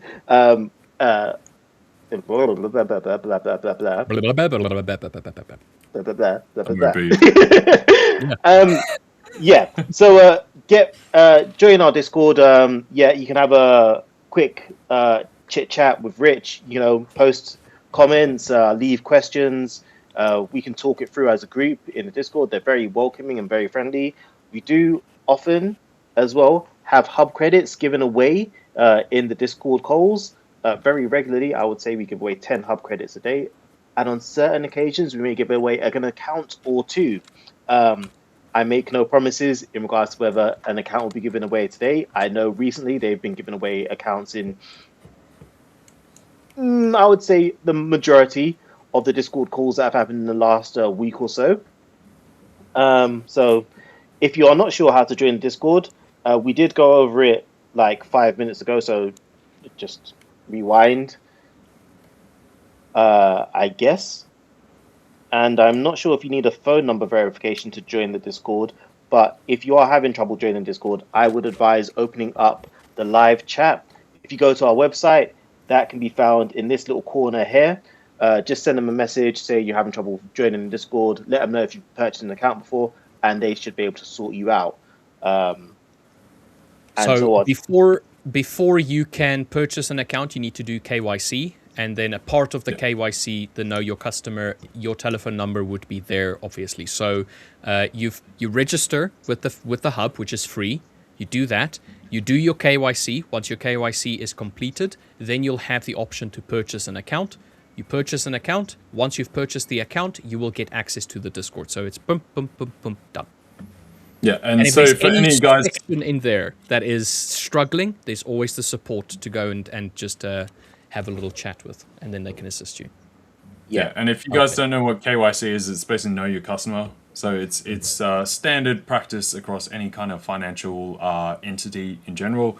Just basically needs to know that you're dealing with like a real person, not some fake entity AI or something bot. like that. Same thing when you open a bank account or something, they need your personal details, like where you live, all that kind of stuff, your ID, to make sure you're actually real, not like a fake person. So it's the same deal with the 5ers. Just make sure you're actually real, you know. So quickly, do we do open mic? Yes, there is an open mic session on Fridays. So, you know, if you're interested in that, and we will get back to the charts now. By the way, quick plug. I don't know. I guess so. We've had someone screaming about US 30 that I just want to get out of the way, basically. So I just want to kind of get that out of the way. But before that, quick plug. We do also have our summer deal going on with boosters, whole boosters now included, which sound great to me. You can get more details, scroll through at the bottom. But summer boosters, if you for every account you purchase underneath the summer plan, you get a special extra something. Special extra. I love those words. More. Stronger. Harder. So, all of the adjectives you want to add. I love the special voices. The Daft Punk. Yeah. Yeah, that's what we need. So you can read, have a quick summary, have a quick read if you aren't sure what the boosters are, and if you're not sure how to get to this section, 5ers.com/the-summer-plan, or I think if you do go to the 5ers.com directly, you can just click on the banner and it'll take you to the summer plan section. So, and if you're not sure, you had any further questions, there's also in our FAQs, if you scroll down specifically, it will tell you about our summer plans, and we have a summer plan on for both the futures and the CFD side. Thanks for that one, Buyu, man. We should contract you to do like ads for us. I know. That's what I was just thinking. I was going to say, like, just how we have Richard Butler, stream manager, LJ, and then I've got my Instagram. Like, Pedro has nothing under. Buyu needs to be like a promotional hype man, you know? Yeah. Promo hype man, Buyu. Yeah. Speaking of Pedro, welcome. What's up, Pedro? Welcome. I was How just we doing, letting Pedro? the ads. I was letting the ads finish, and then I'll join into it. He couldn't click that skip button on YouTube. He was like, "Come on!" Like, I can't fast forward. Why wait, this is live? I can't. Why is it saying skip 2 ahead. minutes 50 seconds? Why? I was just about it's an irritation period, like it's like in World Cup, like that was those 3 minutes. Hydration break. How are you guys doing, man? All Good. Good in That yourself, was too Pedro. good. That was very subtle. Well done, Buyu. right. Perfect. So what's going on after FOMC and after the moves that we saw yesterday? We're Right, working on. We were I just cleaned up. talking. Go on. LJ cleaned up. I don't know about Buyu. Buyu, did you clean up? I stayed out of FOMC, but I have got into a few trades this morning. including one live on stream because someone was asking if we do take trades live. Yes, sometimes we do. Unfortunately, I take all my trades off my phone as well on my like proper CFD accounts. So I've taken this one because this is like a competition account for Trading View, completely separate thing, but I think it's still a valid trade. But I use my phone for chat as well. So I don't want to like come out of chat and then be taking trades. So I'll just do it after the stream. Wait, are you saying you don't have like two monitors? Do you have one monitor, Bu? I do have two monitors, but and you might find this weird at home, but for reasons I prefer taking trades on my phone to desktop. I think you saw before I have like the basic version of MT5 on my laptop, and I don't really trade on there because I don't use it. Oh, you mean you haven't set The it up? basic, I haven't set it up. It's literally just like default settings on everything on MetaTrader on the laptop, and that was only because I had to trade on MetaTrader on the desktop for the competition, which I beat Willin. Thank you for reminding everyone, the lovely person in the chat. I mean, if it wasn't for that, Buyu wouldn't be on the stream right now. So Yeah, you can almost say that the desktop version of MetaTrader is what ended up getting you on the stream. So maybe, just maybe, I'm just going to say this. For you to keep your job, mate, like you need to maybe get... No, I'm joking. I'm joking. I'm C trader all the way. Sorry, guys. No, that's fair. I rep C Trader. I have Yeah. said that for the longest time. Everyone else hates on it, but I've always been like, yep, C Trader, C Trader. I've used it for over like literally a decade now. I think I first started using in 2015. Oh wow. Big C Trader fan. Yeah. So I rep that. Yeah. I rep that, BU. There you go. Well, Pedro, that is what's been going on. It's I can been see- I can absolute see that. chaos. I tried C Trader so many times, but never really connected with it. I know a few guys that also trade C Trader on C Trader for a long time, but I think it was missing these expert advisors like we have on MT5. No, and that it has peak expert advisors, which are way more complex. you and do cannot stuff change more. time frame. You cannot change time frame when you have a robot going on. You need to kind of pause it, change time frame, go again. Like that's too many steps for me. I need to be able to change time frames. It depends on the direction. What direction? Like the direction of like the actual instructions in the bot. You definitely can. It's just more. Hence, what I was saying. Like it has more scope to it. Yeah, I think it has. The layout is beautiful. I like the layout. I like the ability to go all the way to this 10-second chart and tick chart and whatever it may be.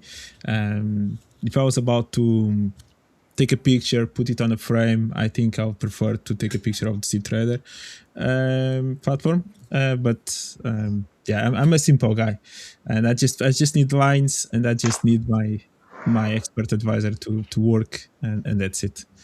I think it's how one of it those things you get used to, which is really weird Yeah. because I've been trading for a very long time. MT4, MT5 was one of the last platforms I actually started using.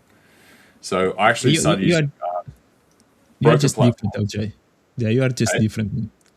Yeah. apparently. You are different. Yeah, I'm- You go from different paths. Like you start making money straight away. You increase the account to I don't know how much money. Never going to draw down. You start trading with different platforms. Then see trader. You don't even know what MetaTrader is until you join the 5ers. You are different. I literally first started using MetaTrader in 2021. Yeah, I you see. started trading in 2013. Yeah, you are just odd. 2012, 2013, yeah. So yeah, that's not normal because that was definitely the standard. But yeah, I was trading through brokers and then eventually C Trader, and then hence I look at MetaTrader. I was like, this is rubbish compared to like it looks like dirt. I was like, dude, what is this, Windows 98? Yeah. Right? It's true. But I think it's one of those It's true. like if you get used to it, like it becomes very like second nature. That's the same reason that even though MetaTrader is very much Windows 98, Windows 2000, maybe XP, it's not even quite XP at best. But people have got very used to it. It's very natural, and so hence it's survived. But it's just insane of how it looks and that kind of stuff. And it was still like 2003, 4, 5 that MT4, MT5 was built. Yeah. So it looked quite old even for when it actually published, really. So anyway, it works. I think that's the main thing that people like. It just works, and it is simple. And sometimes that is exactly what you want. So Who created it? Is it kind of from? it's a Russian. Enterprise? It's a Russian, right? So I don't think they care too much about statics. Those guys, I don't think they just find something that works and they leave the statics for someone else. Does it buy and sell? Does it kind of just like when you click the button, does it do what you want? Perfect. Forget about the layout and how it looks like. Exactly. The more else. I'm just surprised they didn't release like an MT6 or something else. Like do a new updated version that would have. But I mean, why would they do that when MT5 is kind of like the industry standard? Like, people know what it does and what it doesn't do, and they're just like, well, we'll keep it updated. The same reason MT4 is really the industry standard. That's still the most used. MT5 they only did because it adds like stuff with like stocks and that kind of thing and a few extras. So hence, if you go to that effort to do MT5, why not within? I mean, has there been a new industry do a MT6 changing thing? Has there been a new asset that has been introduced into the industry that could not be traded with MetaTrader 5? It's not about an asset, but it's about the inputs, rather.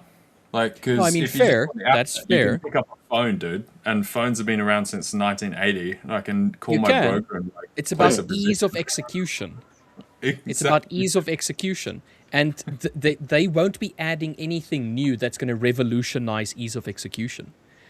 You have MQL5 platform that gives you access to thousands upon thousands of indicators, that kind of like stuff, and thousands upon of EAs. They don't need to change anything. It's like trying to reinvent the wheel when the wheel is good enough. That's what I'm saying. It's like it's become the industry standard, and I don't think that it would warrant creating a new one like MetaTrader 6, because what would they be able to add to it? Risk calculator. Yeah, it depends. There's a bunch of stuff. If they wanted to monetize, they already get a heap of money, just like you're saying. They don't need to monetize it further. They built it very cheap. They get heaps of money from the subscriptions or people hooking up to this already. They don't need to do anything. I definitely get that. So clearly they're very happy with what they have. Because yes, most people use MetaTrader to execute. They don't do analysis or research or other stuff on MetaTrader, obviously. Same with charting, like everyone uses, even with us and retail and stuff, they use often TradingView. Yeah. And then they execute on the terminal on MetaTrader, which it is very quick, which is just like you're saying, that is its tactical advantage. That is just bang, clean, quick, it works. That's what you want. That's all you need. Very simple, cool, done. So that is definitely fair.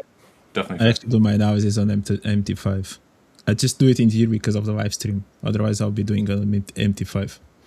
I mean, you can still do it in MT5 on the stream if you want to, but then you're gonna have to show us what your P&L. No. Pedro. No, it's not about that. It's just even because the resolution I think is a little bit smaller, and people get confused.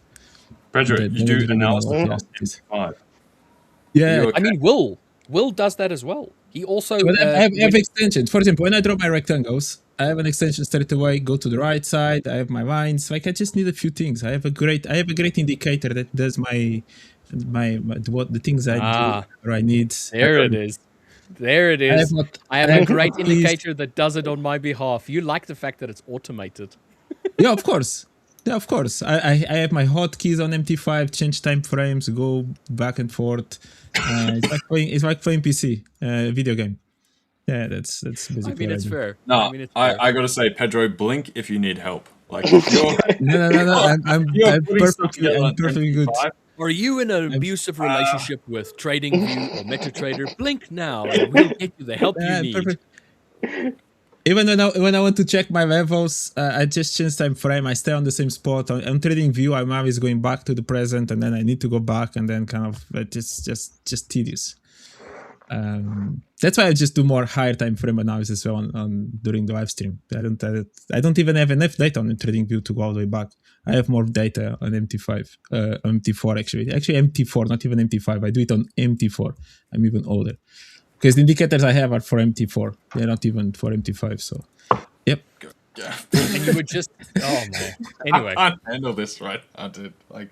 I used to trade with that No. MT4. Right. Not gonna lie, I used to trade with MT4 long before MT5 because Same. MT4 to me had all of the stuff that I needed, and I didn't need MT5. It was only until I actually started looking at the automation side of things, and maybe like there were some assets that just weren't available on MT4 when I was trading with IC markets back in the day, and MT5 had it. And I was just like, oh, okay, cool. I want to trade this asset. It wasn't available in MT4. Only reason I went to MT5.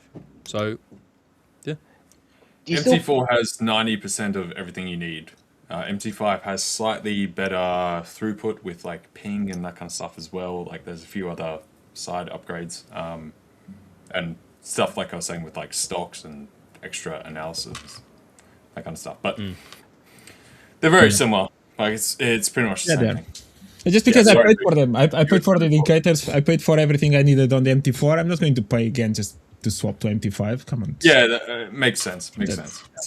So what Pedro is telling us is that he doesn't actually trade. He's got a bot trading for himself. Not a bot. It's just for my analysis. It's just for my lines, nothing else. Yeah. Do you tell that to all of the brokers? How much did I you bet pay you tell for it? that to all of the brokers. No, I didn't pay that much. No, it's just for the it's for the analysis, nothing else. It's nothing else. Then everything copies to whatever it needs to be copied, and there you go.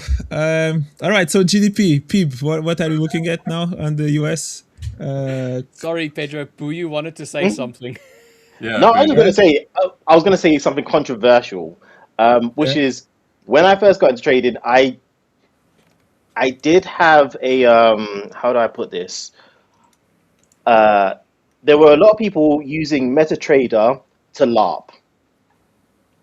No. Oh, yeah. Live action role play their profitability, correct? Yeah, basically. Yeah. So that is also one of the reasons I was like, oh, if you got MetaTrader, I'm not sure about you.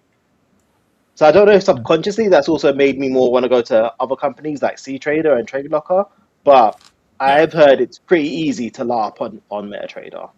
You can. For those people who don't know what LARPing is basically people saying to fake your are account, fake your profitable, trades they and whatever. They fake their trades. I think it's and possible whatnot, to do that. Yeah. Very easy. Very easy. Yeah, that's okay. Yeah, don't think about it. You can't do that. MetaTrader, don't sue me. I know it's not your fault. Yeah, you can't do that with CTrader, and you can't do it with a broker. That is totally fair. Yeah. And hence why Because- buying algos, like we were talking about before, like EAs on the store on MetaTrader, and where people post those like screenshots of progress. Yeah, don't Don't waste your money. No. yeah, don't do that. All right. So is the market crashing or not, LJ? What's going on with the indices? Is this just a fake move down for price to go up? Is the market calling the bluff? Yes, we're going to increase rates. What's going on now after yesterday? So we had the big pickup from the Fed meeting. So it basically came in exactly as we expected. We actually got a really good bingo card. I was actually thinking maybe next time we can try and do a bingo card for what we're expecting for the Fed and see how many we get like crossed out or something. Ooh. Okay, that's nice. Might be a little bit hard going forward with Kevin Walsh because obviously he's going to be like, we're just not going to say anything. So probably would have been better with Jerome Powell or so. I don't know, but we'll see. I'll think about it. To be honest, yesterday, especially after the move, it felt a little bit like when the market was calling the bluff, or kind of when Kevin Walsh, in this case, Jerome Powell, was trying to say something in the market, which dude, you are not like. Okay. You don't mean that. Like this is what's going to happen, and the market just does what needs to do, which is basically was speaking, and the market all of a sudden just starts literally crashing. like ignoring, like you cannot hide anymore that you are going to increase rates. Basically, that was what's going on. Yeah. No, there's a deeper discussion. I was just going to highlight. We just had PCE come out. It did come in that 0.1% lower than the forecast number, like I was expecting. So there you go. And like I said, it's also not going to be a massive event because Kevin Walsh, on the back of what you were saying, Pedro, and like we said before, they're starting not to look at PCE so much. So we have seen NASDAQ pop up, Euro pop up a touch, Aussie, the pound, that kind of stuff. We did get that 0.1% difference. But since they're not looking at it so much anymore, it's not a major differential. We also just had core PCE, by the way. Yeah, that's what I just said. Yeah. Sorry, I meant GDP. Yeah, I we got meant GDP, not PCE, Yeah. GDP. Yeah. Yeah, GDP was lower than expected. As you were saying PCE, in my mind, I was like, yes, we also just had PCE. And I was like, I'm reading advanced GDP. We also just had advanced GDP. Apologies.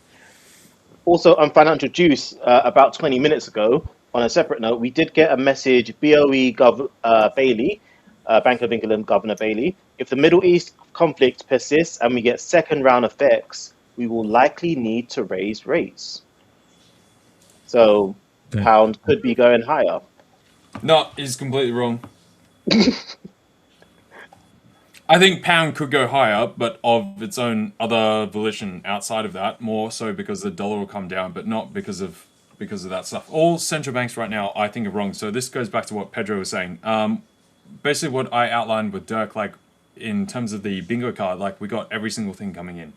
So he also highlighted that the bond market, and like I was saying to you the other day, Buyu, that short-end yields and long-term yields have already risen, and that's done a lot of the work for the Fed already, right? And even though we've had this massive pressure from the Middle East, everything else going on, all these other stresses, inflation hasn't actually risen, right? We've seen it come in line or lower, and more often than not, it's actually been lower over time. And we've had other seasonality effects like the World Cup and stuff, which are not being priced properly, but then stuff still comes in lower. So you have should a inducement. you put up an inflation thing the other day, didn't you? An inflation graph. I would have to go into my folders and try and find it again. All right, never mind then. I put 800 Just million. a question, LJ. dollars, I'm but- hearing water in the background there by you. Is that a pipe that's burst again, or is it a shower? No, that's actually the shower this time. Okay, cool. Yeah, Okay. That's what I was looking before. Like the door is closed. I'm sorry. Is it too loud? No. You remember the previous time you actually had a massive water leak? Yeah, I did. And you didn't hear it, and I heard it. I thought it was that again. So Yes. that's fine. No, No, it's this not too loud. time- I can hear it though. I can hear This it. time it is actually just my partner having a shower. That's a great I highlight. can try and reduce it if you give me a sec. No. Don't worry. It's- Don't it's- worry about it, mate. No, it's fine. He's gonna go and It's knock gonna, on the door you now, need to isn't he? stop shouting now. Like don't finish it. Come back in. I don't think people can hear it on the stream, but I pick it up. I don't know, like Yeah. You made me aware of it, and then I started listening as well. I could not stop it. Okay, is that but better? it's good. Yeah, it's good. It's good, LJ. Good. It's dude, good. you It's didn't have to like our chase her out of the shower. Yeah. No. I like there's the undercut. Stop of the showering. I'm working. Door. There's the undercut of the door, so I just put like a towel at the bottom, so it should muffle the. Dude. Like sounds. Now Void she's is trapped saying, in they there. didn't hear anything. It's just Okay, that myself and Pedro have super hearing. Yeah. Okay. Yeah, but thank you because last time, Rich, yes, it was literally the thing Yeah. popping off. So yeah, thank you. Yeah, but this time it is just my partner just having a shower. So Anyway, Okay, so when looking sorry- at sorry the for interrupting. charts, what is now the likelihood that actually, as you mentioned, kind of 1 month ago, that the dollar actually is going to start moving lower? After this move, basically after price respecting the highs again and dropping again, do you think that's it? Do you think, okay, is it confirming a little bit that the top is in place, dollar is ready to move down, or you still have any doubts that maybe dollar is still going to try to challenge these highs once again? Or are you waiting for price to break these lows to confirm? Yeah, maybe after that price is moving lower. Yeah, obviously on a technical basis, I would like to see it confirm that, of course. Breaking the low? Yeah, those lows. Yeah. But I think we're already done. I think it's going lower from here. So last night after the release of the statement, and then we had the conference after. We had the question time from Kevin Walsh, whatever, journalists asking questions, that kind of stuff. Everything was moving. We then reversed. FX stayed higher, right? So the majors stayed higher, dollar down. But then we saw the bond market randomly flip.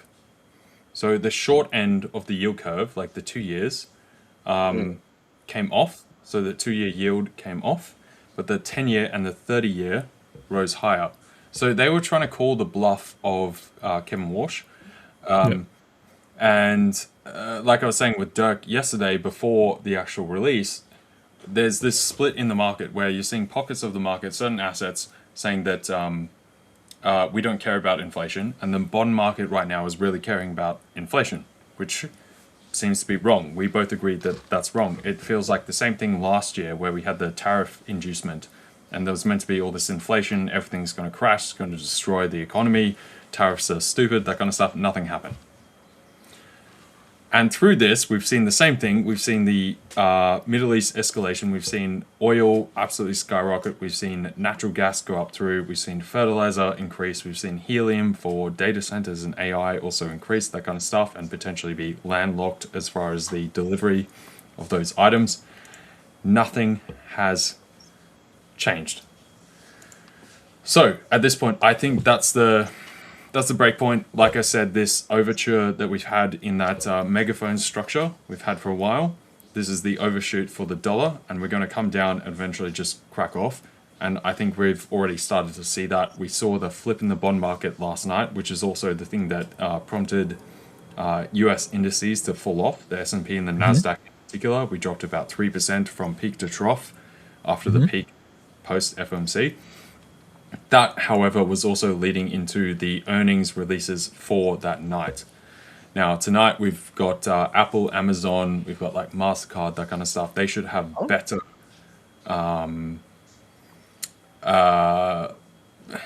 they should be received better by the market than some of the previous tech players, because they're definitely not in the overspending type camp. So I think we get some of that reversal. We've already seen that. We're already right up on the NASDAQ today as it is. So I think as far as the dollar, this is definitely, we're already in the move. And I think waiting for us to crack those lows, like you're just getting in slightly late. I think we've already made the move. We started the move. It's ongoing now. And there we are. Like, it's the same thing as, like, I've harped on about the RBA for a while. We had the 3 rate hikes. And then ever since, like, inflation is coming lower, and we saw on Tuesday, again, it was lower. I've said every single time it's going to be lower. I've called each of the inflation prints for the US being on point, lower. You know, every single one of these, like, every single macro call right now we've placed has been on point. And then we get this, like, doubt from certain portions of the market later on that's going to flip, and they try and test that, and it just doesn't happen. And then there's this holding on period, and then we just waterfall the other way. So I think this is the inducement to go lower. We also did have further comments from Takaichi today, earlier this evening. Now, they were mostly around government policy rather than stuff around Japan and central banking or monetary policy, but it also all leads into the same aspect. So I think once we're now up here around that 164 for dollar yen, and the same thing, we then had the drop down from last night. We picked up a bit, failed to make a new high, and now we've dropped right off. This is not, however, intervention. This seems to be just a technical washout of people doubting the continuing momentum of this trade. It was very just general systematic short selling, not intervention. So then if we do get this full flip from here, I think we're traversing the opposite direction. It's up here. LJ, This is your the turning point, and this was the turning point we were looking for. So. Sorry, what we couldn't hear your last 10 seconds. yeah, we couldn't hear that you were going underwater. Yeah. Oh, was it? Yeah. Yeah. Well, before okay, you so- carry on, LJ, Yeah, before you carry on, guys, I'm going to have to hop out, and I'm pretty sure Buyu also needs to hop out now. I see that Victor has just joined, and we've got Samir in the background. Hello, Victor and Samir. I'm going to have to love and leave you guys. I have to hop out. Gentlemen, thank you very much for all of the awesome advice and awesome stuff that you've spoken about today. For those of you who don't know, Richard Wells is going to have his Discord call at 4:45 this afternoon my time, so 3:45 GMT, somewhere around there. In the Discord, jump in there and get yourselves the potential of getting a 10 hub credits along with all of the other advice and nuggets that he's going to be giving. Please drop us a like. Please subscribe. It's the best way that you guys can support us here on the channel to help us grow and get this kind of information and content out to more people. So we would really appreciate that if you guys would do that. It's free of charge. You can literally just click one button and there you are. Gentlemen, have a great day. I'll see everybody next week, Monday. As always, once the stream is over, you will all be redirected to the Futures channel to go and support Dave and his crew. All right, guys. Cheers. I'm out. All right. Yep. Hello, 2 guys. hours How are time. you? Hey, Victor. So I've got to go as well now. So just a little goodbye from me. 2 hours time, we have the Discord call with Rich, and we have the Discord call every day at the same time, Monday to Friday. So join us for that. Join our Discord. We've already given out instructions on how to get in there, and be sure to get prepared for the traders journey that we have starting on Monday. On that note, big up your chest, bless, and I am out. Take care, guys. Take care, Buju. Oh, man. Welcome. All guys. right. Thank you. Thank you all. When I came in, there were, words of showering, but I suppose that's a topic, that's a passé topic. How are you guys doing? I'm happy to see you, Pedro, LJ, Samir as well, and everyone watching us. I was going to say at home, but nowadays that could be anywhere. They could be watching it from the beach, from besides the pool in Greece, for example, with a blue sky and an infinity pool in the background. How are you guys doing? Doing well. Yeah, I'm Going strong. doing well, man. We are Yeah, good. doing well. What about you? I'm doing great. The market. Did you guys catch that move, that break and retest on EU? You did. With the looks of LJ, it looks like he did. Not EU. I was trading Nasdaq, but similar deal. So, sorry, that's not my screen. If I jump over for a sec. What? No, it's not there. God, terrible. Here we go. Yeah, you need to share your screen. I had to restart stream before. So this was the TP1 last night from the Fed meeting that I had lined up, and then TP2 here, which we did meet right there. And then through today, we did have that drawdown right to that prior top here. Exactly. And then we've ran high. I haven't taken EU trades. I've been in Nasdaq all today. So currently sat in this right now. Nice. Nice. And then also last night I had longs through here. I forget what was the exact number. I was talking to Akram about it. I think it might have been. I think it was 27,360 thereabouts. And then right up there to the trend line. You target. Nice. That's a beautiful trade, man. Yeah. And then I missed all this drop though, the massive like 3% drop we had, because after I TP'd on that, I went and made some dinner. I went and chilled for like, 10, 15 minutes. And then I saw we were plummeting. And at that point we were like down here past the breakpoint from the actual FOMC. So I didn't want to jump in there in case we just came to here and then reversed. But anyone that got in up there at that top end traded this the whole way down. Banger. So either way, I can't complain. Like, I smashed each of these. It's been a great week. So very good, very nice. Nice. And where the entry was that before FOMC? Yeah, it was. So this was the US Open through here. So there's 11:30 my time, which is US Open. We got the pre-market coming through here. You get the open, and then we dumped. We came through, found a bottom, started retracing, and then once we had that push point, dipped back down, and then had this green candle starting to form. If you go to the lower time frame, I think it was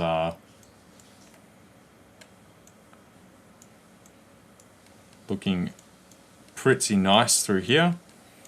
So we got that drop down. These are the moving averages. We held the 50 and then decided to jump in here just to see if I could squeeze something else out before FOMC, and also potentially hold it into FOMC if I got in a good positioning, because then I've got a whole bunch of room just before that, because we did scope out that FOMC should come in exactly as it did, and thus stocks and everything go higher as well as currencies, and we did. Obviously, after that, we had a shift in the bond market, and then we also had the earnings coming through. So hence we had a bit of a panic and a washout.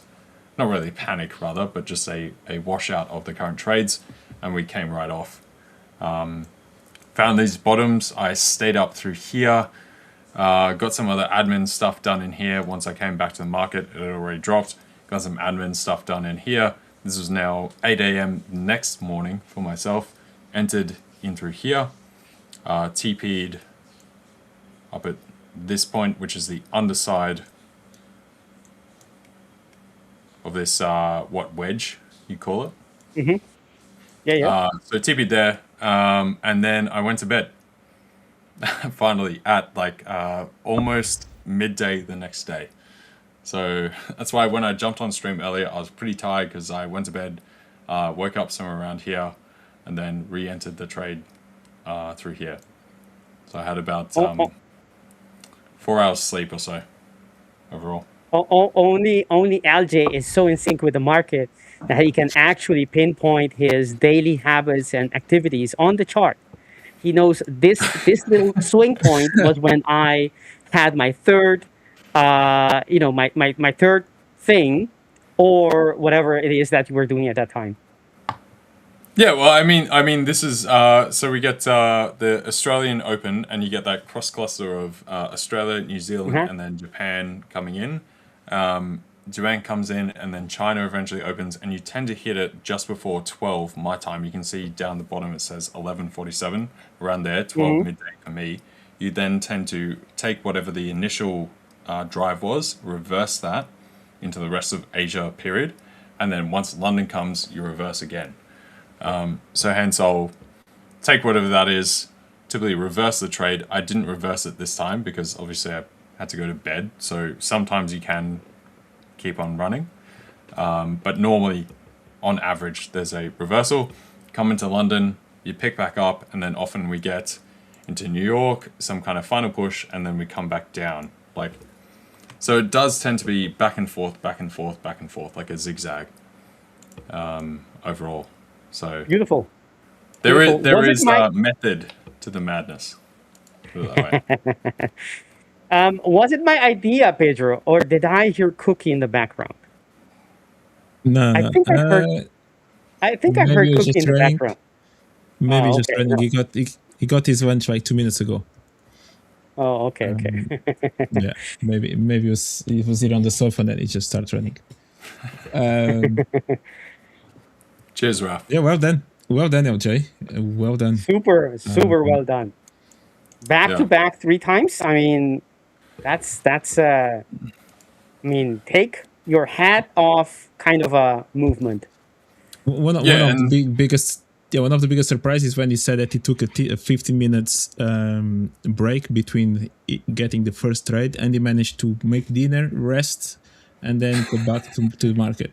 I would like to know how you can do all that in 15 minutes, but that's amazing. Okay. Get a good alarm clock that is very loud and aggressive and will wake you up. You know, that's it. All And right. then a lot of caffeine. That's the other Okay. thing. Caffeine, pharmaceutical, or coffee, right? Raw coffee. Then either one. Take your pick. There you go. All right. Perfect. Pedro, what are you expecting for? I mean, are you in any trade right now? Are you looking to jump on the move on NQ or any other asset that we could be sharing with our viewers? Yeah, and Q at this point, I'm just curious how price is going to react once it's back at these tops in here.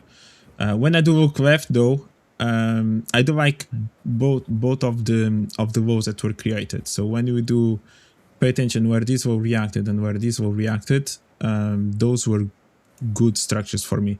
And again, this is where on MT40 to make it easier, but on the MT5 on the trading view, you need to just go back in here because it's exactly within these two lines. Okay, so one of them was the demand zone that was still fresh.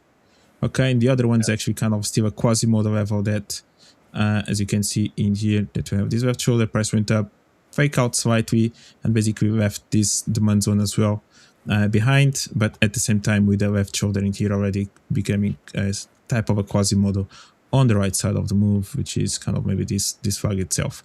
So both of them actually they were good. If price does decide to go a little bit below that, I don't really think there's anything else kind of that can still hold. I think then eventually price will end up taking this go out together because price actually are basically already these walls in here are basically already reacting from these ones. So I think it becomes weak. So if price actually starts moving a little bit lower, I think then eventually you can go all the way below that level, and then you're going to looking maybe for price to finally close this gap, which is all the way back from April.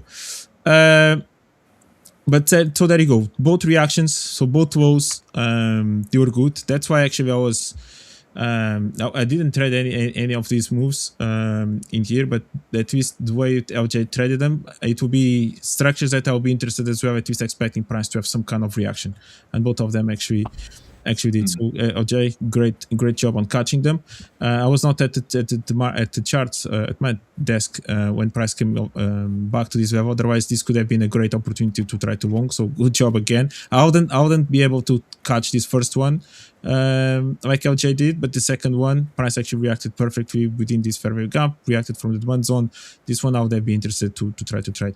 But the main point now for me is actually just curious to see how price may react back at this structure in here, because I think there may be still the potential that price can still hold these levels a little bit and try to I don't know, trade back into this range somewhere around this level. And this is this is Nasdaq. S&P was a little bit behind comparing to Nasdaq, but it's finally now getting closer also to take these lows. So Nasdaq already took these lows. S&P is still trading above these lows. So there's a little bit of a difference. And the Dow as well is back all the way. I actually wanted to see Dow coming a little bit in here, never did it, just fake out this level and then crashed again, unfortunately, because that was the level I was looking. But the main question that I had, and that's why I was asking LJ about dollar index, is because the way price actually reacted from this structure. This is a level that we mentioned that was interesting. And again, I was looking for prices to go a little bit higher. This would become a really nice setup in the year as well, getting back into this left shoulder, which price actually missed it by a little bit. Because this ended up being a really nice move to the downside. And the way price actually now respected both of these levels, and the way price already broke this low in here, this can become a little bit more of a bearish move right now. I think there's still a potential that price can bounce from here. Okay, so if the dollar today actually finds a little bit of a momentum to the upside, I wouldn't be entirely surprised, or at least price actually is already reacting below these lows and within this level. So finding a little bit of a momentum, or at least some kind of retracement from this level, I wouldn't be surprised. But then eventually price can just find the next structure and eventually navigate and take these lows altogether. So if I was about to bet if price is going to break first this top or this low, the way price reacted from the extreme perfectly, I'll be looking maybe for price to actually go more towards this direction, breaking this walls again and making basically this type of a move, and then eventually create some momentum, and then eventually start looking for price to go further down. So basically dollar down, and potentially the euro, which is already breaking structure as well, potentially can continue to go higher as well, and so on. So, yeah, so this move actually aligned a little bit back into this bearish direction on the dollar. Yeah.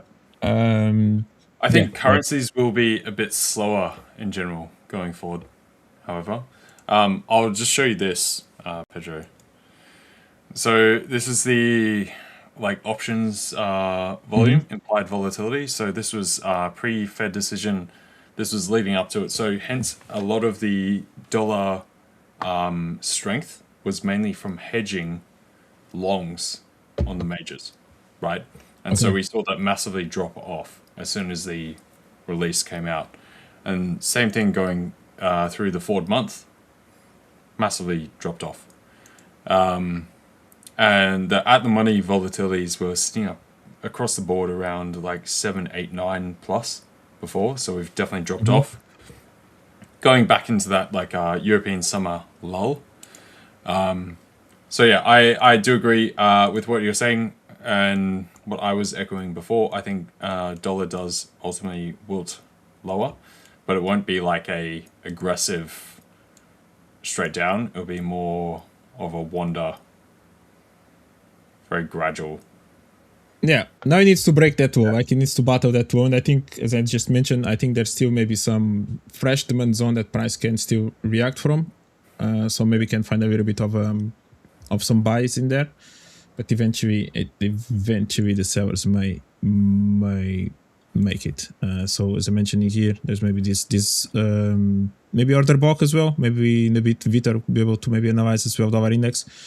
But this one looks interesting for maybe price bounce a little bit before eventually moves to the downside. Yeah, that would be the one. And then of course, just to finalize, we have the yens, right? Because actually, I would like to get your thought as well, because tomorrow we have Bank of Japan. We already had a big spike today. I'm not really sure.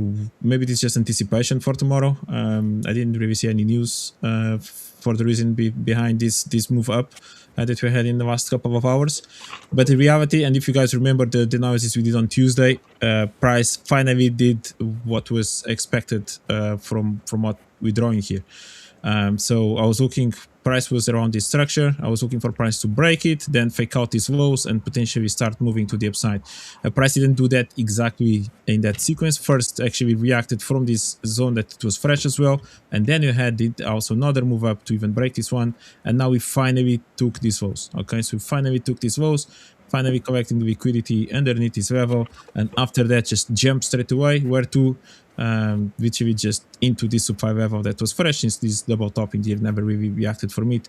Found again selling pressure, and now we are stuck in between this demand zone and that one. And I'm actually curious to see how price is going to react from around this level in here.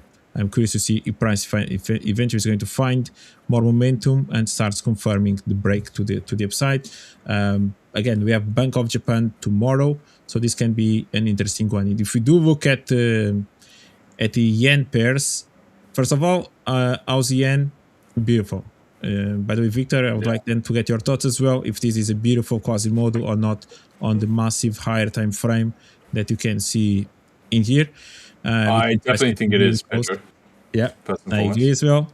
I agree, but I just want to confirm to I'll have to check that. I'll put it on the map. I'll put it on the list together with the dollar index you wanted me to look at. And if you want to, I can go straight ahead to both of them. Hang on, give me a sec, because yeah, Pedro, you finish, and then I will give you my quick rundown of what you were talking about. Give my final thoughts, and then I will have to jump out because I've been on for 4 or 5 hours now. So I will have to jump out. and my partner's here. Yeah, so yeah, just about the end, basically regarding to Bank of Japan tomorrow. But just looking at the individual yen pairs, because if this one actually is about to properly rally, and if the manipulation is already created for potential price to turn, again, this is a typical pattern that I like to find as the reversal pattern. Then you have. There you go. You start having a little bit of a down movement here on the dollar yen, but I think dollar yen is going. Well, if the dollar actually goes down, this can actually happen first. But then if you pay attention to the other ones, Aussie yen is already on the way.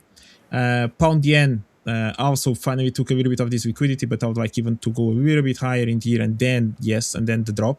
Okay, but this high in here is already enough as well in terms of creating liquidity above the structure that we had in there. We just delete this. This was good, and again, price is breaking low, so I could see price actually maybe continue to move even lower, which means that this may be the top again where we are on a higher time frame. Price which we just now touch the base of this level, so it's a good level to expect is a good reaction to the downside. So higher time frame helps. Then euro yen as well. Unfortunately, again, I was not here at the charts. I've been looking for price to actually go a little bit closer to these extremes. Initial good reaction. Price literally just went straight away to the target. Basically the next level, which was this one. Price just the way it went up, the way it went down, and now it needs to battle in between here. Okay, I need to see low price breaking below this level, basically below this trend line as well, and then potentially can open the door for price to do all this.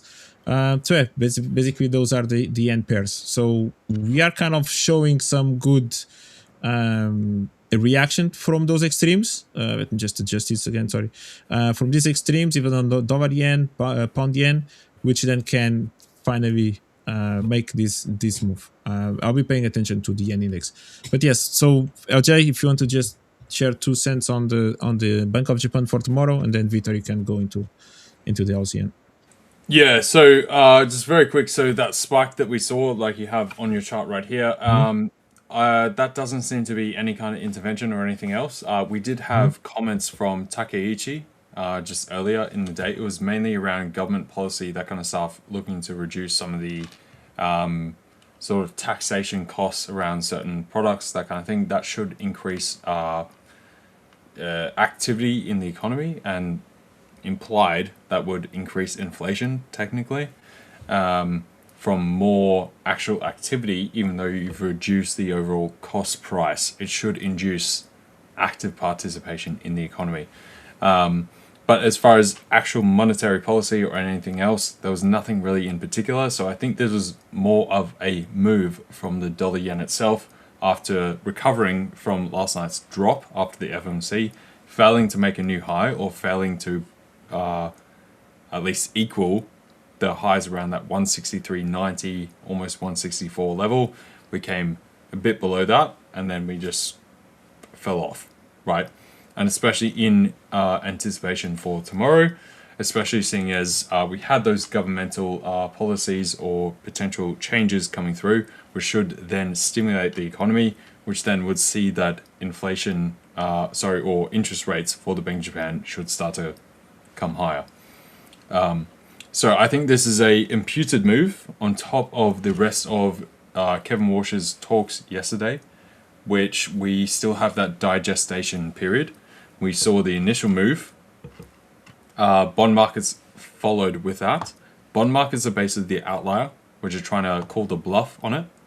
And we saw the short end of the yield curve come lower in terms of rates. The 10-year and the 30-year jump higher. Now we're starting to see that return and fold over because there is a digestion period. And so hence with the dollar yen, with the dollar in general, I think we start to completely reverse. I think this is the top. This is the peak period. Like I said, all the way back to the previous Fed meeting, this current meeting that we had yesterday would be the decider.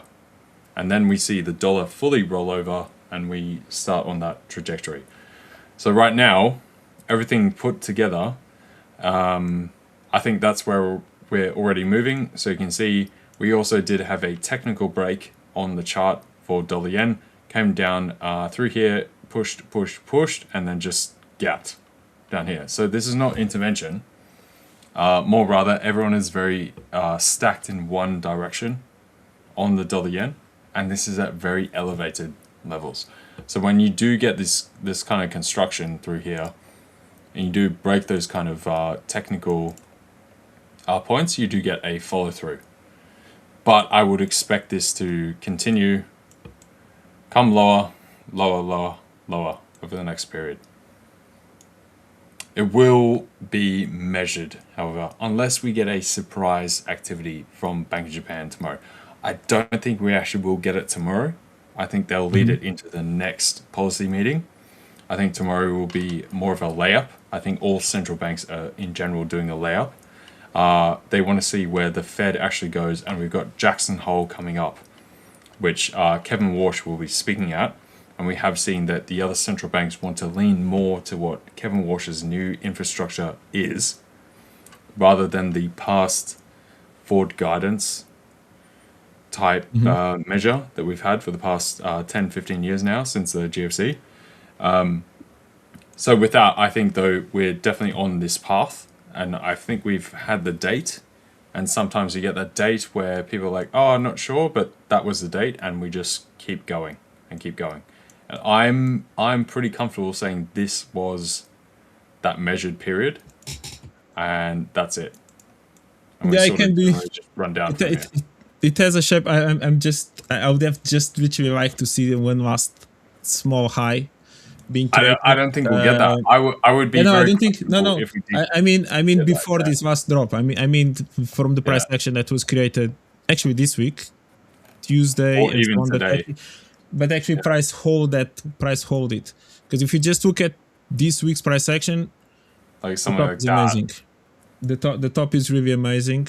I just really wanted to have that extra fake out, which never happened. But that overall, basically what I mean is just this part, right? So if you just ignore basically everything on the left side, this price action is amazing. Okay, so we do have price slowing down. We have a good strong move to the upside. You start having break off structure. We have this supply holding. We have a big sell off, and then you have this final fake out in here, still holding actually this supply level, and then price just sold off. Okay, and since then, after price breaking again this low, it's done, right? So the direction is done. You even have a second one, which I mentioned so many times that I like to see that second one. So then price can do the move, even fake out this level again into fair value gap, whatever it may be, which is actually this month zone that price went there. And there you go. Like, oh, this is beautiful. But we still had this, and this is the one that I wanted to just do this. Yeah, definitely. So the thing is, this it's one is very beautiful. macro driven right now. Yeah. The reason like we've been up is because of that bond market, right? And what Dirk and I have been saying as the macro monkeys that we are, that the bond market is wrong. The rest of the market is correct, right? Stocks have been running higher. FX has been pretty moderate. And we need to see this come down. And every single time we see an inflation print, just like we had PCE before, like we were on stream just earlier, I was like, okay, it'll be 0.1 lower, 0.1 lower. Same with the Fed. Every single print that we've got, I've got it exactly on point. Like all of our data, myself and Dirk, and we both like collaborate with this and sort of compare our analysis, that kind of stuff, been on measure. Now you've got the bond market screaming the other way. And often you get these periods where portions of the market are correct and some portion is wrong, and then hence you eventually get a rebalance. And we seem to be in that rebalance. And right now the bond market is being very refutive or wanting to resist that kind of measure. But every single piece of data is coming through that way. Just like we had last year where we had the tariff talks and that kind of stuff where inflation is going to go through the roof, it's going to crash the economy, all that kind of stuff. Didn't happen. There's no inducement. There's no information. There's no data that actually says this. It's just people's random ideas. But people were trading off this, and then hence the trading assets are reflecting this. But then ultimately the data comes through, and they have to reconvene and go the other way because eventually you have to come back to gravity. So I feel like we're seeing the exact same thing through here, and I think at this point we've seen the peak in the dollar. We're going to start to reverse, come right off going forward, and that's that. Pretty much, like it's pretty. We've come, like I said, this Fed meeting would be the crux point, which sets up the next 4 or 5 months, 6 months, and then that eventually leads into the next 12, and that's what we've gotten. So it felt something. It felt something like that, to be honest. Even the market reaction, especially when the US indices, and it was one of the first times for a while that we saw a little bit of a divergence between US indices and the dollar. Kind of both of them actually end up moving on the same direction. The initial reaction, no, but then the drop on indices, as you mentioned, also the bonds. Maybe that was the catalyst for that. And also we have earnings. We've got a whole bunch of earnings coming through this week. But that was after. The sell-off started still during the press conference. Yes, and when it did start selling off, that was when the point that bonds turned. So the 10-year it was, of course, they got connected. But it was something. It was at the same time that it was saying something. It was literally market saying. I think even the way he said, like, we are not looking for midterm targets or whatever. Like, it's just a final target you're looking for, the 2%. There's no medium targets or whatever. Or correct. And so, I got to jump out in a second, but final things to remember, tonight we've got more earnings. We've got Apple, we got Amazon, we got things like MasterCard and stuff. So stuff like MasterCard will affect things like the US 30 because it's much more financially dominated. Amazon, Apple will dominate the NASDAQ and the S&P. S&P will be a bit more muted because it's kind of in between the two.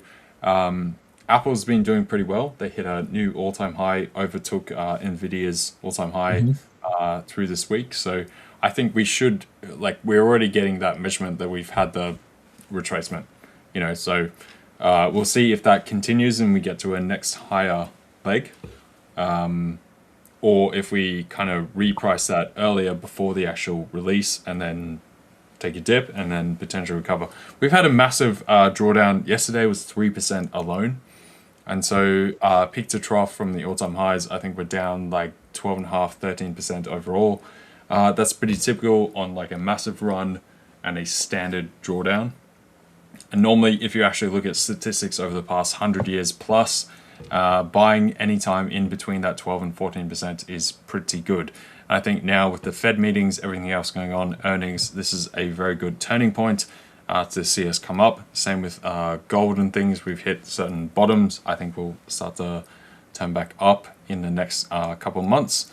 There's still a bunch to go through. We do have Jackson Hole coming through in August, where Kevin Walsh will speak again, and then that will lead into the next Fed meeting in September. So there's still a bunch of pieces to go through, but right now, we're going well.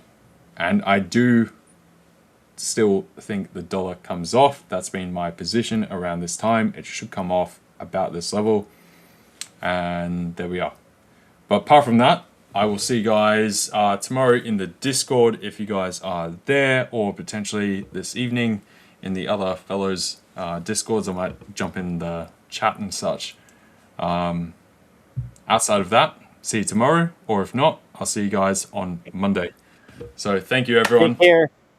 Hope you guys did well with our coverage of all the macro stuff, the Fed meeting, all that kind of stuff this week. I know a bunch of guys did do very well, so well done, and I'll see you on Monday. Nice, LJ. Thank you. You are so valuable, much more than I can put into words. Appreciate that. See you guys. What did you say? Sorry, what did you say? You said that you were a monkey savage with Dirk, right? What was the expression that you used? That when you spoke with him, that you were a monkey savage, macro savage, whatever, monkey macro. Oh, macro monkey. Yeah, exactly. I think we need you need to create some kind of AI avatars for the host on the live stream. Yeah, that's what I had on my YouTube. The little name here before I changed it to just macro monkey because because I could visualize it. I could, as you said it, I could visualize it as an avatar. Yep. like with some glasses, whatever, some intellectual glasses, and carrying some books, for sure, kind of reports, whatever it may be. We'll update it. I think we do need it. We do need to bring in the marketing team to create some avatars for each one of us. That's going to be fun. Well, LJ, go ahead. If anything, I think it should be a macro silverback if we're talking about LJ. Yeah. Oh yeah, I definitely do the silverback. Do the.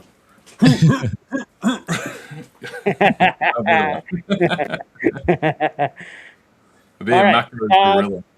There you go. So yeah. Anyway, I think it's. Go ahead. Yes, go on, Victor. Yes. Thank you, LJ. Take care. Take care, LJ. All right. Yeah, I got to dip out. All right. I'll see you guys later on, either tomorrow in the Discord or this evening in the Discord or next Monday. All right. See you guys. Enjoy. Ciao. Ciao. Take care. All right. Perfect. LJ. Talking about gorilla and silverbacks, I think it's. I would think it would be a great avatar to have. The alpha male. The lion is the king of the animal kingdom, but the silverback is probably the next second best king of the prey animal.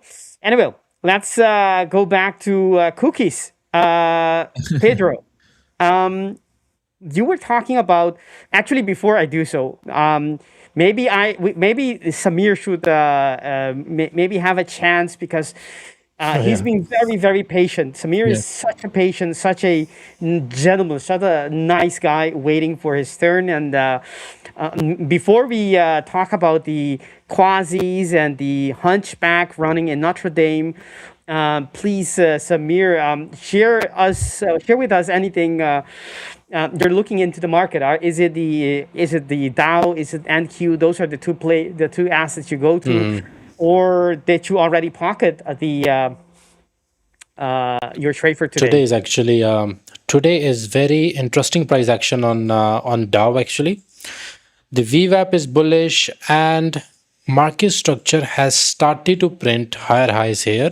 And I have noticed whenever there is abnormal momentum like this, maybe a news kind of momentum, it likes to correct. Maybe not, at least the whole structure, but at least the 90% area. So definitely I am looking for buys. I took a small trade here. This was a demand area. Price tested it. I was on the 1 minute time frame. The VWAP was bullish. So I spotted some kind of inverted head and shoulder like this. So I took a trade here. My stop loss was below the VWAP. And I was going for this high to be gone. So this is the trade that I was in while you guys was talking and moving ahead. How much time we have? We have like 12 minutes left for the NYSE Open. So what I think we can get a liquidity move. I mean, this is the scenario number one, and we can start higher or the price just straight up continue to the upside. I think in that case, I need to take that breakout trade. Maybe I will not get a pullback because this type of market condition sometimes may not give that pullback. What if price did this impulsive leg to the upside, and this is a good supply area, and we started to print some kind of rejections here? Can we take a sell here? Definitely. I will eye for sells around this area. Maybe it's a little bit of liquidity move. That's also fine. Maybe I can take a stop loss if I'm sorry. Okay. If I decided to take a short here with some pattern, it's okay. I can take my trade here also because that is also a liquidity point and my trade is still valid around this area. And I will be eyeing with that VWAP retest.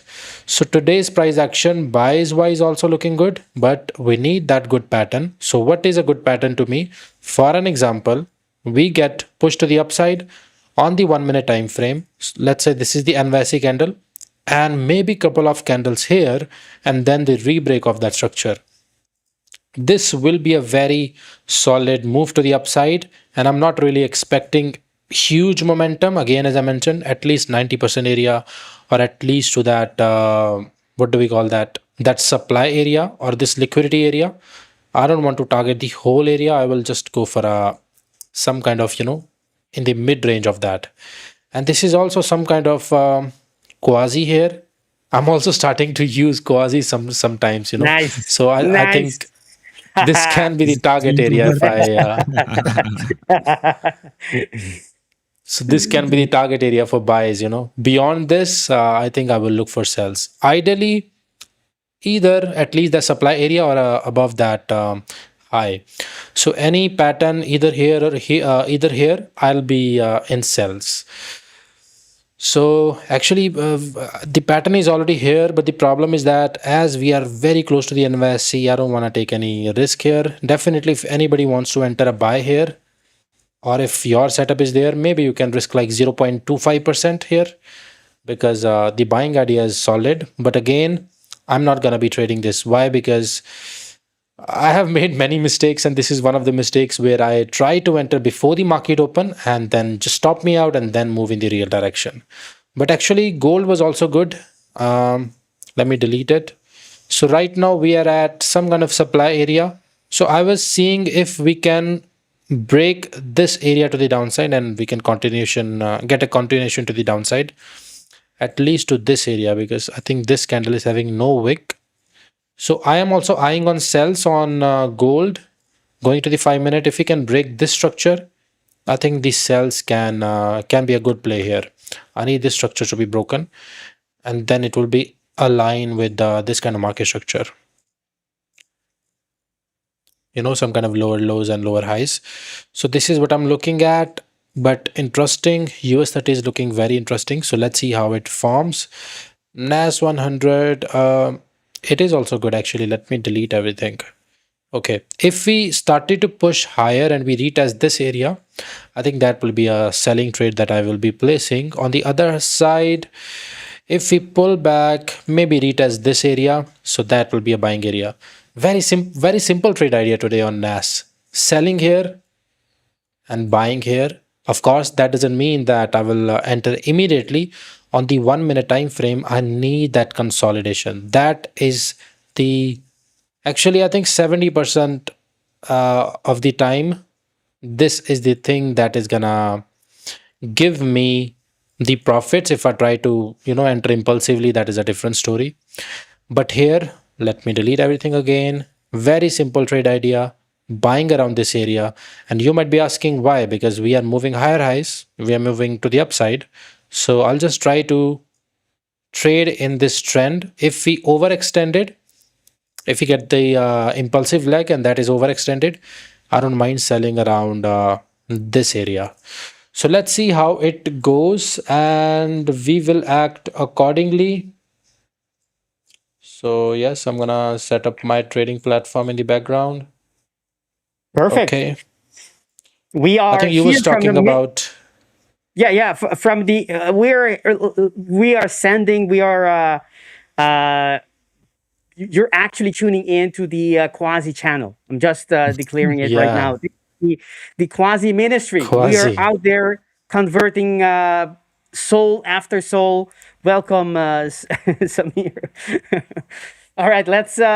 We have a lot to talk about, Pedro, Samir. I mean, you.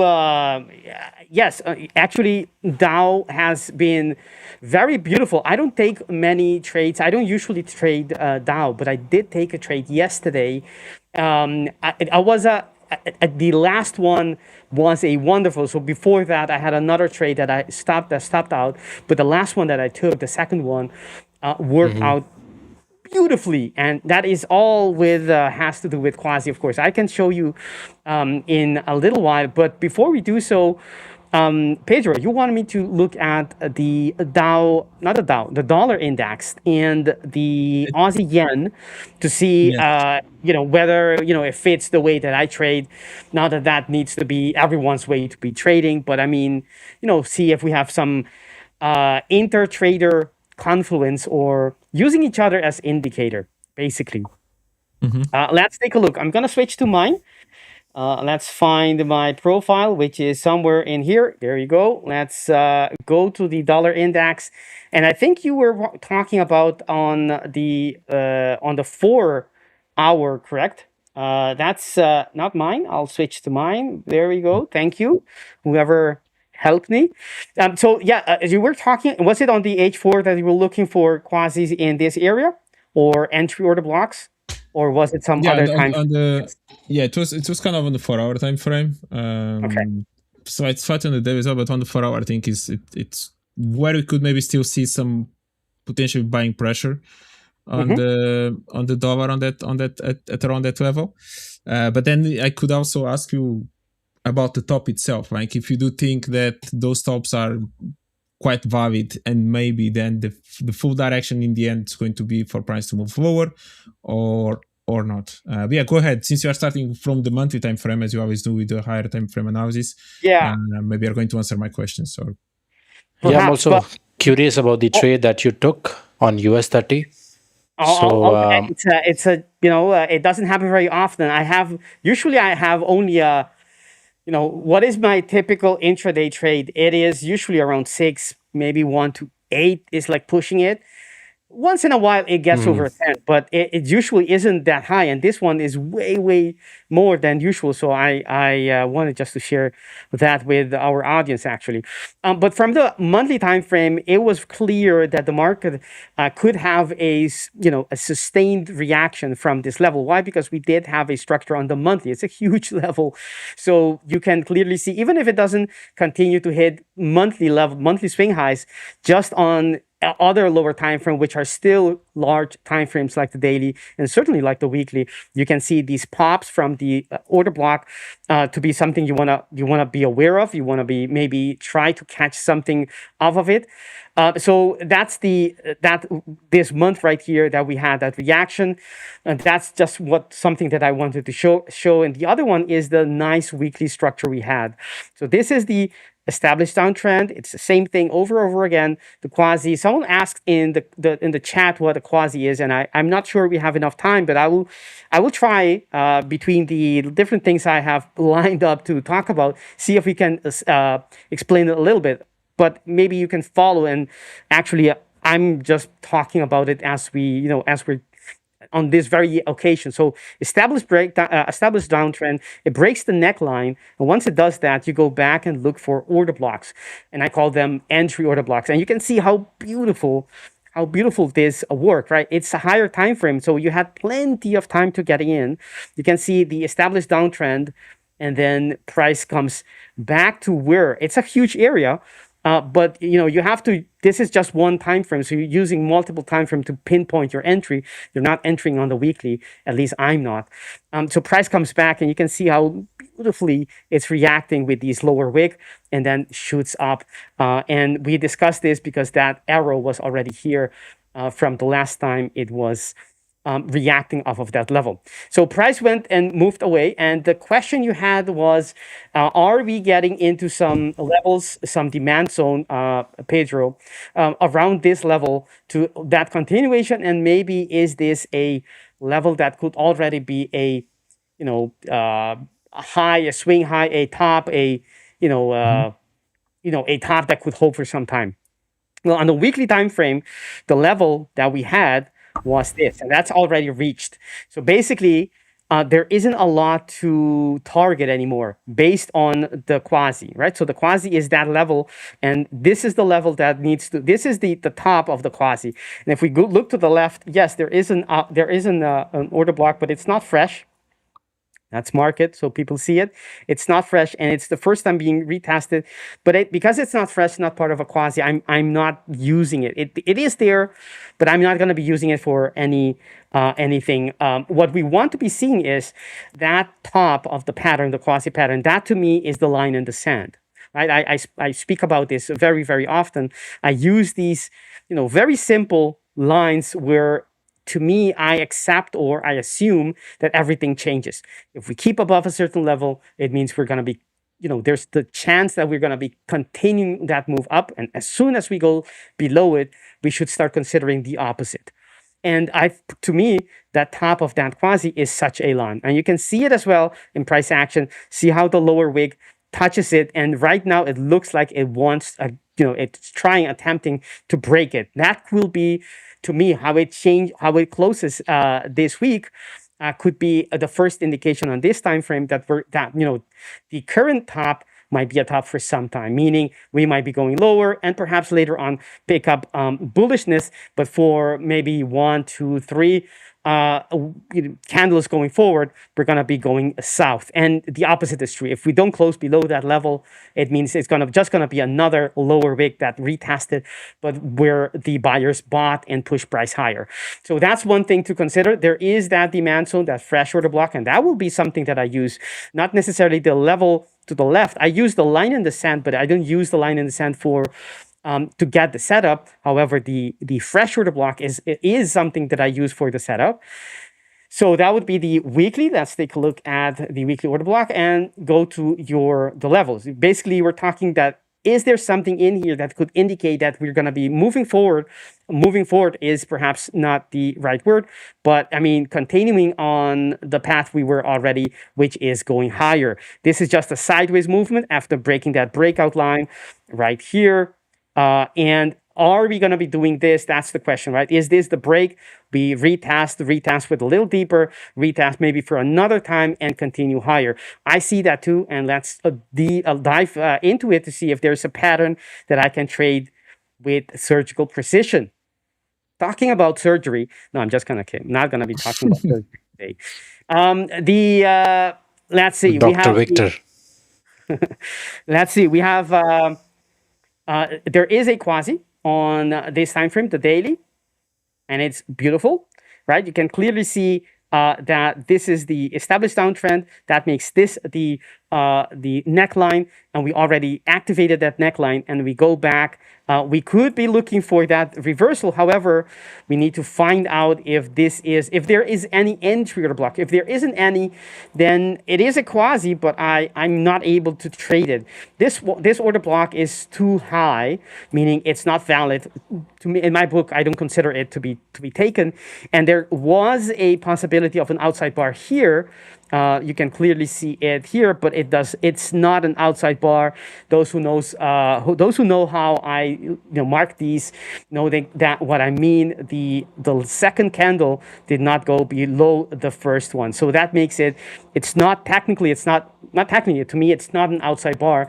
So I don't have any entry order block, and that gives me the conclusion that there isn't anything on the daily. There is a pattern, but it's not good enough. It's not defined enough for me to be using. All right, so that's on the daily time frame. So let's go to the 4 hour to answer your question, Pedro. So the pattern, if you can see a quasi on the daily or any time frame, you're likely going to be seeing the quasi as well on a lower time frame, the next one down your list. And that's certainly true. This would be the neckline on that time frame. This on the 4 hour. So let's break it down very quickly, even though I'm not as quick as I think I am. Isn't that true for all of us, right? We overestimate our speed all the time. All right, so there is a nice edge for, there you go. And there is another one right here, and that's it. These are the two levels within the weekly fresh order block, which is above, or not above, but around the, let me go back very quickly. So just to recap, we have the end of the reversal pattern. It's not necessarily the end of the move, but the pattern, that's the end. There isn't a clear indication. There is a vague supply zone to the left, but I don't like to take that as a strong indicator because it's not fresh, not part of a quasi. So we are basically trying to hold, and this reversal pattern, the daily pattern is there, but not very defined as we discussed. But on the 4 hour, there is a clear quasi present. It is as clear as day, and there are two levels that are interesting. These are the two, and we are clearly seeing that one of them is about to be invalidated. If it does get invalidated in about 1 hour and 25 minutes, that will leave us just one. And you might ask, why do we need to define them? Why do we need to mark them? Well, these are the levels that the market has left behind where there was interest for buyers. And as you know, the market is a traders are creatures of habits, humans are, they're likely to be reacting the same way. If we are going to go, if this reversal pattern really is going to have any footing, these are the best areas to be looking for for the market to reverse back on the lower time frame.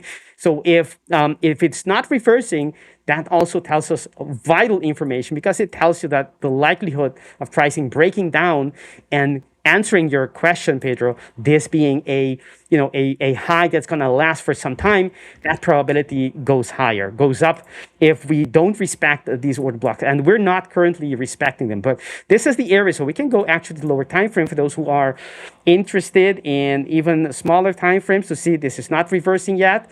I moved something I shouldn't have, but that's okay. On the H2, we have 1, 2, and 3. And actually even 4. So that's that's an edge case, but I can figure that out very quickly. So 2, 3, and the question is if this is the fourth one, because if it is the fourth one, then that means that we don't have anything.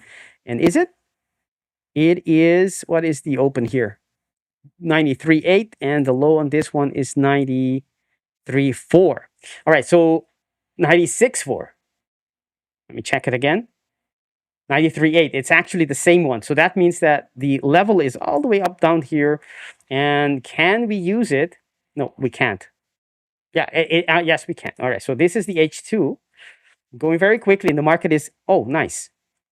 Nice. Okay, so my trade on EU just hit TP. All right, so the market is, this was one of the things that I wanted to share. So there is an H4 and H2, and so basically these are valid levels to be trading, but I'm especially interested in the market reaching this one. It's going fast, and it is the open that the market was waiting for to get some action. There we go. And for those who are interested, this level already went away. So this is the last area. And to me, this is going to be the test. And you can use this either for a trade to get in on the trade, or you can use it as an indicator for something else, for another pair. You can see how the market is reacting on that H4 level. Nice. See, this is the H4 and the H2. So these are the area. This is another area of interest. I'm going to mark them with yellow, as I usually do, so people know exactly what I mean. This one is not to be traded anymore, that area. So there's only one left, which is the one we just marked right there. All right, so I'm going to take that off and wait for the market to reach that level. And if once we get there, such a drop. I mean, how much is that? That's about 10 pips in just a couple of minutes, just basically one big 1 minute candle, and the market is getting, all right, so this is the level for everyone. This is the level that market should, and it looks like it's not, but it should react on. If it doesn't react on this and eventually closes below that level on the H2, the H1, the H4, that means that the market, the conclusion, it's a good indication that the market is not holding that line in the sand that I referred before. And that means that that whole cluster, that whole price action cluster, is likely going to be, it's going to break down, right? So that's the last level. So it means that the market will open that door for lower prices, and this will stand as a swing high on a higher time frame. We'll have to be. It's clearly not stopping price. So you'll have to wait for the actual close in 20 minutes to see. But this is, to me, I can't, there's nothing here. There's no reversal, and it's already below it. So this is gone in my mind as well, even though it's not confirmed yet. All right, so that's the answer. That's the answer, Pedro, to your question. And going to the other one, which was Aussie dollar. Ooh, what happened there? We had, what was that? We didn't have any. Ooh, yes, it's the end. It's the end pairs. Yeah, they are just the end. What is this? Rocking. Yeah, Let's check if there is something going on. I'm checking here on the background. All yes, right, let's take a look at that. Potential intervention. You say that 1 minute ago. That's 39. This is the exact time this is happening. Wow, that is amazing. All right, so I'm gonna go back It's fun. to the charts because that is on the minute, man. All Yeah, right, so there was the other question you had was, is this any of was this a quasi there in for there? Massimo. Was the question where we reacted from, Yeah. and the question is yes, but not. Well, actually, it's very good for those who are wondering what a quasi is or want to see more examples of how the market reverses and uses these quasi patterns, this is exactly, yes, that's exactly right, Louis. Thank you for pointing that out. All right, so what we had was, if we do it from a higher time frame, we already created at some point a fresh on the monthly, right? So that should already, before this week started, that should be already on our minds, that there is a monthly structure, created. It's going to have some kind of reactions. Just looking at this, I already am, not eager, but I'm open for looking for shorts on a lower time frame. Then on, if we go look at the weekly, there wasn't any indication yet. This would be the head, and if you go back, this is the neckline. So that structure on the weekly hasn't been broken yet. Let's mark it. So that's the weekly structure. It hasn't been broken. There's supposed to be a W there, but I'm not sure why that's not the case. But on the daily, you can see how the market uses these quasis, right? That reversal, that word that I keep mentioning all the time. I'm pretty sure if you measure how many times I say it, the average per stream must be at least a couple of dozens. I'm not sure. But if we look at from the eyes of this time frame, which is the daily, what we can see is that the market, the last time before we actually hit this, to create the actual high, we had a previous high that broke a neckline on the daily. Let me mark it as a daily order block. It broke it, and already, if you look back, it uses these levels time and time again. This is being the quasi, right? So it came from below, did this. That's the established uptrend. You can take it from much lower, but that's the minimum, the smallest part of the quasi, and that's the lowest point. And if you look from the lowest point to the head, there wasn't anything else than this entry order block, and that's exactly where price goes and reacts from it. Not a coincidence at all. All right, so you had that, and on the second push, we actually invalidated that level, right? So we closed above, so this level no longer should be on our charts, or at least not. It wouldn't be considered a valid entry order block. However, the market, uses another one, and it does this all the time, not only in opposing directions when we're in a range, but also when the reversal is much bigger, that it needs multiple times, multiple structures before it actually reverses. And you can see that there is another one here as well. Beautiful.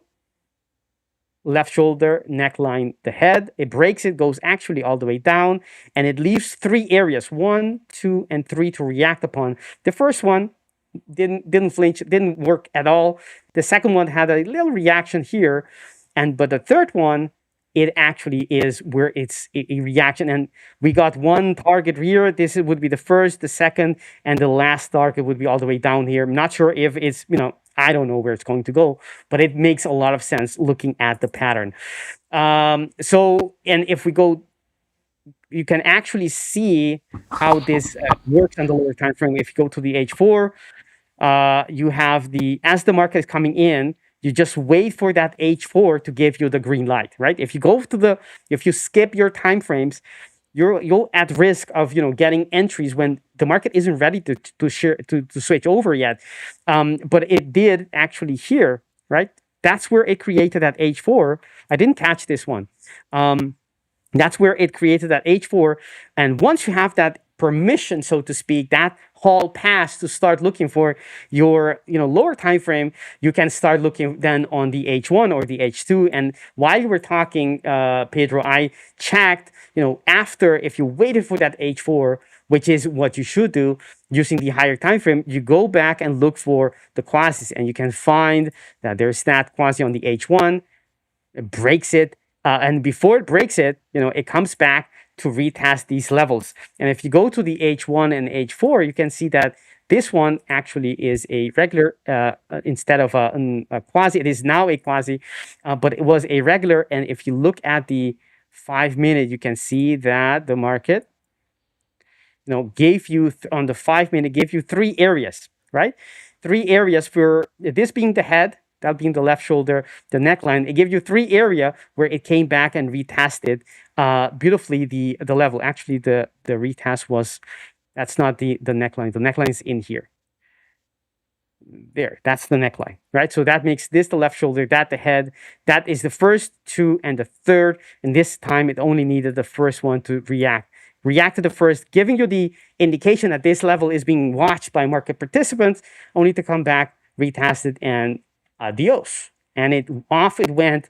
And that's the area you would be getting in, not necessarily when it's going with a lot of force, but way before it actually starts moving down. You can zoom in and get these reversal when everything lines up, and get in on the bigger move, which is from the daily, while entering on the minutes. And that is the strategy that I talk about all the time, using being patient and waiting for that very moment where the smaller time frame align with the higher time frames, and then that's your moment to get in. I didn't catch this, I didn't trade this, but that would be the area to get in to the. So Aussie yen and dollar index, both of them very good examples of quasis being applied here. Pedro, thank you for those levels. Actually, I didn't trade any of them, but I did the Dow, the US 30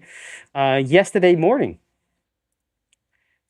And I'll show you guys what that trade was about. We had a daily order block.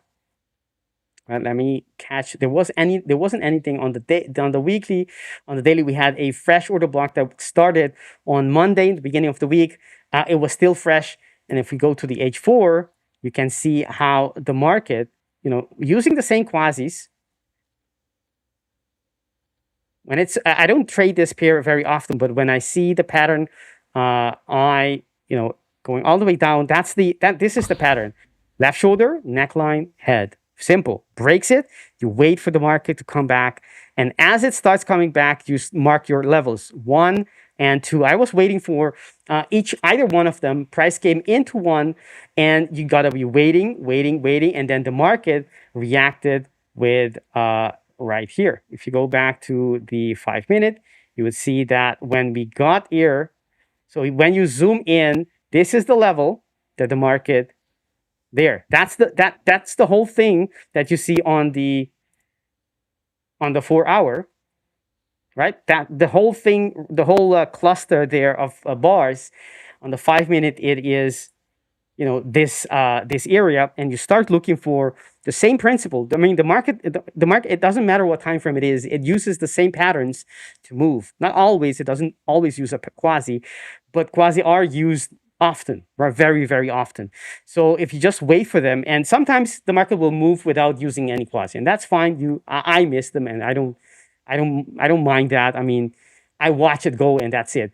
But if you look at if you wait for the market to actually create these levels, you will see that it comes back, and there was that area right there on the H1 that it was created after the H4. So you wait for the H4, right? That's the basis of the strategy, at least the way I apply it. Wait for the market to come back, and you look for your entries on the 5-minute. There are many traders who are in our chat, who are also in our Discord session, where I talk about this all the time, and I show how I use it. The left shoulder, the head, price comes back, and there's an entry there. You wait for the market to get there, and you go to the lower time frame. I go even to the 1-minute to catch that move. Put your stop above the area. In this case, I put it a little bit more than I usually do, and just wait till you target on the higher time frames. Right. So if you go back, to me, because there was a daily order block as well, which is the fresh order block. To me, the target to be had was something on that time frame. So I look back and I target the order block on to the left. So this was the target that I had, not necessarily the whole movement. Even if I think it did go to the whole movement. It actually went all the way down to the level, right? But I didn't target as much. So I only target, the here you can see it did actually reach completed the pattern, but I only target the first level, which is the at least the first on the daily time frame, and that's that one. Like so. So was you actually trailing your stop loss, or you took some partials on this one? No, because this was on the same day. What I do is once it starts moving down, this is the target. I only Okay. have my daily. I only have my daily targets, and I partial out of trades when I am ready to leave something for the overnight. But this was, it went so quick. That I didn't have to. I didn't even get to that area. So I get all excited when you can actually see that. You can notice that in my voice when I catch these moves. Yeah, that's beautiful, awesome. That's beautiful. Even before, That- even that before you happens shared, very I kind of even before you shared, I kind of recognized where the trade was, because as you mentioned yesterday, and to be a big one, it needed to be before FOMC, and that was that Yeah. level there on the top. It was the one. Yeah, I presume. Yeah. Look at that's yen pairs; they are going crazy. Let's take a look. Yeah, the purchase. Yeah, they don't stop. And it's Uh, moving let's see everything how else. Even much, the dollar. Yeah, even the dollar moved as well. Yeah, but that's Yeah. that's a beautiful trade, Victor. And there you go. When you do trade extremes and you do catch it, and that's beautiful. Oh, that protected just my stop loss slightly above the previous high. You just made it a little bit tighter. It like increased your risk reward almost double than maybe it would have been if I had taken the trade. But that's a beautiful trade on the Dow. But yeah. Yeah. By the way, on the in terms of- same day, Just go ahead, I think it was. I was saying on the same day, not the same day, the next day, you caught sell from there, but the before that day I caught a little buy. I think it was on the live stream itself. So I caught the buy and I booked the profit. From there, the price started to go down, and there you got the sell. So that is a beauty of two different traders. I caught the buys around this area. I think I closed my position somewhere around here, and I remember you was drawing some order blocks 4-hour areas around this area, and you caught the move here. So I took a buy, you took a sell. We both made the profit in this current price action. So it doesn't mean that what kind of trader you are. I think in the end, if you follow the plan, stay true, you are gonna make the profit. And I was noticing this buy here. I am not in the buy because the 5-minute pattern was not that convincing, but this was a decent support and resistance area, and I just got to the 5-minute area. VWAP is bullish. We got this rejection candle, so I took a small buy here, but as it was not that convincing because this structure, I was like, what if it is broken, because in the 1-minute time frame it is already broken. The candle closed below this.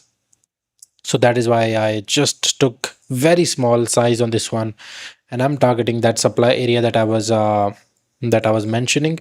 It is a good 2.5 risk to reward. I think gold is gonna go now because we are just correcting this move, and I think once it is broken, we're gonna test new highs, which can be this. And even if I draw this trend line, we broke this trend line, retested it, went slightly below it, and now price is again starting the impulsive move. Right now we are in the impulsive phase. I think this impulsive phase may can continue to the upside. Maybe tomorrow, I think this impulsive phase may can continue. Actually today, tomorrow we can see some consolidation and again the continuation of this momentum. But we need to hold this kind of area, which means we need candle to close above this area. So that will be good. US 30 buys are in the play. Okay, seems like decent. NAS is already, I was waiting for that pullback because we took this low, candle closed bullish. I wanted price to maybe come in the middle so that I can take the trade, but we never did that. So there is no trade for me. I think I need to use the Fibonacci in this case. I like to enter from 50% area. Let me mark it 0.5. Yes, I think if price comes around this area, I will enter this trade, put my stop loss here, and I will put my TP something like this. So this will be the trade that I will be actively watching. US30 is already moving. I think after this point, I'll just move it to break even because we are slowing down. I wanted the impulsiveness to come and break this kind of area. So yeah, let's see how this goes. Gold is... That's awesome. Yeah, gold is also picking up the momentum. Yeah, I think the impulsive phase can start, but as I mentioned, we need to sustain this area. And for that, I think we can use 30-minute at least, because that is a good closure.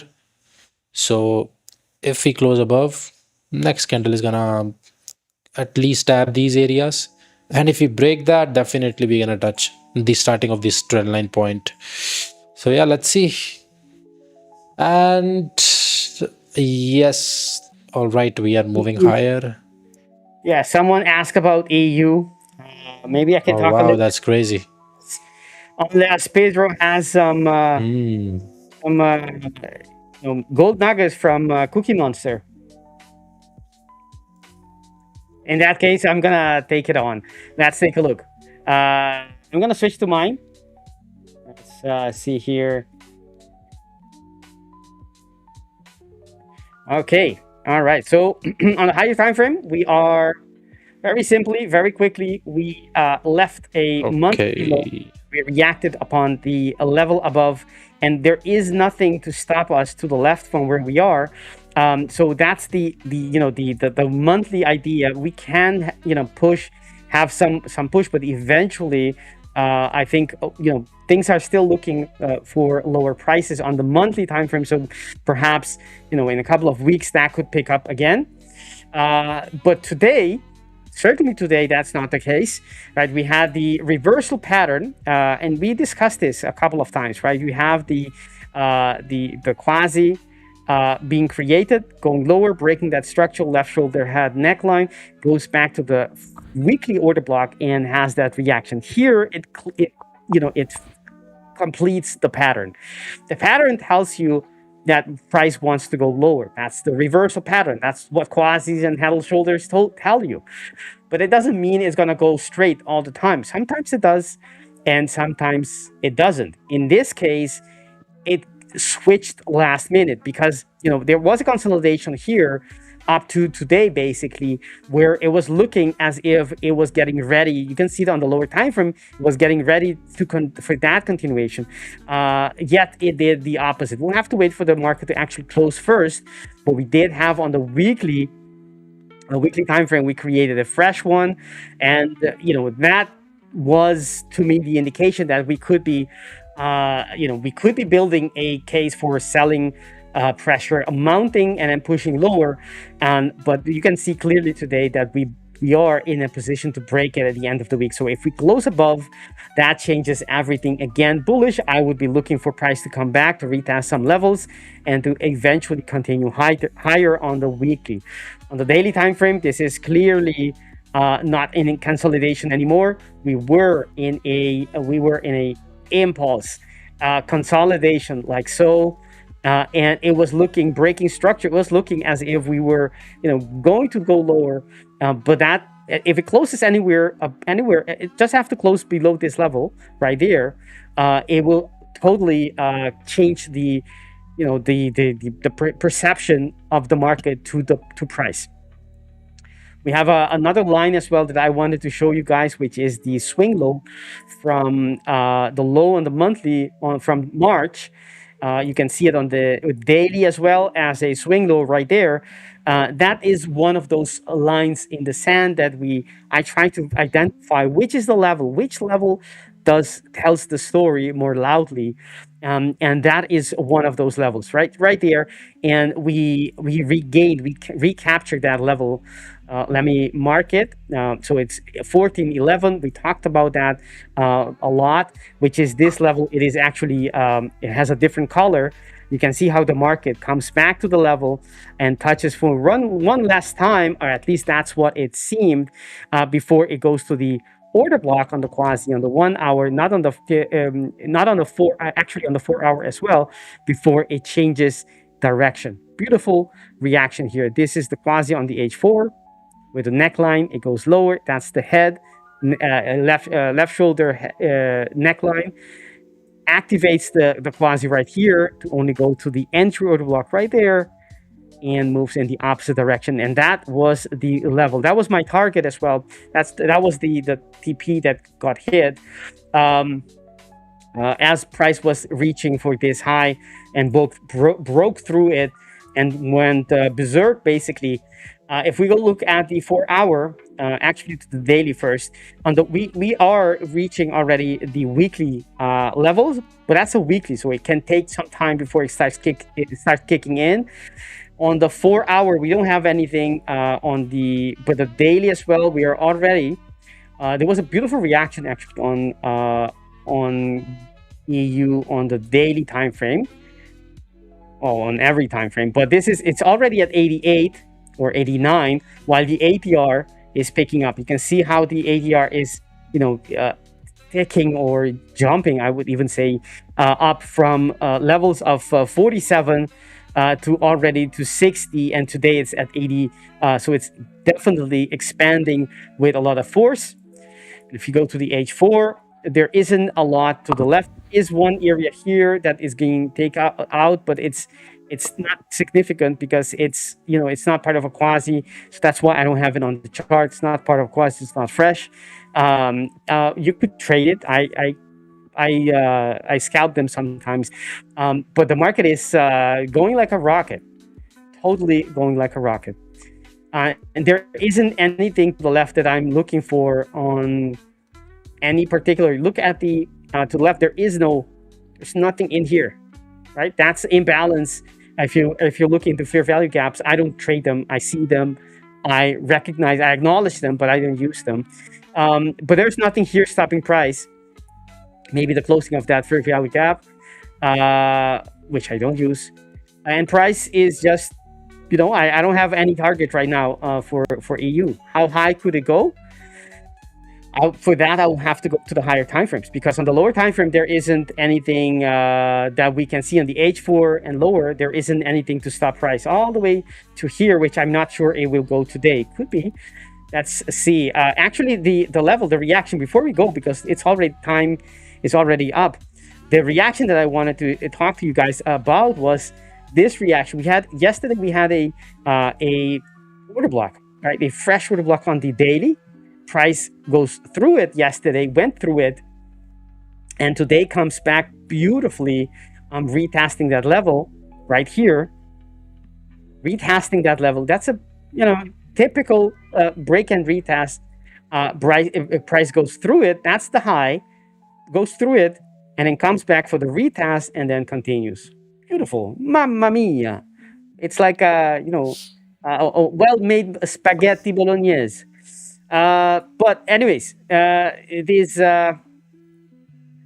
That's what I wanted to show you guys. The reaction today we have on Discord. We have Richard Wells, the in-house performance coach, ready to share with you, his knowledge, his guidance, all for free on Discord. Nice if you could make it. And I think that's for today's session.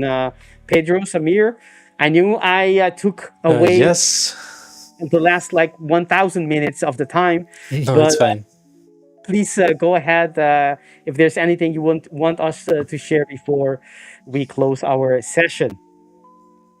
I'm just seeing very wild price action on all of the pairs actually. So yeah, I think if you guys are not in any trade, don't rush now. Maybe just wait for a couple of hours, maybe 1 or 2 hours, 30 minutes. Let's see on this USD trade that I am in. I'm just gonna hold it, stop loss or TP. I'm just waiting for it. And you will get to know about this update tomorrow, sadly, because we are at the end of the stream. Guys, thank you so much. You are here again. I almost say it in every stream. It really means world to us. So yes, we will see you on Monday actually, because this is the last stream of the week. But I think on Discord we will be active. So yeah, if you miss us so much, so you can catch us on Discord. With that being said, I'll see you on Monday, and yeah, that's it. I'm just gonna wait for this USD trade. Yeah. Perfect. This will be the last stream of the main channel. The main channel, you know where I'm going with this. Yeah. The last stream of the 5ers. The one above me, right, where not Samir, but one above him is gonna tell you all about it. Yeah, because we are still going to do another session later on the Portuguese live stream, so that's going to be a good one as well. We're going to try to look for the next big opportunities. That's why today, actually, to be honest, I'm not even looking that much, because the trades that I could have taken, they were yesterday.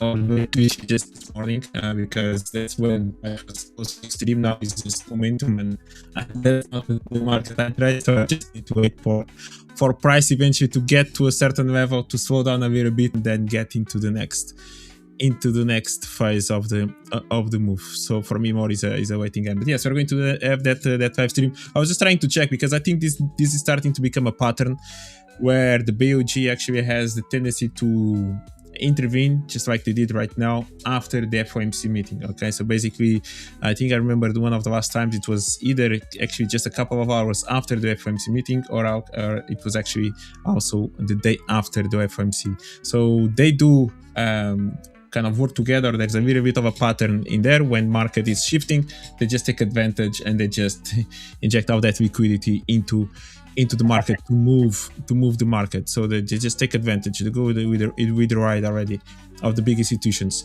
And what a sell off on the dollar yen, doesn't stop dropping. Yeah, with that being said, guys, thank you very much. Look at that. That's crazy. Probably is gonna come out of my screen. All right, guys. You need a bigger one. You need Yeah. you need to turn the screen the other way around instead of just Yeah. put it vertical to be able to see the next move. And to be honest, there is not really much to stop price all the way until maybe 158. So there's still 157. So there's still more of a continuation to the downside. Yeah. Perfect. As Samir is putting a bucket below under his screen, it's the price action. We're gonna say goodbye to you guys. Thank you for watching. Don't forget to like and subscribe if you haven't done so yet. And we hope you enjoyed the same as much as we did. So thank you for watching. See you guys not tomorrow, Monday. Monday back. Take care. Bye bye.